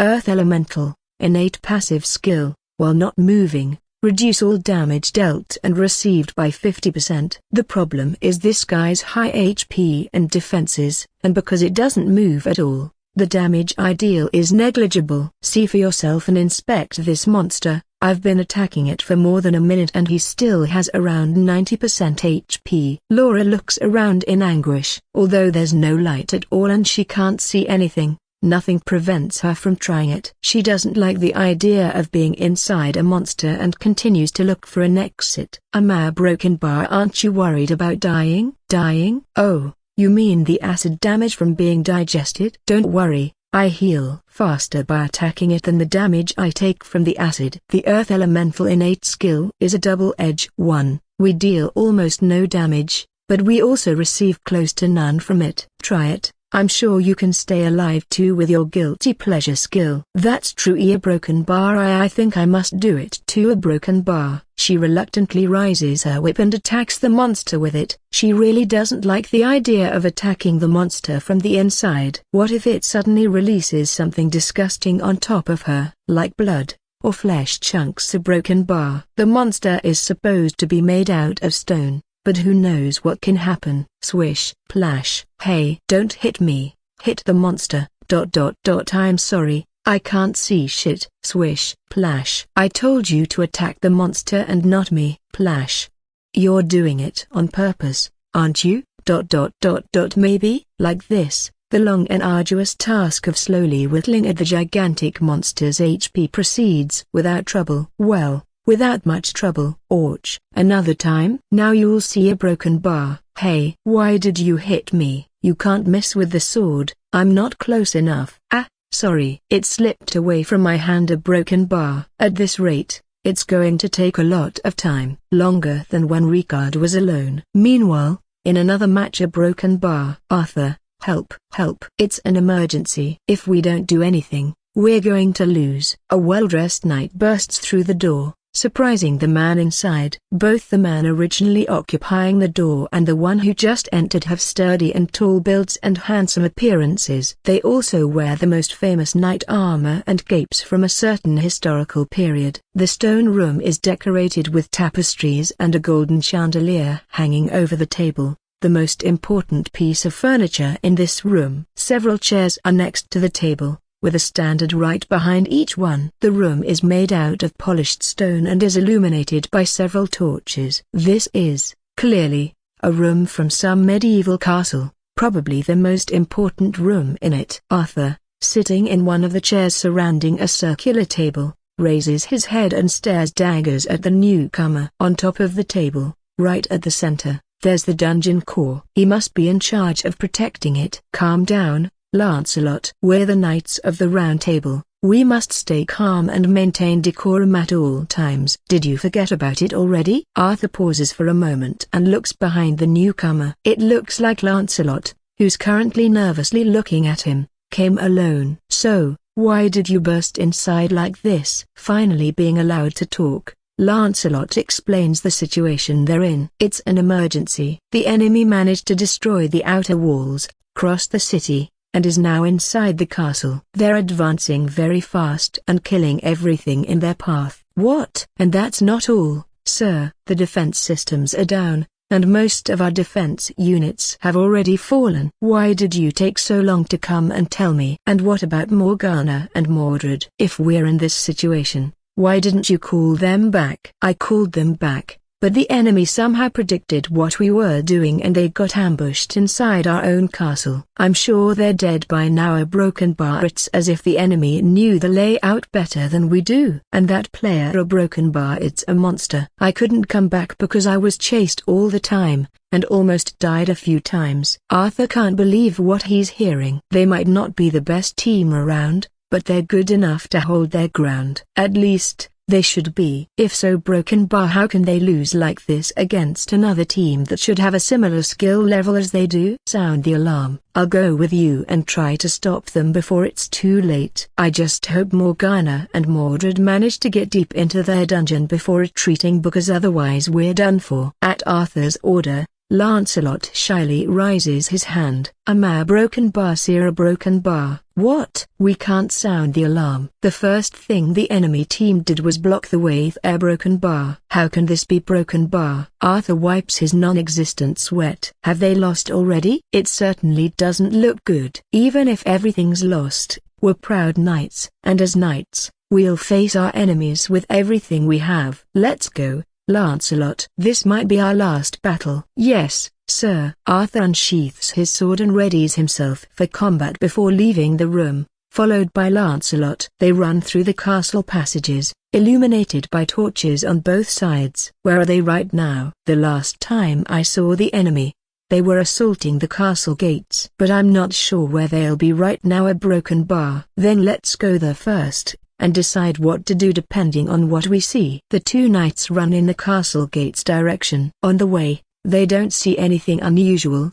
which is weird. A broken bar, unless the enemy didn't come this way, because there should be one or two corpses somewhere if they did. It looks like the enemies didn't pass through this place. Maybe they're still struggling near the castle's gates. I don't think so, sir. Huh, why? Because he broken bar. Well, you'll see it soon. Lancelot shudders as he continues talking. That monster of a player was the broken bar. There's no way our defense units could have stopped her for a long time. Monster of a player, a broken bar? Yeah, it was as if she knew everything that was going on. I fought against her with the support of 10 knights and we barely managed to touch her. It was as if she knew every attack before we made it, and parried or avoided all of them. Then why didn't you use the mage squad? Even if she can predict the attacks and avoid or parry them, she can't avoid wide area ones. And I did order them to attack, beat a broken bar. But what? But they were already dead. They were the first units targeted during the fight. I didn't even see their assassins attack them. Fuck. Arthur knows a knight shouldn't swear, but it's very hard to stop himself when the enemy not only predicted everything but also has a veteran player in their team, one who actually knows how to fight a broken bar, unlike most players who just randomly swing their weapons around. Arthur and Lancelot finally reach the castle's gates, and any hope they had to turn around this situation vanishes as soon as they see the scene right before their eyes. First of all, there are the corpses of their own units strewn all around the floor. Counting their numbers, they realize almost all units assigned to the castle are now laying there as corpses. There are a few from the enemy team too, but there's no comparison between their numbers. But what makes Lancelot tremble in terror and drop to the ground on his knees is the player standing in the middle of the battlefield. She's standing there as if nothing happened at all, with her eyes closed, and resting her body's weight on her unsheathed long sword. It's her. Yes, sir. It's her. The monstrous player. So that's the player you were talking about, a broken bar. The woman hears the other two talk and slowly opens her bright golden eyes. She looks at the two knights in disdain. Huh? So you're finally here? I was tired of waiting, you know. She yawns. You see, a broken bar, I had some fun time with your two friends before. A broken bar, let's see if you can entertain me as much they did. Lancelot trembles uncontrollably when she looks at him. Lancelot, stand up. Arthur raises his sword, ready for combat. I now understand what you meant, a broken bar. We haven't clashed yet, but there's a special aura around her, something only the best players have. Before we fight, can I know your name, lady? Huh, a true knight. She analyzes Arthur with her eyes. Sure, my name's Mackerel. And yours? Arthur. Like the legends, huh? Then, is that sword Excalibur? This one? It's a shame. But number. She grins at his answer. Not like there would be any difference here, broken bar. Well, Let's start then. She raises her sword up and then slowly lowers it again. Following her sword's trajectory, a powerful light is released, quickly reaching the two knights. They try to avoid the attack, but it follows their movements. It's as if she predicted how, and when, they would try to avoid the attack. This was the end of the second round match of the Knights of the Round Table team. They got unlucky because they had to face the audience's favorite team, the one expected to win this tournament, the Dragon Knights. As expected, they lost the match. Right now, I'm walking through the dungeon with my newest, and only, disciple, Bill. Teacher, can you give me a nice idea for my dungeon? My broken bar. Well, it depends on what you want to do. Broken bar. I stroke my non-existent beard yet one more time. It's a shame I don't have one, because it would be so good for this situation. A broken bar. ... Have you decided on what will be your character? Your persona? Not yet. A broken bar. Bill looks down in shame. I'll need some more time to think about it. A broken bar. Then, anything I tell you is a waste of time. A broken bar. Why are you so dumb? Sigh. Not everything must be good stuff. I also need to insult my disciple from time to time. A broken bar. Of course, it's to avoid his idiotic and crazy ideas from coming out. Did you think I enjoy insulting people just because I can? A broken bar. Okay, broken bar. You got me. Maybe I do, but only a tiny bit. Don't judge me with those accusing eyes. I enjoy it a lot. I confessed, so stop looking at me as if I were trash. ... But I do have a few ideas. A broken bar. Oh, and I would like to keep using the shark as my champion. I like how it looks. Is that so? Broken bar. I think a bit about his faction, the Wild Ferals. I know quite a lot about them because it was one of the two factions I was considering other than the flesh monstrosities. The Wild Ferals is a very versatile faction with lots of ways to surprise the enemies invading the dungeon.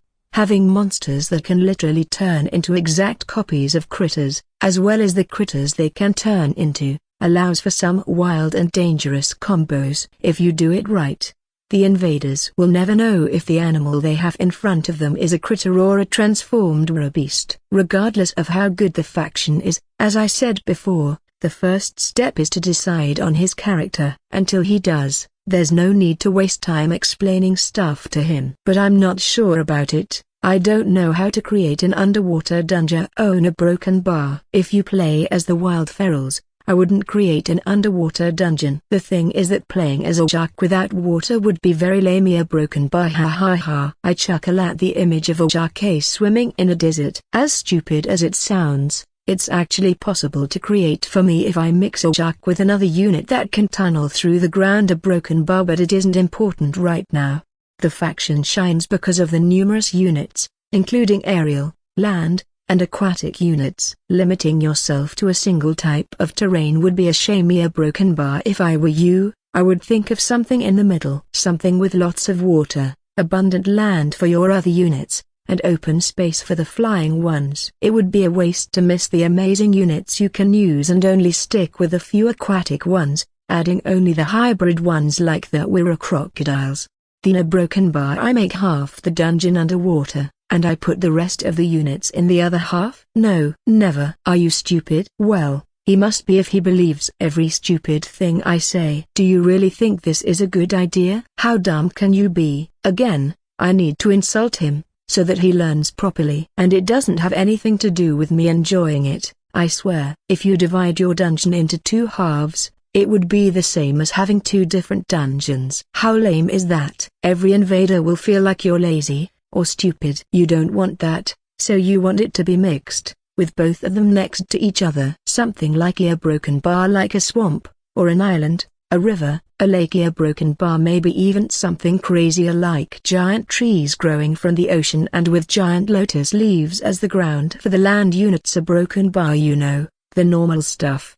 Oh, his face illuminates once again at my words. He. Aren't I a great teacher? I pause for a moment before continuing. Then, I change the way I speak to the one used to explain the greatest secret in the world and signal him to get closer. I won't lie to you, a hybrid dungeon can be the most challenging to design. Not because it's more difficult to plan or more expensive than the others, but because of how players react when they have to face both aquatic, land, and flying enemies at the same time. It's incredibly difficult to balance everything properly so that there isn't a single strategy that's strictly better than the other. So broken bar. Once again, I stroke my non-existent beard as I talk. This is growing upon me. If only I actually had one, my teacher image would raise to the next level. I'm now tempted to add a dwarf as the next unit I fuse with my champion when I unlock the next upgrade, just so that I can have an amazing beard and stroke it as much as I want. It would be amazing. Ha ha ha. Not that I'm going to fuse with a dwarf, or with any other unit, only to look cooler or to better fit the old and sage teacher stereotype. He broken bar. Do you think I'm crazy? The crazy guy is the one right next to me. But this isn't a thing you're going to worry much about, because he broken bar having a hybrid dungeon is actually one of the easiest ways to make the invaders cry. Foo fa foo. Ha ha ha. Because they can't be good at both underwater and land at the same time? Well, there's also that a broken bar, but I was thinking about those amazing ambushes you can create. The unexpected transformations in the middle of a battle, the reinforcements that can come literally from anywhere, being assaulted by water units, but not being able to chase after them because they move faster, and the land units will take this chance to recover. Foo fa foo. Ha ha ha. I see a broken bar and then I'll be the king of despair. And the others will have to do what I say. Ha ha ha. Okay, broken bar. His reaction is worrying. Maybe I should stop teaching him, and avoid future trouble. Broken bar. No, what could go wrong with a group of deranged people that worship the despair given by my dungeon owner? Broken bar. Everything's going to be fine. So let's continue with the amazing and absolutely proven explanations of broken bar, also called a spouting bullshit for those who actually know about it. What's more, given your faction, the invaders won't be able to relax, because any animal they see might be a normal animal or a camouflaged beast. If you do it properly, they won't know until it's too late. It's something I would definitely do if I had chosen the Wild Ferals faction. Regardless of my chosen champion, I would exploit everything in the faction's arsenal. And this means lots of surprises and ambushes. Players complain about the ambushes in my dungeon, but it's nothing less than a speck of dust compared to what you can do with the Wild Ferals. In fact, in my dungeon, the ambushes are only there to add variety. It isn't the focus at all, so it isn't a surprise there's this much of a difference. He then proceeds to ask a lot more questions, and I try to answer them the best I can. Of course, while feigning I know what I'm talking about. Oh, and I don't forget to insult him from time to time. A broken bar, so that his ego doesn't grow too much. We continue to walk and talk like this until broken bar, and this is why a broken bar. Ha ha ha. Finally found you again, mad rat. Now, it's our time to show you despair. Foo fa foo. Ha ha ha. Al, prepare for battle. Oh ooh ooh. Shit. I was so absorbed in the teacher roleplay that I forgot we were in the middle of the match. A broken bar. You must understand my position too. Freely talking with the enemy makes one lower their guard. Who wouldn't when they treat you like a VIP? Okay, broken bar. This is an excuse, but it isn't completely false. Oh, why we're broken bar and you are? Did we meet before? A broken bar. I make a surprised expression at the leader. When in case of doubt, you feign ignorance. I'm now playing the who are you card. Don't talk bullshit like this, mad rat. There's no way you can forget about this match. No, well, a broken bar. It's true I'm saying stupid stuff and trying to win time to assess the situation. But it's also true I forgot about everything about the match for a while. Focus, Andreu, focus. Let's make a quick recap. Are there crazy guys in your dungeon, trying to destroy the core? Well, I'm not sure about the trying to destroy the core part, because who knows what their true purpose is. But a broken bar, they sure are crazy. Check. Did you lose track of the time and the situation and now are fucked up? Mostly yes, though I won't admit it in front of anyone. Check. Is this situation dangerous? There are two crazy guys in front of me, with several support mobs, and another guy who calls himself my disciple with some more monsters right behind me. So I'm not only surrounded, but surrounded by crazy guys, making this situation completely unpredictable. Check. Something else you must take into account? Something else. A broken bar. Oh, Yeah, there's this crazy swarm of electric flying piranhas from which I can only run away. They must be roaming through the dungeon at this time, and who knows where they are right now. Check. Wait, where's the fourth guy? I could swear there were 4 of them at the start of Broken Bar. Okay, let's add an extra point to the list. Do you know the whereabouts of all the enemy players? Nope, I don't. And it worries me. No. Check. Do you have a way to get out of this? A Broken Bar. Fuck this. Why was I making the list again? To get depressed? Why isn't there a single good thing on the list? I returned to the situation at hand after making the useless list. It only served to make me more anxious and desperate. First of all, a Broken Bar. Let's feign I'm fighting against Bill before he says something stupid. There's no way to deceive the viewers, as they've seen everything until now a Broken Bar, but I hope I can fool the leader and the other guy into believing I'm surrounded and take this chance to escape. Hey, is that you, leader? Bill asks a question to the deranged leader. I must start my act before it's too late. Oh, no, I got surrounded by enemies. What am I going to do now? I'm screwed, I shout. Objectively speaking, this might be one of the worst performances ever. But they aren't all there in their heads, so they might believe it. Is that you, Bill? The leader looks behind me, in the direction of my stupid disciple. What are you doing, Bill? Stop saluting like a fool and act as if you were fighting me. We got you surrounded. It looks like he believed my performance. Ha ha ha, fool. It's finally time for us to show you, oh great mad rat, what we learned from your teachings. What teachings? I don't remember teaching you anything. Maybe to Bill, if you can consider that as teaching anything at all, but definitely not you. He continues with his monologue, as fate called, the time has finally come, brothers, because as his teachings say, all shall despair, including him. Foo-fa-foo. Ha ha ha. Again, what teachings are you talking about? All shall despair, repeat Bill and the other guy next to the leader. Did he call him Al? A Broken Bar. I don't care. Hey Bill, what are you doing? Didn't you turn into my disciple now? Why are you still in that damn sect? I suppose this is what you should expect from deranged guys. A Broken Bar. Anyway, let's try to fool the leader again. I adopt a fighting pose and prepare for combat. Oh, no. After fighting against this guy that was chasing me for so long, I'm out of MP and can't do anything. What am I going to do now? As I say it, I point at Bill. A Broken Bar stares at me with a void expression. Why are you spacing out now? Say something. This won't do. Broken Bar. I tell him through hand gestures to feign to fight against me. First, he only tilts his head. I can almost see a question mark appearing on top of his head. But then he makes an "Oh, I understand" face and a Broken Bar drops to the floor, kneeling in front of me. No.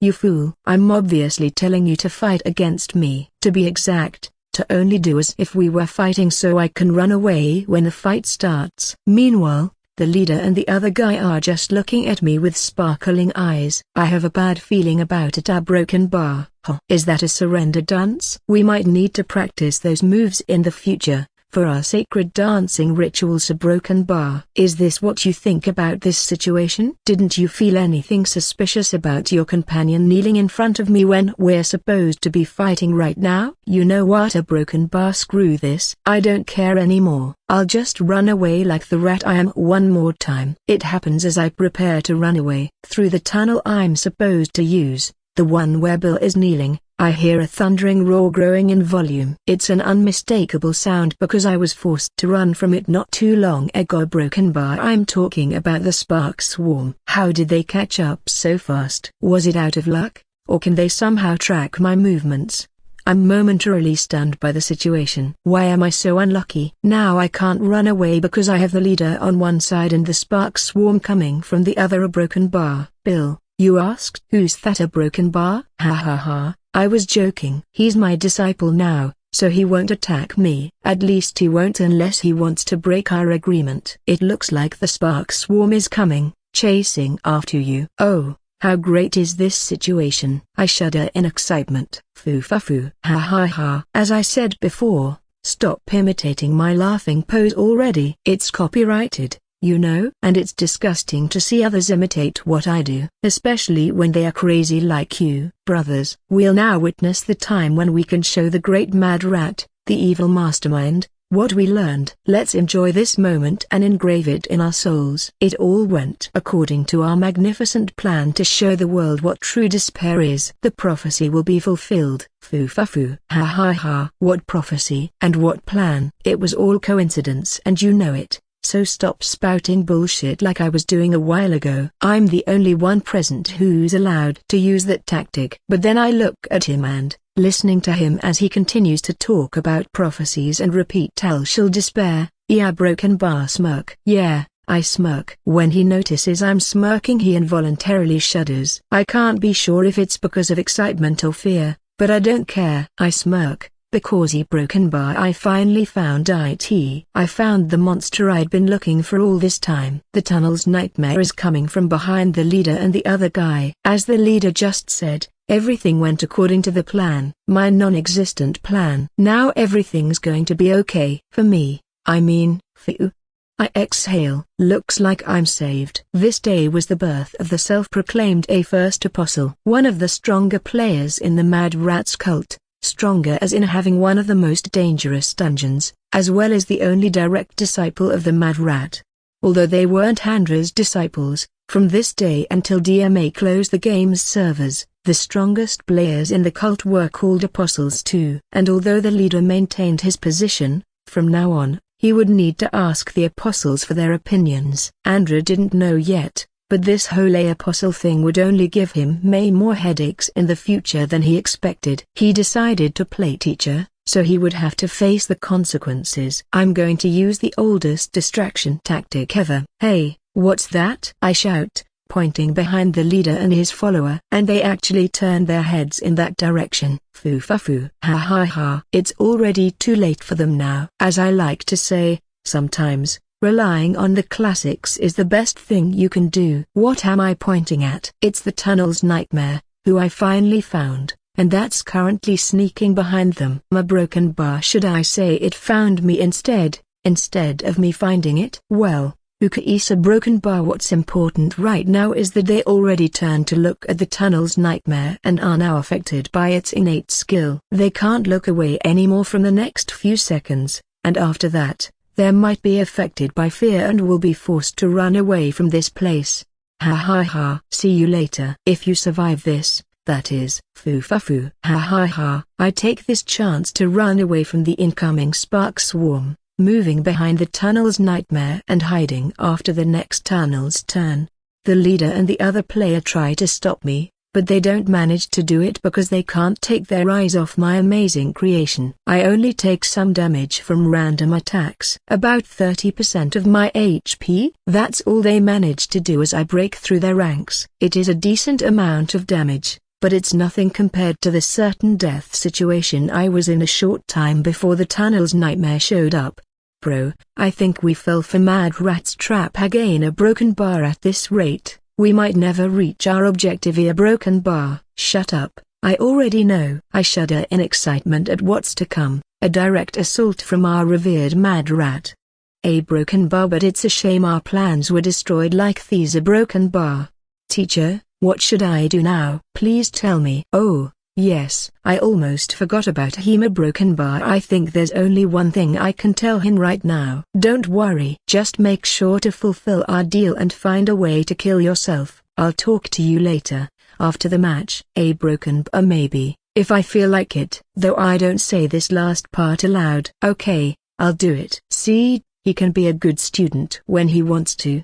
The only big issue is his stupidity, but if you take this and his craziness out, he's a docile student, very easy to manipulate into doing my bidding. Ha ha ha. Bill, how do you dare to talk with the great Mad Rat without showing respect? You'll have to repent for your blasphemy once we finish this match. Oh, come on, leader. I'm already tired of it. Please spare me the hassle. In a sullen voice, Bill replies to the leader's words. Something tells me I shouldn't say anything to interrupt their conversation. Call it instinct, sixth sense, situation awareness. A broken bar, but it's telling me this isn't the time to intervene if I want to keep my sanity. It's also telling me I don't want to know what that punishment is. But there's one thing that bugs me. Why is the leader more worried about Bill talking to me as if we were friends, instead of the order I gave him to kill himself. No, wait. What am I doing questioning their behavior? They're fanatics, so whatever they do shouldn't surprise me. Anima a broken bar. Anyway,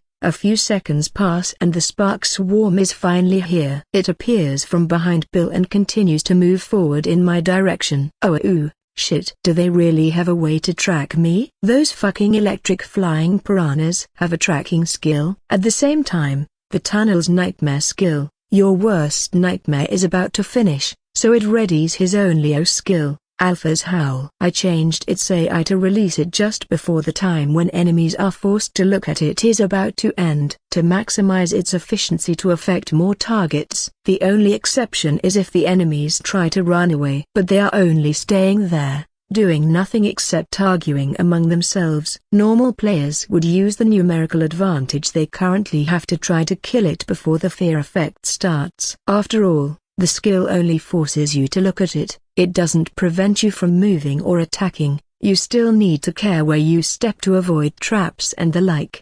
Buta broken bar. You can't really expect ordinary actions from those guys. I put my hands on my ears right before the tunnel's nightmare releases its howl. It's kind of annoying if you aren't prepared because of how loud it is. The noise is so loud, it can almost be seen with the naked eye. I'm a decent distance away, but it still hurts my ears. It doesn't help the fact the sound echoes in the narrow tunnel and it sounds louder than it actually is. Right when the howl ends and I can hear again, the situation devolves into a chaotic mess. There are quite a lot of players and mobs there, and almost all of them start to run away in fear at the same time. A broken bar. Can you imagine about 20 monsters and players running randomly at the same time while inside a narrow tunnel? I can sum it up in one word: chaos. I'm not sure which enemies are affected by Alpha's Howl fear and which ones are affected by its terrifying presence passive, and it's not like I care at all. Buta broken bar. All the enemies are running randomly through the narrow tunnel. They run into the walls, crash into each other, and there are some unlucky enemies who fall into the crevices, to the floor below. Ironically, it looks like the only one who isn't affected by fear is the leader. Meanwhile, the tunnel's nightmare is having fun chasing the enemies and inflicting as much damage as possible. It attacks the enemies with its extended limbs and shoots sticky acid from time to time, covering the enemies with it and making them take continuous damage for an extended period of time. Oh, yeah. Regarding the spark swarmer broken bar, they died after the fear was applied. All of them at the same time. The fun fact is I gave the tunnel's nightmare a skill that inflicts damage to all enemies affected by fear, paranoia, I'm sure you remember about it, and the Alpha's Howl skill inflicts guaranteed fear against weaker enemies. It also has an area wide enough to hit all of them at the same time. If you take into account those piranhas were critters, which are the weakest units in the game, you can understand they went apoof the moment the fear status effect was applied.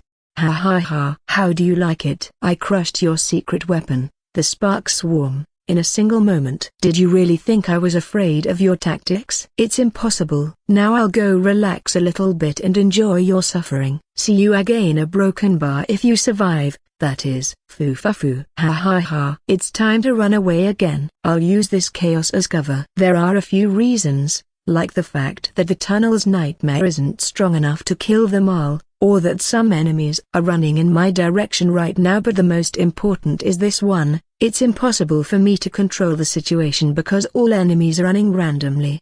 I'd better go to the second defense point to stop them all, and nobody can sneak into the core room. Though first, I'll cast one chain lightning to inflict as much damage as possibly broken bar and to add even more chaos to this situation. Soon after, a few smoking and charred corpses appear in the tunnel.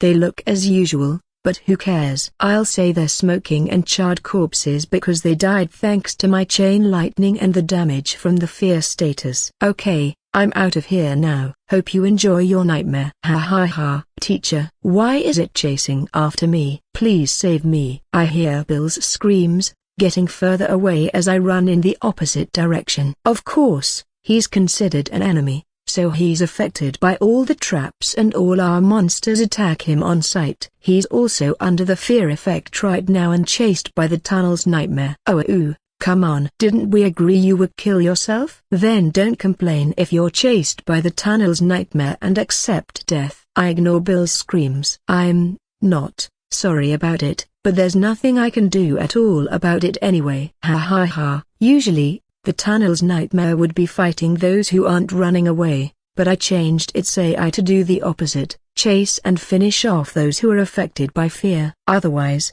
the tunnel's nightmare would leave the enemies free to roam the dungeon and just scatter them but not finish them off. We don't want this for a tournament match, so I changed its behavior. I like this monster so much. In my dungeon, it's the most feared monster of them all, and not precisely because it's scarier broken bar except for the boss, the Minotaur Queen. But that one always stays in the same room, so it isn't as troublesome as the tunnel's nightmare. I chuckle every time I remember that time one invader ran into the tunnel mimic while feared and got themselves eaten and then killed, without being able to do anything at all about it. I hope it takes very long for them to regroup after this, or that they don't regroup at all. A broken bar. It'll make the rest of the match much easier if they don't. Now that I think about it, our broken bar, where's the fourth and last fanatic? I haven't seen him since the time I activated the trap in the first room. A broken bar. How a broken bar? This was very bad. A broken bar and good at the same time. A broken bar. Exhausted, the leader complains. It's been 5 minutes since they met Mad Rat and they scattered through the dungeon because of the fear status. Luckily, he wasn't affected and could run after Al, so they managed to stay together. Most of their support mobs are still lost somewhere, Bill included. They don't expect to find them anymore, nor do they want to spend time looking for them. Though they did find one very special unit they prepared for this match, one they'll need if they want to use their secret weapon properly. They don't know it, but the tunnel's nightmare is now dead. After Bill's efforts to stay alive when being chased by it, defying Mad Rat's order to kill himself, although he died anyway, and the close-by mobs that recovered from the fear and jumped on it as soon as the fear effect ended, the tunnel's nightmare received enough damage and was defeated. They won't have to fight against it anymore.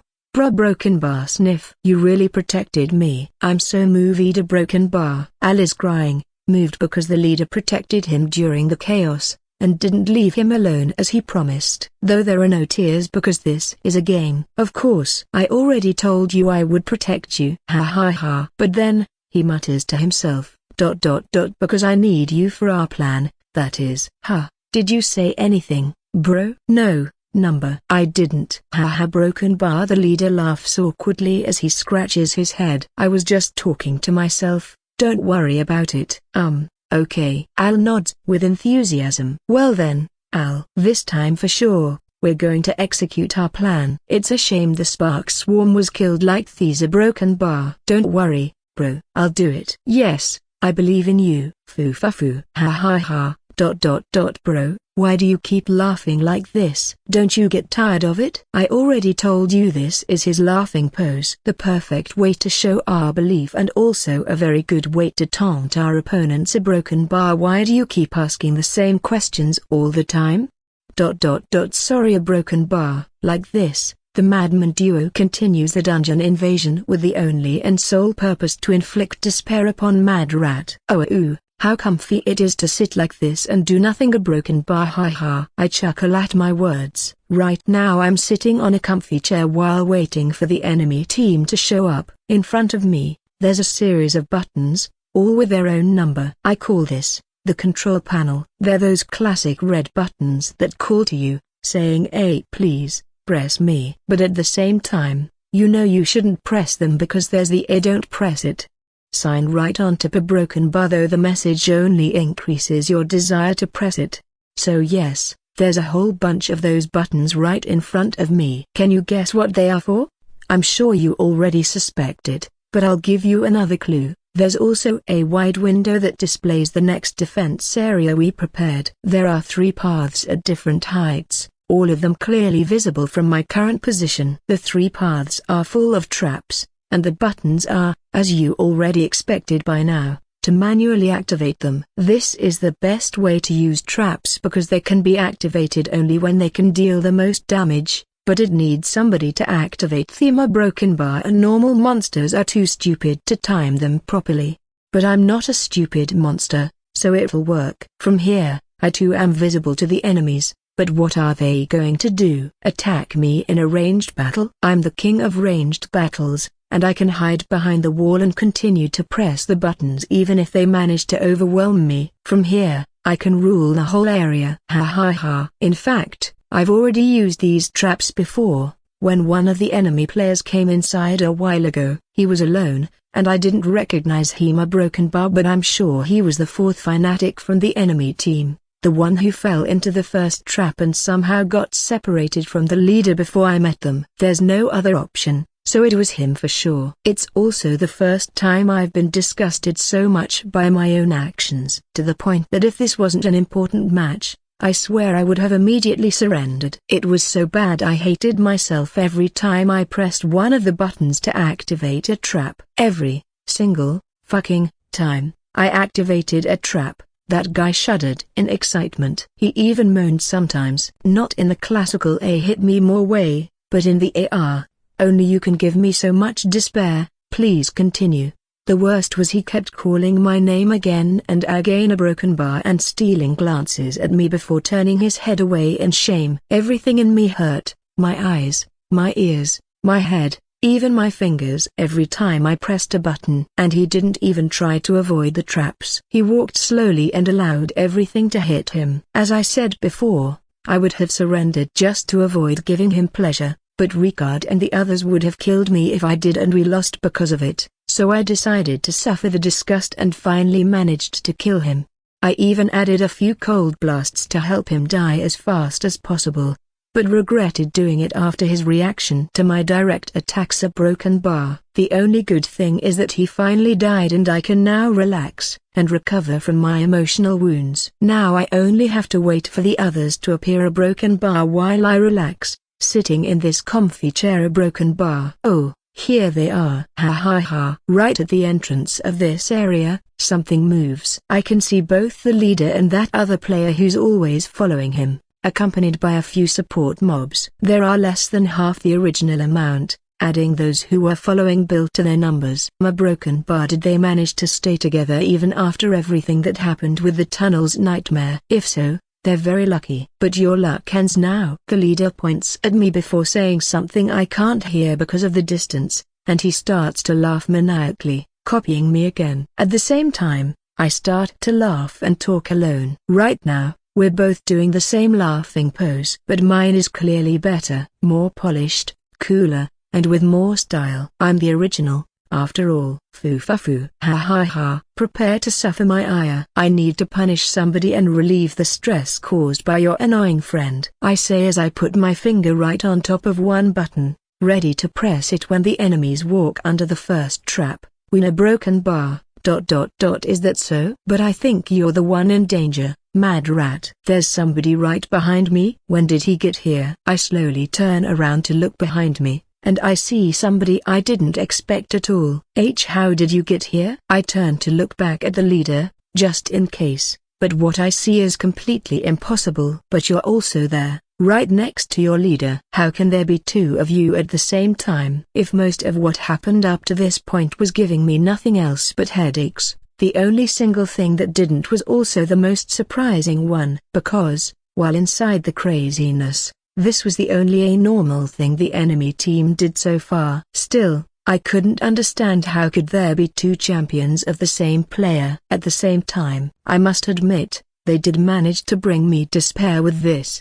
How did you get here? I ask once again. But the enemy player just shrugs his shoulders and doesn't answer my question. Ha, you don't need to know, because you'll die soon. At the same time, he jumps at me and swings a pair of daggers. I try to defend with my staff, randomly swinging it around, but he avoids it and hits me. Then, lightning shield activates and he takes some damage. It's a very little amount, but everything counts. I'm unlucky the special stun doesn't trigger, so he keeps attacking me in melee as I try to avoid his strikes. Fuck this. I can't defend myself, and he avoids most of my staff attacks. Why is he so good? Oh, yes. Startled because there are two of them and because he appeared right behind me, I forgot I'm actually a spellcaster. A broken bar. Why am I trying to fight against an enemy in melee? Am I stupid or what? Chain lightning. I cast chain lightning. I know it isn't the best spell against a single target,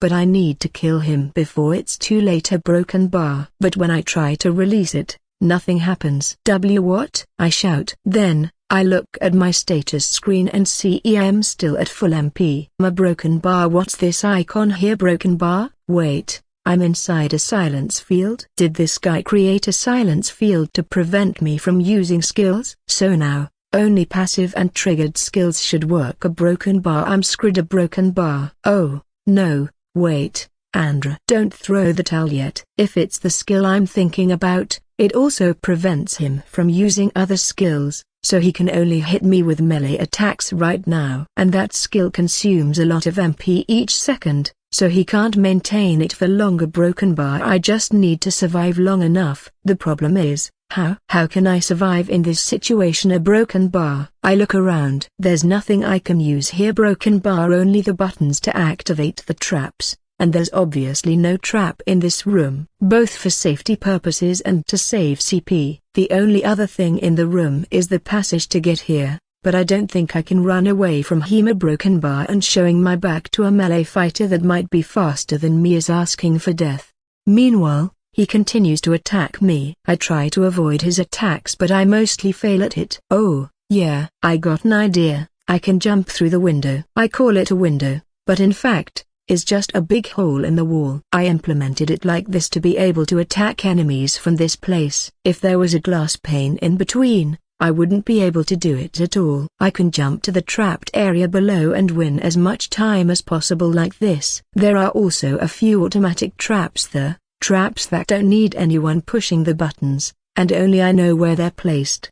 See you later, I say to the enemy player before jumping. I drop to the ground below, taking a little fall damage, and immediately start to run. Why do I feel I've been only running away all the time in this match? I must be dreaming. There's no way I, the greatest genius of all times, when it comes to random stuff, am losing so much in this match, forced to run away continuously. A broken bar.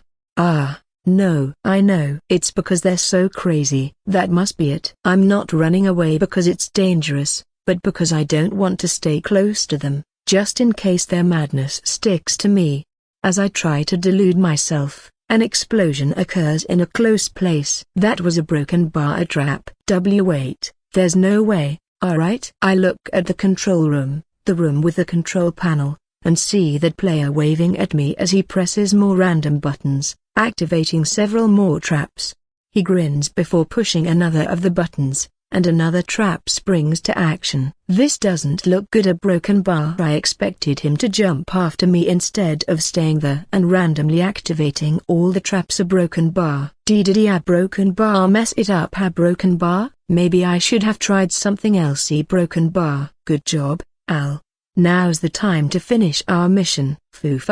Ha. The leader takes this chance to rush in my direction. He and the support mobs jump from the higher path to the one I'm currently in. Now that I look properly, the area right next to the leader doesn't have the champion's mark that appears on top of every player. A broken bar. It's impossible for it to be a player. It must be some kind of mob, maybe a doppelganger or something similar. A broken bar. Through this doesn't explain how did the real Al manage to reach the control room.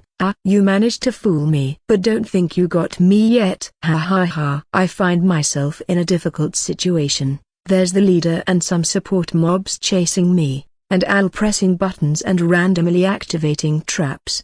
Everywhere, explosions, fire bursts, acid buckets, pitfalls. A broken bar. Any kind of imaginable trap activates at random places. Sometimes I take damage, and sometimes the leader or his mobs do, but most of the time they don't hurt anyone at all. The only saving grace is Al doesn't know where the traps are placed. If only I had planned to create a few rat-sized passages so I could run away using the rat. A broken bar. I really didn't expect to find myself in this situation. In theory, there was no need for me to be in this area. I should be overlooking everything from the control room. A broken bar. As I run, a snaring trap activates right below me, and vines and roots quickly wrap my arms and legs, forcefully stopping me. Then, I have to stay put while the leader and the other monsters catch up to me. Why did I put this trap here again? An ensnaring trap doesn't deal damage at all, it only stops enemies from moving, so it makes no sense if I wanted to kill them. Oh, yeah, how broken bar it was to make fun of the enemies and have an easier time aiming my ranged attacks and spells. Well, a broken bar, it backfired. I'm completely screwed right now. The enemies surround me and assail me from all directions at the same time. You got me, but I'll take as many of you as I can to the grave with me. Ha ha ha. As my HP gets lower, I spend all my MP in spells. The chain lightning spreads through the enemy's ranks, and their HP bars take a huge hit, but it isn't enough with a single one. With a second, there are a few of them with less than a quarter HP, but still no stunned enemies. I could use Grand Finale right now to kill all the surrounding enemies, but it's a useless thing to do. I don't know if some enemy would survive or not, and if they did, I would be killed on away our broken bar. But what's more important is that Al isn't inside the skill's range. After using the Grand Finale skill, my stats would decrease so much, there won't be any way for me to escape from him. I'm doomed anyway. So if I used Grand Finale here, I would reveal our team's secret weapon and achieve nothing at all. Better keep it a secret for the case that Shrikard, Laura, and Clara manage to destroy the enemy core and win this game. This won't be my end. Remember my words. I'll return. And I'll be stronger than ever. Foo-fa-foo. Ha ha ha. As I laugh for the last time, I release the third and last chain lightning. This is my most epic and cool pose. Engrave it in your retinas so you never forget my valiant sacrifice. If I'm going to die anyway, let's do it with style. Let's hope the other three can destroy the enemy's core before they do and we win this match. Hope is the last thing you lose. That's what they say. Foo-fa-foo. Ha ha ha. We did it. We achieved our objective. The prophecy has been fulfilled. In my phantasmal form, I can hear the crazy stuff the leader keeps saying. In the tournament, when you die, the other players can't see you or communicate with you at all, but you can still see and hear everything. Usually, I wouldn't mind it at all, but right now a broken bar. Can somebody shut him up, please? Or at least, let me leave the match and return to the waiting room so that I don't have to listen to him anymore. A broken bar, please? He. I'll be the one to break the core. A broken bar, la la la. He. Switching between laughing and humming, Clara swims in the underground lake. She's now close to the surface again, and the plump drops continued to fall into the water all around here. A broken bar, though she doesn't take any damage because the water reduces their velocity. There truly seems to be no end to those falling monsters at all. From time to time, she grabs a few of the poor guys, switching them for the ones she grabbed before, who aren't moving anymore. A broken bar, those that died because they were touching her champion for too long. I really like their tiny trunks. They somewhat look like a less versatile and minuscule furry tentacle. She brings one of them right next to her face and squishes it a few times before the decaying touch skill activates and it dies to the damage. I really want a plushie that looks like them. But how can I find a near broken bar? A broken bar. She keeps talking to herself until something catches her attention. Further ahead, coming from outside the water, there's a bright purple light. When it touches the water, it refracts and imitates the typical sunlight rays, except they are purple. It could mean lots of different things, but in DMA this light usually means the dungeon core is close. Ah, the dungeon core. Yeez, I made it. She spins around in glee. She even forgets about the plump drops and even releases all of them. We'll win thanks to me, and then I'll be praised. Clara speeds up and moves in the direction the light comes from, forgetting about everything else. She doesn't even notice that, as she reaches the surface of the lake, the number of plum drops falling on top of her decreases until they completely stop. For being so obsessed with them until a short while ago, she sure forgets about them pretty fast. Of course, it's because her only and true obsession is more important, getting Andrew's recognition. In fact, if she were to look upwards, she would see there are no holes in the ceiling anymore. It's impossible for more plump drops to drop on top of her. Furthermore, if she were to take a closer look, she would notice she's now swimming through a different cave, the entrance to it being underwater. He. But she can only think of one thing right now. I'll win this game. He. She brings her head out of the water and looks at what's ahead. As expected, there's the dungeon core a few meters away, emitting purple light and illuminating the whole area, and sitting on top of a crude stone altar.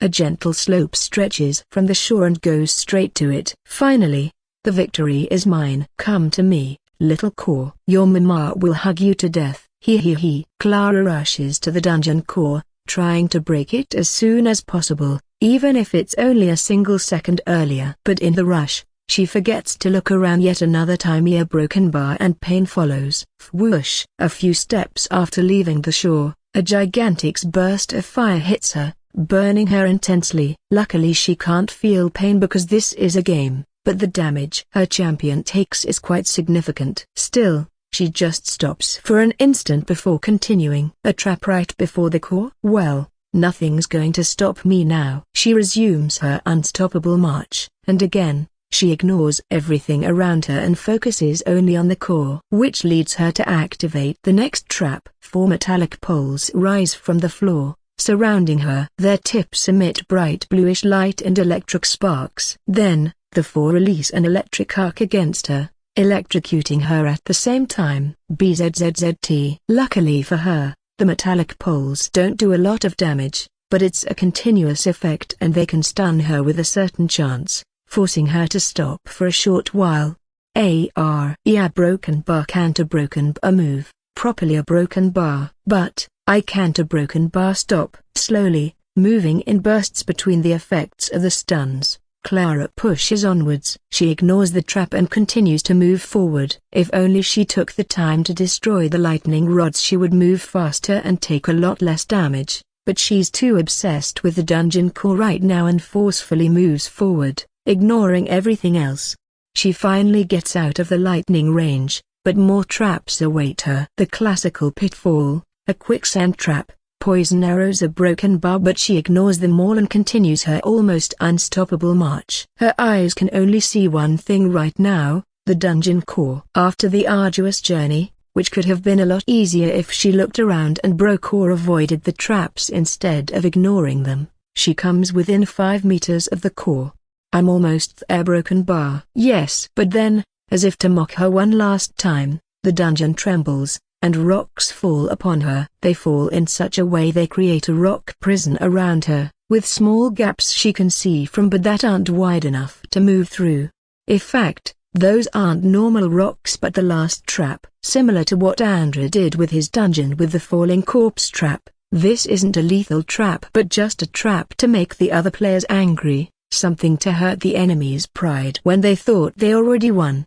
I can't reach the cow from here. Why did they have to fall on me? Most players would look for a way out of this trap after being trapped by it. In fact, it's as simple as attacking the rocks a few times and they will break, releasing the player that's inside. But not Clara. Clara is too obsessed with the dungeon core. That's just about arm's reach. It's close enough to think you can reach it if you extend your arm through one of the holes, but just far enough to not allow you to do it.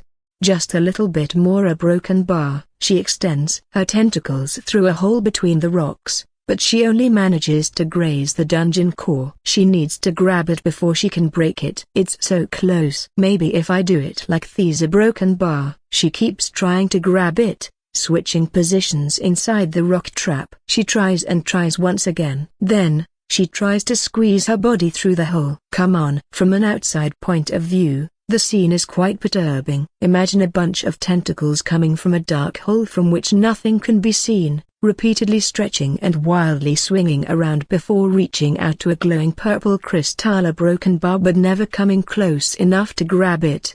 Clara changes positions one last time. Now I'll get it, our broken bar. Why yes, I got it. He. She doesn't waste any more time before crushing the dungeon core. It breaks into fine dust that disperses through the air. The purple light disappears with the last remaining remnants. The rock prison vanishes too, liberating Clara once again. Similar to what happens to every trap and monster in the dungeon. Immediately after, The game message announcing the end of the match appears in front of all players that participated in it. A thing most viewers couldn't understand is how could Clara keep her calm after activating so many traps. Most players would be very angry in her shoes, maybe even to the point of blaming themselves for their stupidity. The reason is simple: she didn't even register them at all. To her, she was just reaching out to the dungeon core. Everything that happened in between was simply ignored because the goal was the only important thing. He. Now brother will praise me. And he'll pat me too. He. This was the beginning of another session of an activity called A, pestering Andrew until he surrenders and does her bidding. After this match, Clara finally won the long-awaited head pats, accompanied by the "A you did well" praise she much wanted. Andrew did it in real life to avoid that disgusting and slimy texture her champion has, which he hated so much. In Andrew's opinion, she really deserved it. After all, he was dead and the enemies could go and win the match at any moment they so desired. A broken bar, though first, they would have to stop laughing like deranged maniacs and proclaiming to the world their beliefs. By the way, when the match ended, Laura and Ricard were still mining inside the giant monster. Yesterday, I had to do whatever my little sister asked for. Yeah, broken bar, I had to. I didn't have the leisure to choose. Otherwise, she would ensure I couldn't sleep properly for the next few days, turning my dreams into nightmares. A broken bar, and I'm not talking about the game. I complained, but she still forced me into it. I couldn't refuse her because of the last match, where I died and she destroyed the enemy core alone. It's not that I didn't want to. After all, we won the game thanks to her. But I still complained, because broken bar, where's the fun otherwise? Also, when I don't complain about this kind of stuff, the situation quickly escalates and her requirements turn kind of dangerous. By the way, talking about dangerous stuff or broken bar, it's kind of sinister and nightmarish, the scene where she keeps pushing through all those traps single-mindedly, staring at the dungeon core all the time and repeating the words "A brother, A destroy, and A praise."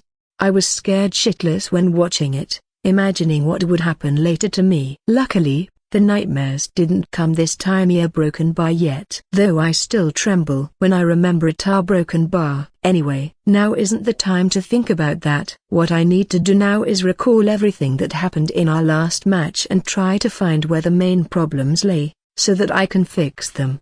Of course, I'm not going to do this alone. Broken bar, everyone in our team has something he or she should improve for the next match. For example, Ricard and Laura fighting each other inside the gigantic monster, Clara ignoring everything around her to reach the core, or them not wanting to retreat when they were in a bad situation and tried to force their way through with an extremely dangerous tactic. A broken bar.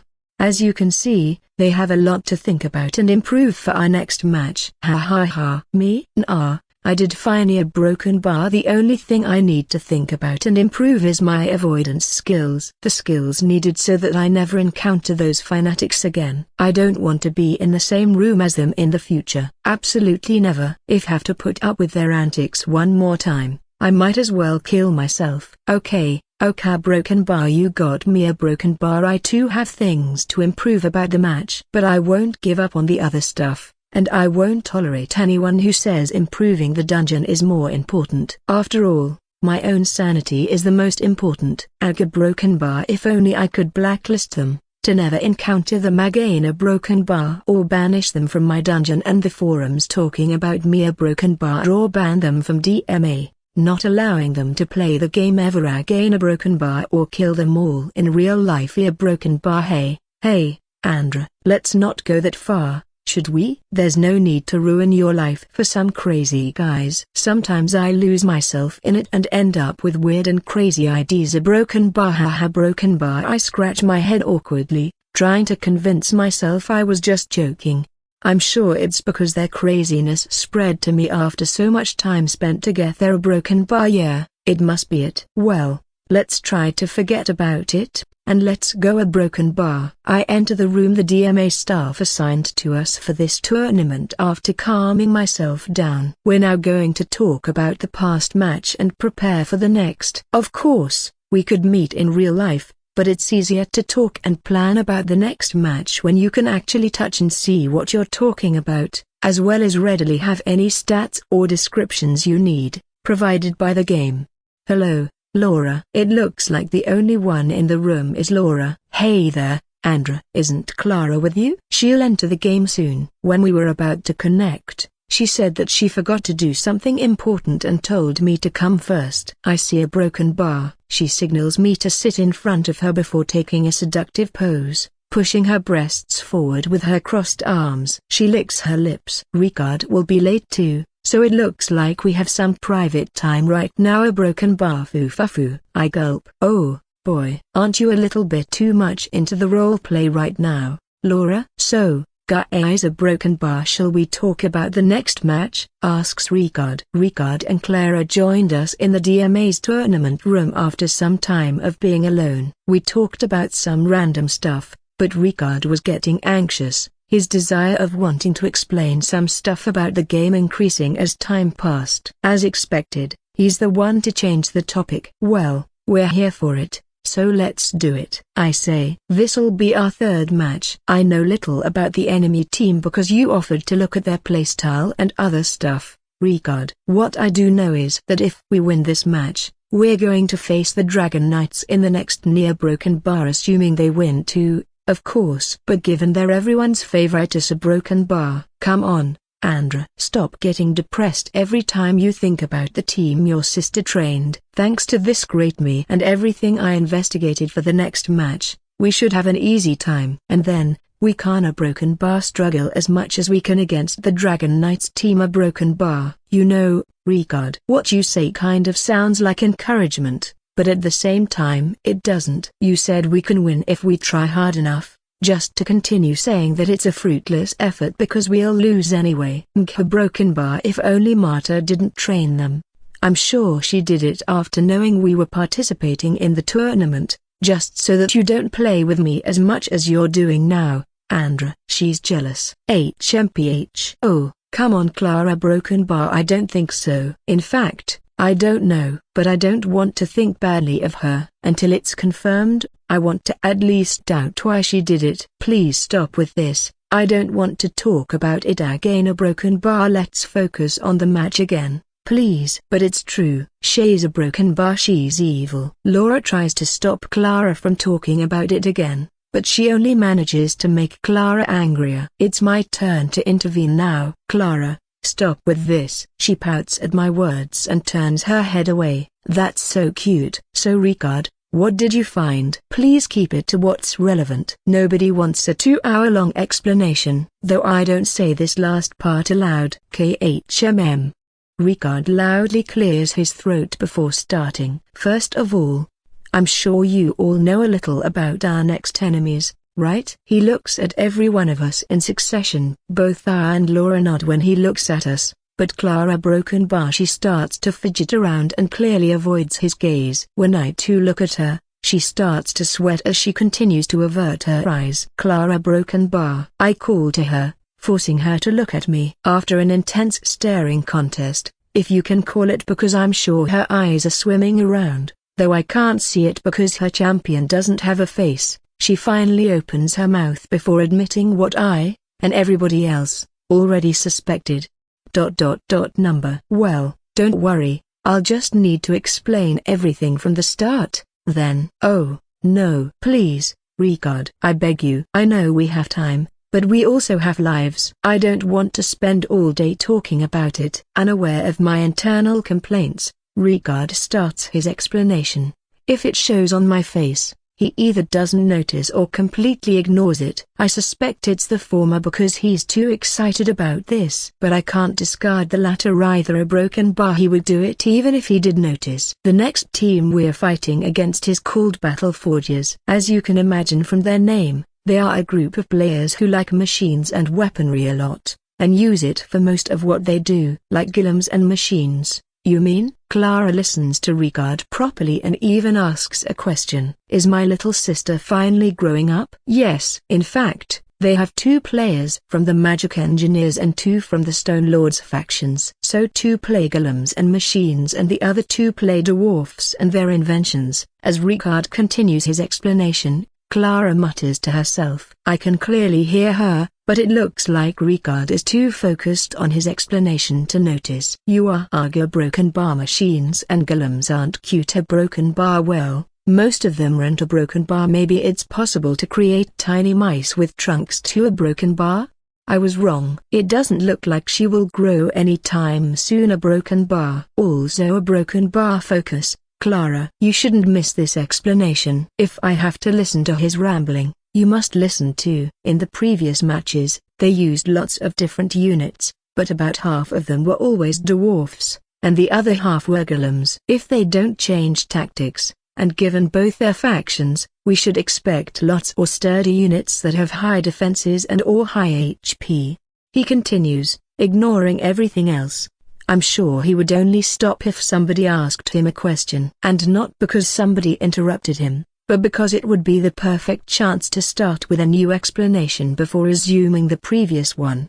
I just hope nobody asks anything. A broken bar. Also regarding their dungeon, they like to use small and compact ones. This way they can use the dwarfs and golems without worrying too much about their lack of speed, and it also helps with the immobile or absurdly slow traps, contraptions, and other machines they like to use. In fact, in the 2 matches until now, they kept all dungeon portals within 5 minutes of the dungeon core at maximum. Though this doesn't mean it's easy to reach it. A broken bar. What things do you think we need to look out for? What do you think is the most dangerous stuff for us? Laura, as our strategist, has to care about those things the most. That's why she makes this question. But I want to complain. Why did you ask a question during Ricard's knowledge drilling session? Don't you know this is asking for a slow and torturous death? It looks like this is going to take quite a while. Well, nothing new here. It's like this every single fucking time. A broken bar. The most important is a broken bar. As usual, I would ask somebody to kill me right now. In the game, not in real life, if not because he broken bar. We're in this special room the DMA staff created, and we can't die. We're invulnerable. Not even death can save my poor soul right now. I'm currently waiting for the match to start. The dungeon portal isn't working yet, as you would expect. It's interesting that it looks so different when activated compared to now. The stone arch that forms it looks dull, and instead of being able to see inside the enemy dungeon through it, there's a black rippling film that covers the whole area. It's a broken bar. Very sinister. So sinister I feel as if I were going to be sucked into a black hole or something of the like. Out of curiosity, I tried to touch it and it doesn't actually do anything. When you touch the rippling black surface, it feels the same as concrete. A broken bar. Concrete that's constantly changing shapes and rippling as if it were liquid. Really weird, if you ask me. But this is a game, so the devs can do whatever they want. This time, we have a well thought out plan. Unlike the first time, when we had no plan at all, or the last match, when everything we planned was useless because the enemy was so crazy. I turned to look behind me once again. There's a broken bar. Quite a lot of monsters here. This time we're using a few traps and most of our forces consist of monsters. I know a broken bar. It goes against my own style. But there was no other way around this time. We had no other choice than to do it because most traps aren't very useful against resilient enemies. A broken bar. Of course, I'm talking about traps that deal damage. If this match was a normal PvP one, we could prepare other traps that worked against tank units, but those traps are mostly to stall for time, a useless tactic in the tournament. A broken bar unless you don't care about winning as the All Shall Despair team did. Please a broken bar. Let's try to forget about theme. A broken bar. I got a headache just remembering what happened in the last match. A broken bar. Returning to the topic, please a broken bar. The useful traps in the tournament are the damaging ones and the ones that disrupt and disperse the enemy. Dealing 30 damage to a unit that was 50 horsepower is quite a lot. And if they're unlucky and activate a second one, they're dead. In this way, you steadily reduce the number of invaders without risking your units, and then finish the work fighting directly against the few enemies remaining. The problem is that, even if both dwarves and golems are resilient units, they play very differently. Dwarves usually go in tightly packed formations, so a trap that deals area damage can be devastating against them. But golems rely on stats and go generally alone, making high damage traps very effective against them. See where I'm going? The traps that work against dwarves do almost nothing against the golems and vice versa. Golems take negligible damage from area traps, and traps that deal damage to a single target might kill a dwarf. But a broken bar, it's like a drop in the ocean when there are a lot more right next to the one that died. So yes, we decided to avoid traps because we were not sure what units the enemy players are going to bring to this match. Instead, we have a healthy mix of monsters that can fight against any kind of enemy and are capable of adapting to the situation. They can adapt because we can give them orders. Okay? Don't go thinking a miracle happened and they're now actually intelligent. A broken bar. As I was saying before, there are a lot of monsters behind me. The plan is to attack the enemy dungeon with numbers. There are a lot of stitched, zombies and skeletons, imps and hellspawns, a broken bar and a bunch of whatever the basic abyss unit is called too. Those are the bulk of our forces, but our true power is in the elite units. There are a few from both Regard's and Laura's factions, as well as my two Nodder rabbits. Both Regard and Laura agreed to exploit the common weakness both dwarves and golems have, speed. In short, all our elite units are speedsters that can abuse their lack of movement speed, giving us an advantage in combat. That's the plan we have. We'll see if it actually works or not. The only fast units I have are the Nodder rabbits, so I could only bring 2 strong units to this match. But they are the fastest of all our units. Though I also bring the slowest ones, the Stitch Eater broken bar. I'm a man of extremes, ha ha ha. 6, 5, 4 a broken bar. Ups. I was so distracted I lost track of time. The match almost starts without me noticing. Ha ha ha. I look at Regard, who's right next to me. In this match, we're in charge of attacking the enemy dungeon while Laura and Clara will defend. Are you ready? The match is going to start soon. Oh, yes, I am. He asks me and I answer. Did he notice I was spaced out? Remember, you're in charge of the mobile units, Mad Rat. And don't forget, I'll hold the line with our slow and resilient units as you charge from the sides. I'm the anvil, and you're the hammer. Yes, I already know a broken bar. How many times does he have to repeat the same thing? Doesn't he grow tired of it? 3, 2, 1, battle start. The portal turns on as the dark film turns transparent. The match has started. I take a quick look at the enemy dungeon and see a broken bar. Is that a giant machine? It looks like it's charging something. There are giant coils and they grow brighter as the seconds pass. A broken bar. Oh, no, fuck. Run. From my side, Regard shouts to the units behind us before looking at me. When he sees I'm stunned and don't understand anything, he pulls me out of the way. Our monsters scatter in all directions at his order, like cockroaches. The amazing formations I spent so much time on, completely destroyed in an instant. Oh, what a shame. As Regard continues to drag me away, I see light coming through the dungeon portal. It's so bright it looks like the sunlight coming through a window in a very dark room. From this angle, I can't see what's happening on the other side, but so much light is kind of ominous. Sure enough,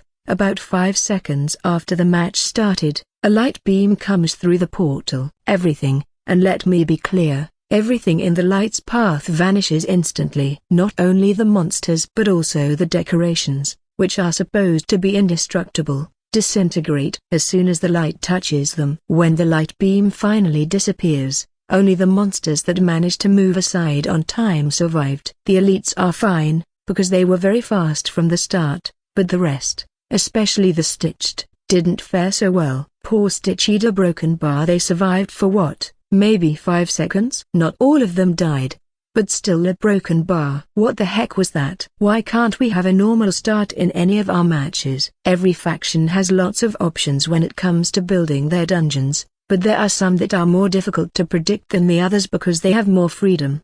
The thing is that, in PvP, it's important to exploit what you know about your enemy and use that information to your advantage. Exploit your enemy's weakness if you can, and protect yours. A difficult thing to do against the most versatile factions. That's why, in my opinion, the worst factions you can play against, when it comes to predicting what the enemy player will bring to the match, are the flesh monstrosities and the magic engineers. You'll never know for sure what units will the former use, nor what machines will the latter one have. Though, luckily, there are very few players in the higher rankings that play the flesh monstrosities, so we don't have to worry too much about them. Excerpt of an interview with a high-ranking DMA player. In front of me, the corpses of our, not, very cherished monsters are strewn throughout the room, forming a clear line. It looks as if a gigantic beam obliterated every unit that was in its path. A broken bar. Oh, yeah, broken bar. That's what actually happened. Ha ha ha. I try to make a joke to avoid crying. Not literally, you know what I mean. From my side, Ricard sends a killing glare at me. Is it because of my comment to broken bar? I was joking, Ricard. Joking. I signal him to calm down with my hand. It was a joke, don't take it too hard, okay? I know a broken bar. It's just that all our plans have been destroyed in the first few seconds of the match. A broken bar. Well, let's see how much damage we took. A broken bar. After saying this, he starts to reorganize our troops. At the same time he counts how many deaths we had. Isn't it dangerous to go into the beam's area of effect? Curious about the giant machine I saw before Ricard dragged me away, I steal a peek at the enemy's dungeon through the portal. A broken bar. It doesn't look like the enemies are moving. It must be because of this long and straight path right before the giant machine. Yeah, I'm sure of it. If they were on this path, they would be dead too. And killing your own units with your attacks isn't the smartest thing to do. Does this mean they're hiding somewhere else? I look around, but I only see two similar paths right next to the one in front of me. They're elevated, but with a gentle slope that goes downwards. Now that I look at them, this path is also going upward. It isn't possible to move between the paths because the height difference is too big, which means the only way we can go is towards the giant machine, following the straight path. The broken bar. Then, if the other two paths are the same, a broken bar. Oh, now I understand. The giant machine is at the point where the three paths meet, so the dungeon is clearly designed with it in mind. Maybe they can aim it towards any of the three paths. I can't see it from here, but this must mean the other two portals are on the two side paths. A broken bar. Hey, Baldy, I have both good news and bad news. He turns round to look at me but doesn't say anything. He's making the worst expression I've seen him make in quite a long time. An expression that's almost as grim as the time I literally ran away from him in the middle of one of his knowledge drilling sessions. It must be because we suffered too much from that light beam. Well, I'll say it anyway. The good news is that I don't think the giant machine is going to fire another beam anytime soon. Yeah, broken bar. If it's what I think it is, it'll take about 5 minutes to fire the beam again. It doesn't take too much time to fire, but it has a very long cooldown period. A broken bar. Sigh. Then, what are the bad ones? Isn't it bad enough what already happened? He turns around and makes a hand gesture to indicate he's listening to me. I'm sure he wants to continue what he was doing before I interrupted him. The bad news is that the enemy dungeon is designed with the machine that fired the beam in mind. I'm sure the three portals can be controlled with it, with straight paths, with nowhere to hide from its attack. Is that so, broken bar? Yeah, why not? They really got us with these. A broken bar. But I also have some other good news. Ha ha ha. I pause for a moment, looking at his back. He doesn't react whatsoever. They designed the dungeon in this way so that we can't avoid the beams, but they can't hide from them either. We can use this to our advantage. Finally, he turns his head to look at me. Did he really think everything was lost because we took so much damage and the enemy didn't lose anything at all? Well, there's no way I can accept this situation. I must pay them back. You see, we already have the perfect measure against them. Thanks to our fast elite units, we can reach the machine before it can fire again. Sure, they can block us with their own units, but if they do so, they'll be in the beam's area too. Foo. Ha ha ha. Ricard's expression finally returns to normal, but he's still not convinced about my plan. But this isn't good either. A broken bar. Regardless of how many units we use, they only need to sacrifice a similar number. A broken bar. No, an even smaller number of units to block us. So we'll only be losing anyway. I TSK at his words. TSK, TSK, TSK. What are you talking about, Ricard? How can they effectively stop us if we're faster than them? They'll need to use a lot more units to block us than you imagine. If they don't, we'll reach the giant machine and break it. I'm sure it's quite expensive, so if we destroy it, the balance will turn in our favor. And they can't afford it, so they have to spend more troops than we do. Huh. I understand what you mean, a broken bar. Also, there's something else, a broken bar. A broken bar. I turn around and look through the portal. Then, I raise my right hand and make a squeezing gesture with it, as if I was actually destroying the giant machine that's pointing in this direction, from the distance. I have a very nasty plan in mind. You see, a broken bar. If I can manage to lure at least one of their champions, a broken bar. Ha ha ha. He waits for me to finish my evil laughter. Anyway, we can't waste time. First of all, a broken bar. Baldy. How many losses did we take? If I didn't make a mistake, we lost 12 stitched, 5 imps, 2 hellspawns, 8 zombies, and 1 skeleton. I can't understand how did all of Lemon's units manage to survive a broken bar. I see a broken bar. I nod at his words. If I'm honest, I thought we would lose quite a bit more units. These numbers are within an acceptable range for it being such a strong and unexpected attack. Do you think it's possible to defend the dungeon with the remaining ones if you exclude the elite units? A broken bar maybe. As long as the enemy's focus isn't on us, we should be able to do it. With the enemy focus, I'm sure he means the other players. But if my plan works,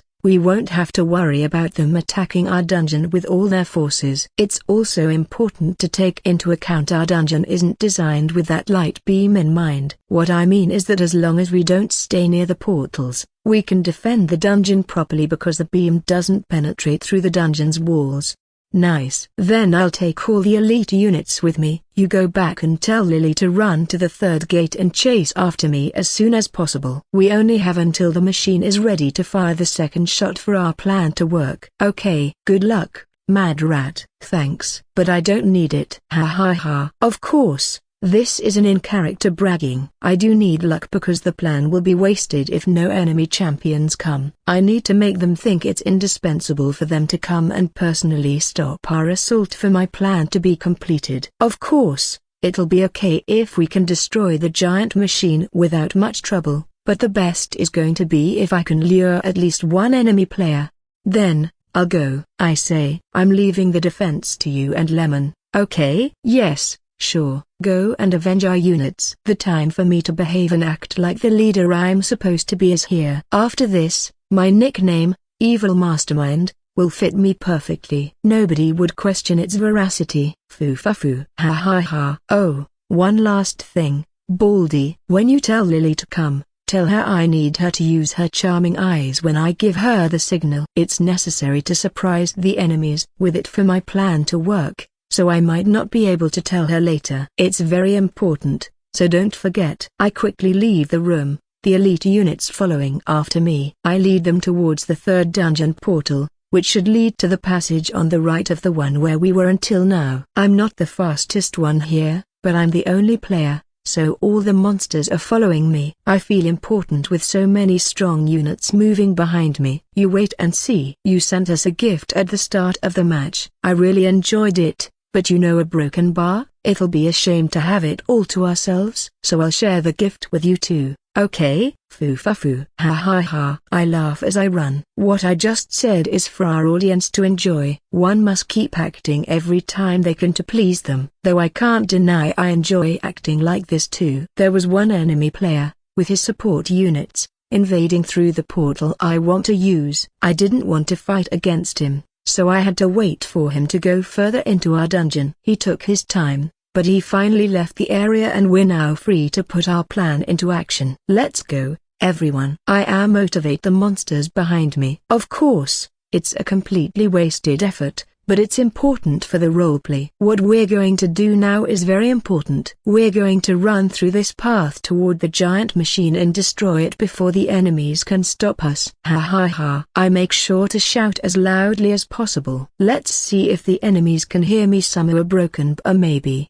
If the enemies hear it, it'll help to make my plan work. As the slowpokes they are, there's no way they can stop us. Everyone, follow me. I run through the portal and enter the enemy dungeon. As I already expected, we're now in the right elevated passage. From here I can see the central one, below us, from which we received the first attack, as well as the leftmost passage, which looks exactly the same as the one I'm currently in, but mirrored.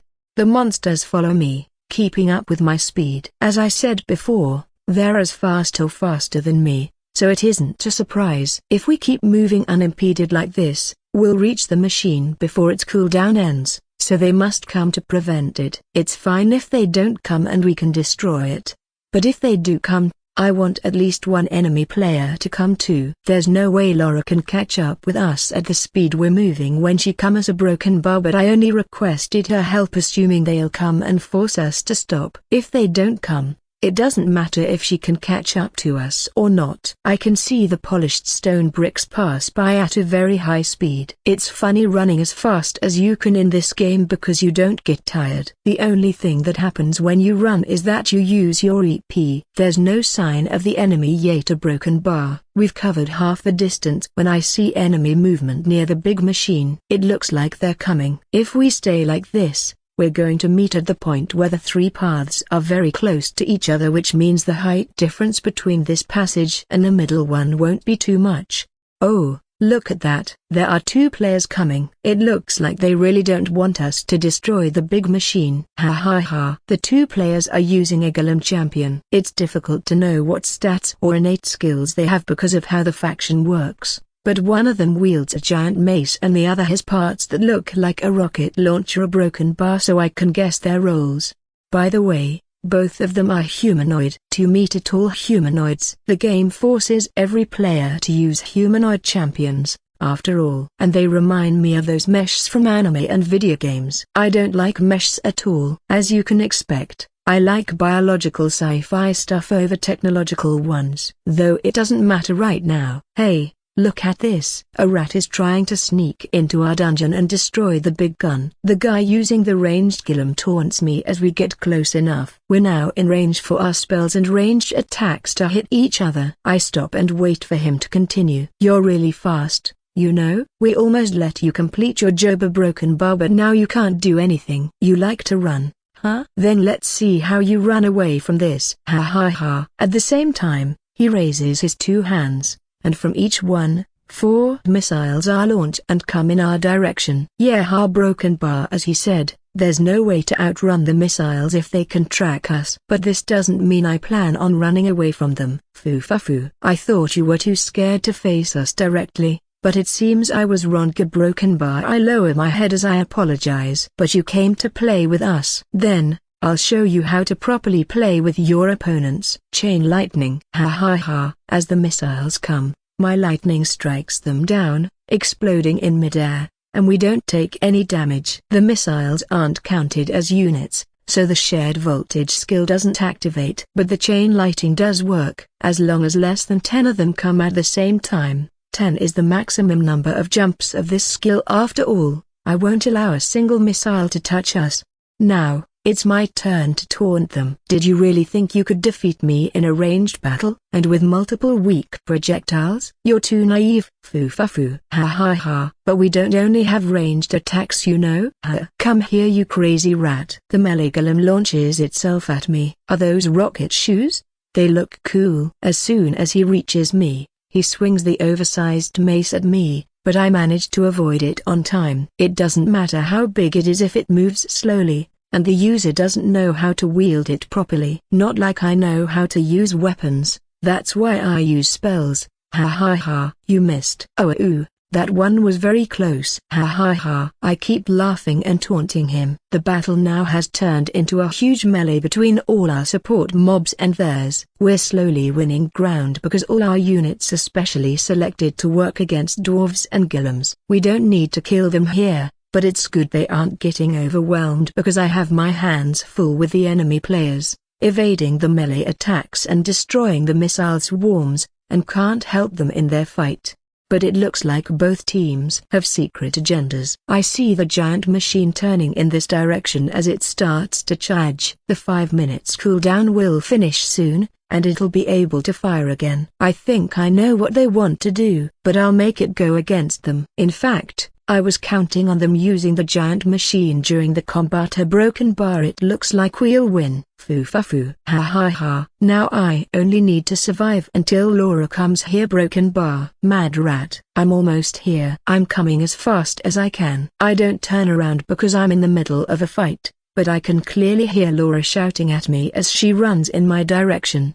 You got reinforcements? It doesn't matter because you're going to share the same fate. You'll all perish here. The melee golem player laughs at us as he sneakily gets closer to the edge. The other golem, the ranged one, is doing the same. Do you think I'm stupid? I can see what you're trying to do, and I won't allow you. Do you really think so? I return the taunt as I grin. I think you're wrong about one thing. A broken bar. It's you two who are going to die. A broken bar. Ha ha ha. The giant machine is about to release its light beam once again. Soon, the whole passage will be bathed in the light once again, obliterating everything in its path. Only that, this time, it won't be us the ones affected by the beam. A broken bar. But I need to time this properly. A broken bar. The machine charges the coils, and the light emitted intensifies. A broken bar. Just a bit more. A broken bar. Now I grab onto the melee player before he can jump to the lower floor as I shout to Laura. Now, Lily, use it now. Then take all our units and jump into the other passage. Quick. She hesitates for an instant but quickly understands what I mean. She uses her charming eyes skill against the enemy ranged player, who's stunned because of my action of grabbing onto his teammate, and then jumps onto the other passage. Now the ranged golem player won't be able to move either for the next 5 seconds. It'll be too late by then. Our elite forces jump after her, all of them taking a little damage because of the fall, though it's a negligible amount compared to the damage taken by the light beam. A broken bar, which, by the way, is already coming in our direction. Let go, you maniac. Don't you know you're going to be killed too? The enemy player shouts and struggles. He even punches me in the face, but he only manages to activate the lightning shield trigger and gets stunned. Ha ha ha, how unlucky you are. Let go, I said. Meanwhile, yeah, broken bar. Foo. Ha ha ha ha. When you prepare such an amazing gift for another player, it's only fair they give something back to you. Foo. Ha ha ha. A broken bar. I laugh as the light beam comes. Gotta stay in character even when death is just a step away. And I mean it literally. I shout one last time before the light beam engulfs us. Lily, go and destroy the giant machine. I'll finish the job here. What I enjoy the most is using the enemy's plans against themselves. If you know what the enemy's going to do next, it's very easy to thwart their plans and use them to your advantage. Famous phrase from one of the oldest highest ranking players, in the top 100 ranking. Ha ha ha ha. I laugh as the light comes near to us. Hey, isn't the sun a little bit too strong today? Everything it touches vanishes, disintegrates. A broken bar. Well, it doesn't, because the corpses remain. But it does kill everything in its path. A broken bar. The beam advances and swallows the ranged golem player, followed by their support mobs. A fun fact about the monster's AI is that they can't follow complex or unusual actions unless they're specifically modified to do them. This means the two players can make them run away, but they can't give them the order to do the same as Laura and our elite monsters did. Jump into the passage below. It is mainly because jumping into the lower passage means taking falling damage, a thing they avoid by default. The other players could give them the order to run away. But a broken bar. It's impossible to escape from the beam unless you leave the whole area, which means jumping and taking damage. Something they won't do unless they were programmed to do so. In contrast, our elite mobs only needed to follow Laura, a basic thing every monster can do, as long as the monster has at least 3 INT, which means the stitched can't. This is the easy way to make them move through or jump into dangerous areas. Something the enemy players can't do because I'm grabbing one and the other one is charmed, So broken bar, yes. All the support units they brought with them to stop our advance towards the big machine can only shiver in fear or run around like headless chickens until they find their inevitable death to the light beam. And at the same time, all our units are safe from it. A broken bar except for me, but this and that are different things. The beam finishes swallowing the enemy monsters and is about to swallow me and the other champion too. We have the privilege to see everyone dying before us. I mean a broken bar not see everyone dying before us, because the light is too bright to see anything. Shit. I never thought I'd be killed by our own plan. He assumes he's already dead and stops struggling. But not me. I don't plan on surrendering yet. I'm not sure if it'll work or not, and it doesn't matter at all, but I'll struggle with my all until the very end. I have a plan that might or might not work. A broken bar, about 50% chances to survive, I would say. I first thought of using the rat, but the light covers everything, so it wouldn't save me. But I do have another trump card hidden. A broken bar, not like the rat can be called a trump card at all, but I'll call it so anyway. By now, I'm sure you know what I'm talking about. I wait for as long as I can before I activate the grand finale skill. This is the first time I use it in this tournament. Why do I reveal the skill now? And what do I intend to use it for? You asked? Those are indeed very good questions, my friend. First of all, it doesn't matter if I show the skill right now because the light beam released by that machine is so strong and wide that it'll hide the grand finale visuals completely. This means I don't have to worry about the other teams discovering our trump card and thus wasting this opportunity. And also, you might have forgotten, but before the explosion from the grand finale happens, the user has 2 seconds of invulnerability. The skill has a 2-second delay so that there's a way for the enemies to avoid the explosion damage by running away, but getting killed after activating the skill would be too lame for a champion exclusive trump card that cripples you after using its skill. That's why the devs added the invulnerability during those 2 seconds. This adds counterplay both by the enemies and by the user. But it doesn't matter right now. A broken bar. What's important right now is that if I time it properly and the beam takes less than 2 seconds to pass through my position, I'll survive, and if it doesn't, I'll die. I'll be crippled anyway, so the only real difference is that if I survive I can command the support units to defend our dungeon, assuming I can return safely, that is. In fact, if I'm lucky, I might even mislead the other enemy teams into believing I have some kind of safety skill that prevents me from dying, like the God's intervention skill, a broken bar, and that I can activate it at will. After all, I died miserably against those mad cultists, so it can't be an automatic skill like God's intervention because it would have triggered then. Anyway, enough internal monologue. The light beam reaches me and the enemy champion, who's right next to me as I activate grand finale. Let's see if I survive or not. A broken bar. 1 second. The beam doesn't show any sign of disappearing yet. I can't see anything at all, only white. 1.5. Maybe I'm going to die regardless of what I did. Maybe I should have said an epic dying phrase instead of trying to survive via broken bar. If I die now, it'll be too lame. A broken bar. Well, at least I managed to kill 2 enemy champions with me, plus about 15 or so enemy mobs. Quite a good exchange if you ask me. 2 seconds. The grand finale light explosion happens and the invulnerability disappears. The light merges with the light beam and I can't see anything, but this time I don't know if it's the grand finale's visuals or the light beam. There's no time to say anything in just 2 seconds. But there's enough time to think because the brain works a lot faster than the mouth. I'm currently thinking about what'll we have for today's dinner. Yeah, I know, totally unrelated stuff. But I don't know what will happen, so what else can I do? Plan about the future, which might be a wasted effort. No thanks. The light finally disappears and a broken bar still alive? Ha ha ha ha. Not even your death machine can kill me. Ha ha ha ha. I immediately start to laugh, to stay in character, as I look around. There are a lot of corpses, including the 2 from the enemy players' champions. All went according to plan. I can't believe it. It's as if, as I far broken bar, maybe I really am the evil mastermind, as so many players like to call me. Foo-fa-foo. Ha ha ha. As I continue to laugh, I retreat from the enemy dungeon, limping in our dungeon's direction. I must reach a safe place before any enemy finds me or I'm dead. I mean, after having my stats reduced I have like 2 speed and a little over 100 maximum HP and even less HP. At her broken bar, oh my god. I only have 23 horsepower remaining. It makes sense. Broken bar, the stat reduction is calculated on a % of the current HP, minus the damage I take from the maniac skill. A broken bar. I'm lucky I didn't kill myself. Imagine how ridiculous it would be to kill myself to avoid getting killed by the enemy. A broken bar. I will then have to kill myself again to bury the shame. I run as fast as I can, with the reduced speed, which is almost as slow as a fucking stitched. How ridiculously slow must they be so that even with 1/4 of my original speed, I still move faster than them.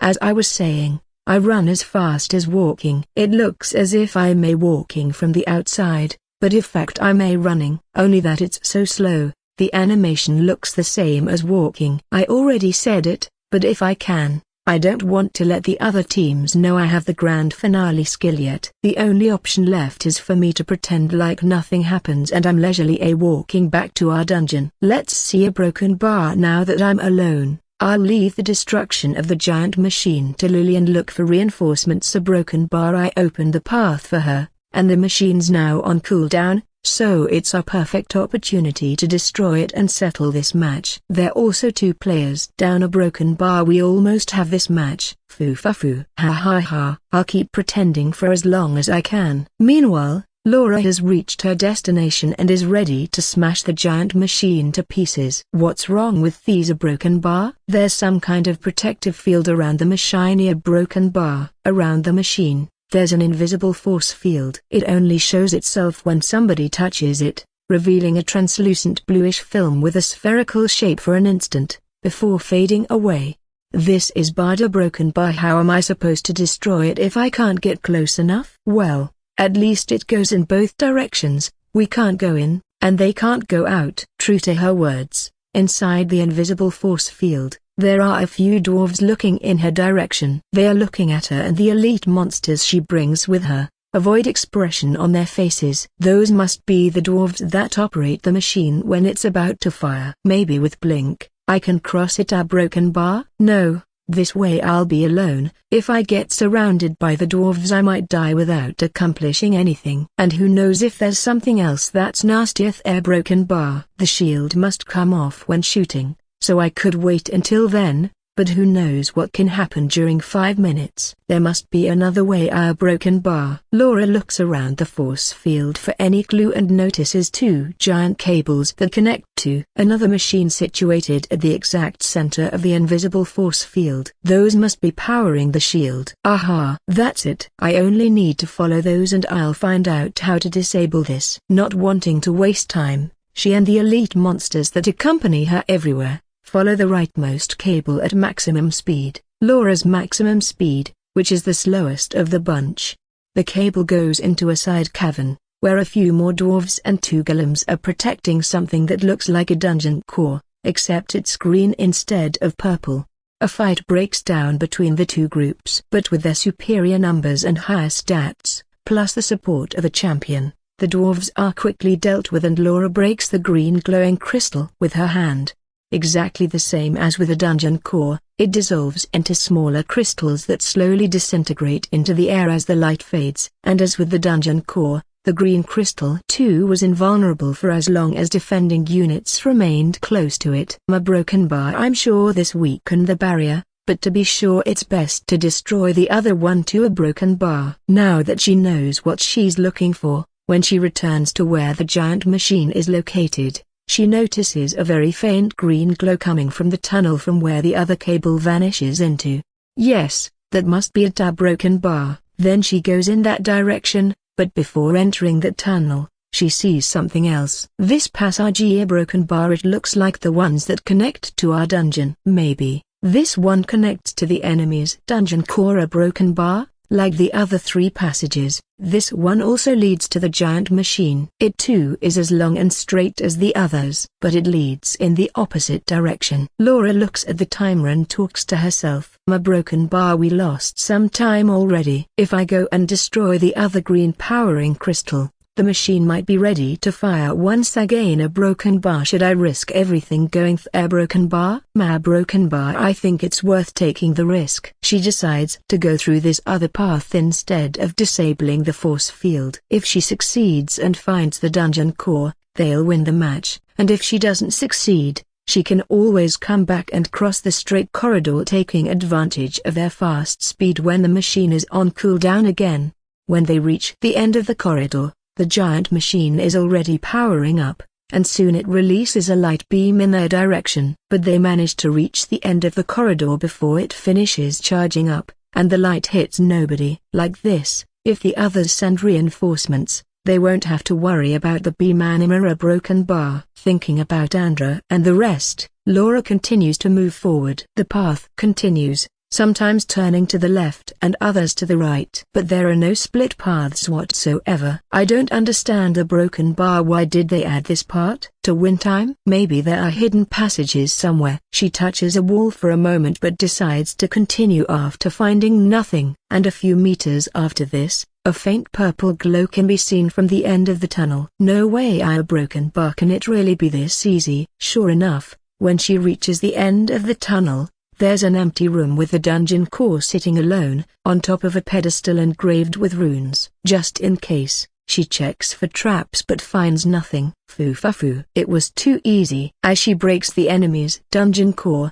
she strikes a victory pose. They got too greedy on the giant machine, and it was their undoing. Their last defenses must have been the ones Mad Rat baited before, giving me an easy way to the core. A broken bar. Foo-fa-foo. Soon after, the victory or defeat screen appears on every player involved in the match. Amazing plan, Mad Rat. Though I don't know what would have happened if it backfired. A broken bar. This marked the end of the third match for the League of Evil. By the way, Andreu was ambushed by a few dwarves on his way back and died a miserable death, though he didn't forget to feign to be doing alright until he died a broken bar, as if he didn't have his stats reduced to a quarter. Did you really think you understand what's happening in this damned dungeon, and that there's no need to worry at all? Then I ask you to share your strategy with me, because if there's one single fucking thing you should never assume, is that you know how this dungeon works. The player who designed this dungeon is the master of deceiving people, the greatest liar, the most unpredictable player you'll ever find. Every time you think something works in a specific way, you'll find it actually doesn't, and only get yourself killed. Or the other way around, when you think something is dangerous, it's actually harmless. It might even be that something looks exactly what it is. A broken bar maybe. I don't know. If you believe I'm wrong, prove it to me. I'm sure the evil mastermind is chuckling at your futile efforts. Extract from the chapter A, Relearning Exploration from A, How to Stay Sane in the Mad Rat's Lab. Did you see the matches in the last round? It's funny how this time the most interesting matches are in the lowest level group of players, the level 5-1. I laughed so much at the match between the two crazy groups. My broken bar. Let's see if I remember. A broken bar. One was called All Shall Despair, but the other a near broken bar. It was a very lame name. A broken bar. The League of Evil. A boy enthusiastically talks with the girl sitting in front of him, who calmly listens to him. They're having breakfast at a cafe. Yes, that's the name. It's lame, but their antics, especially the one who calls himself Mad Rat, are very funny. Well, a broken bar. I enjoy a lot more the matches of the Sword Sorcery team. They might be my favorite team. I prefer planning and tactics over random craziness. A broken bar. Is that so? Then you must enjoy the Dragon Knights matches too. You mean the favorites to win the tournament? I think they are too strong for the matches to be interesting. They won the match against Lancelot's team, the Knights of the Round Table, so easily. A broken bar. I don't enjoy watching a match when you already know who will win before it starts. But it was so amazing. That player, Mackerel, is incredible. I play the game too, and I would never be able to do what she does. She looks like a professional player. I look forward to seeing how that League of Evil fares against her team. I want to see them struggle. Ha ha ha. You see, in fact, a broken bar. The girl gets closer to the boy and whispers in his ear. They say Mackerel isn't her actual name. In fact, They say mackerel in fact ice a broken bar. After listening to her, the boy opens his eyes wide, a surprised expression all over his face. No way I a broken bar. Do you really think this is true? Because if it ice a broken bar. As the tournament continued, there was a certain rumor spreading through the viewers, a rumor about the Dragon Knights team and, in particular, their leader, Mackerel. It was something Andreu and his friends would discover soon enough. So Broken Bar, any idea about what we can do for the next match against the Dragon Knights? We're yet another time inside the room the DMA staff gave us for this tournament, planning the next match. This time we'll have to face the strongest team in the tournament, the one most viewers think will win. Of course, this isn't settled in stone and any team might beat them in a stroke of luck, like us, in our next match. But this doesn't mean we are that team. Heck, even I don't think we can make it past this round. Laura lowers her head in shame and says nothing. This is bad. Our strategist is the first one to throw the towel. Though I am not going to blame her a broken bar after seeing Mackerel slaughter her way through every match, and her 3 companions that are good enough by themes all this a broken bar. I can't think of any way to stop them. For some odd reason, her name sounds familiar. Mackerel a broken bar. It's as if I've heard that name somewhere before. It's weird, because I'm new to this game, so I shouldn't know anyone since long ago. And I don't know any famous player with that name a broken bar. I look at Clara. Unlike usual, when she avoids my gaze so that I don't discover she didn't investigate the other party at all, this time she gazes back at me and raises her tentacle fist up high, loudly proclaiming, "I have an idea. And I'm sure it'll work. We just have to disconnect from the game and punch Marta until she reveals every weakness the Dragon Knights have. This way, we'll be the ones dominating the game." He. What the heck are you saying, Clara? I hold her fist and force her to lower it. Are you really going to attack our sister for a match inside a game? Also, how many times do I have to tell you to not use violence? But it's her fault we're in this situation. She should pay for her acts. And the time's now. I smack her on the head once. She pouts, but it seems she finally calmed down. Our broken bar, come on, Andreu. It's her fault we're now in this situation. Just a little beat her broken bar. She raises her fist once again, swinging it around as if she's going to smack someone's face. I said no violence. Okay, broken bar. It's true it's because of her that we are in this situation now, but this doesn't mean you can beat her. Clara looks at me with puppy eyes. She doesn't want to let Marta go, doesn't she? I sigh. If you still want to try it, you can go and ask her to betray her comrades to help us. Maybe if you do it with your puppy eyes and appeal to her properly she'll help you. Say broken bar but no violence. Yay. You'll see, Andreu. I'll ask her nicely and make sure she tells me everything. Yes, a broken bar. Good luck there, Clara. And good luck to you too, Marta. You're going to need it. Though I don't expect anything from this a broken bar. It isn't like I don't believe in Clara, but that I know Marta too well. If it were only Marta's comrades who are affected, or if Clara was the only one fighting against the Dragon Knights, she might tell Clara everything. But this time I'm the a broken bar. Plus it isn't Marta's comrades, but a team she spent lots of effort and time training. I'm sure she wants them to win, and there's no way she's going to help us in this situation. Well, who knows? You can never say never. Maybe it's a miracle and it works. I look one last time at Laura, just in case she came up with something, but it doesn't look like it's the case. Then, as usual, I'll leave Ricard for the end. It's now my turn. I do have some idea, if you can call what I have in my mind as an idea, that ice a broken bar. I start talking, and both Laura and Ricard immediately change their gloomy expressions for a mix of interest and suspicion. It's normal for them to react like this because my ideas tend to be a little bit crazy and unexpected. They might work and win us the game, or fail and put us in a dire situation. But this idea, a broken bar, isn't going to be any different from usual. So, I have the grand finale skill, and the enemies shouldn't know that I have it, our broken bar, unless they somehow learned about it in the last game, a broken bar? I turn to look at Ricard, but he shakes his head in denial. If not even he could identify the grand finale skill, which I used to survive the light beam from the giant machine, Even knowing about it beforehand, nobody should be able to identify it. If I'm confident about one thing regarding Ricard, it's his geekiness. There was something weird at the end because the visual effects from your light explosion and the original Doom Ray merged together a broken bar, but it's impossible to identify what skill you used only with this. Some naive viewers might even think it's just the same Doom Ray as the other times, but not even experts like myself can be sure of what happened at that time. Just that you survived, so you must have a skill that gives invulnerability. A broken bar may be like the God's Intervention 1, or other skills like a broken bar. I resume my explanation, interrupting him. It was a nice explanation, but you were going to deviate from the original question. Ricard, a broken bar. Why can't you stop talking about game stuff when you start, instead of telling only the relevant stuff?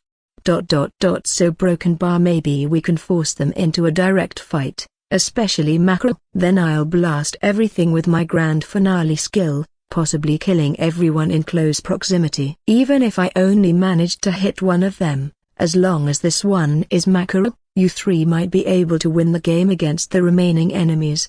A broken bar. I see what you mean, a broken bar. Laura puts her hand on her chin as she thinks about my idea. But if it fails, it won't be possible to make a comeback. But it might be our only chance here. Broken bar. Maybe we can plan a strategy around these. A broken bar. Then I'll leave it to you, Laura. I'm sure you can make a better plan than me. The only thing that remains now is knowing as much as possible about our opponents. A broken bar. I turn my head to look at Ricard, who's practically jumping in excitement because he knows it's now his turn. He's both the one in charge of the game knowledge and the one who investigates the enemies in detail. An indispensable person for the team. If only he could get to the point. A broken bar. But before he can start, it's Clara the first one to react. Yes, and I just have to force Marta into spilling everything, says Clara, pressing her right fist against her left palm. Clara, didn't we talk about this already? Yes,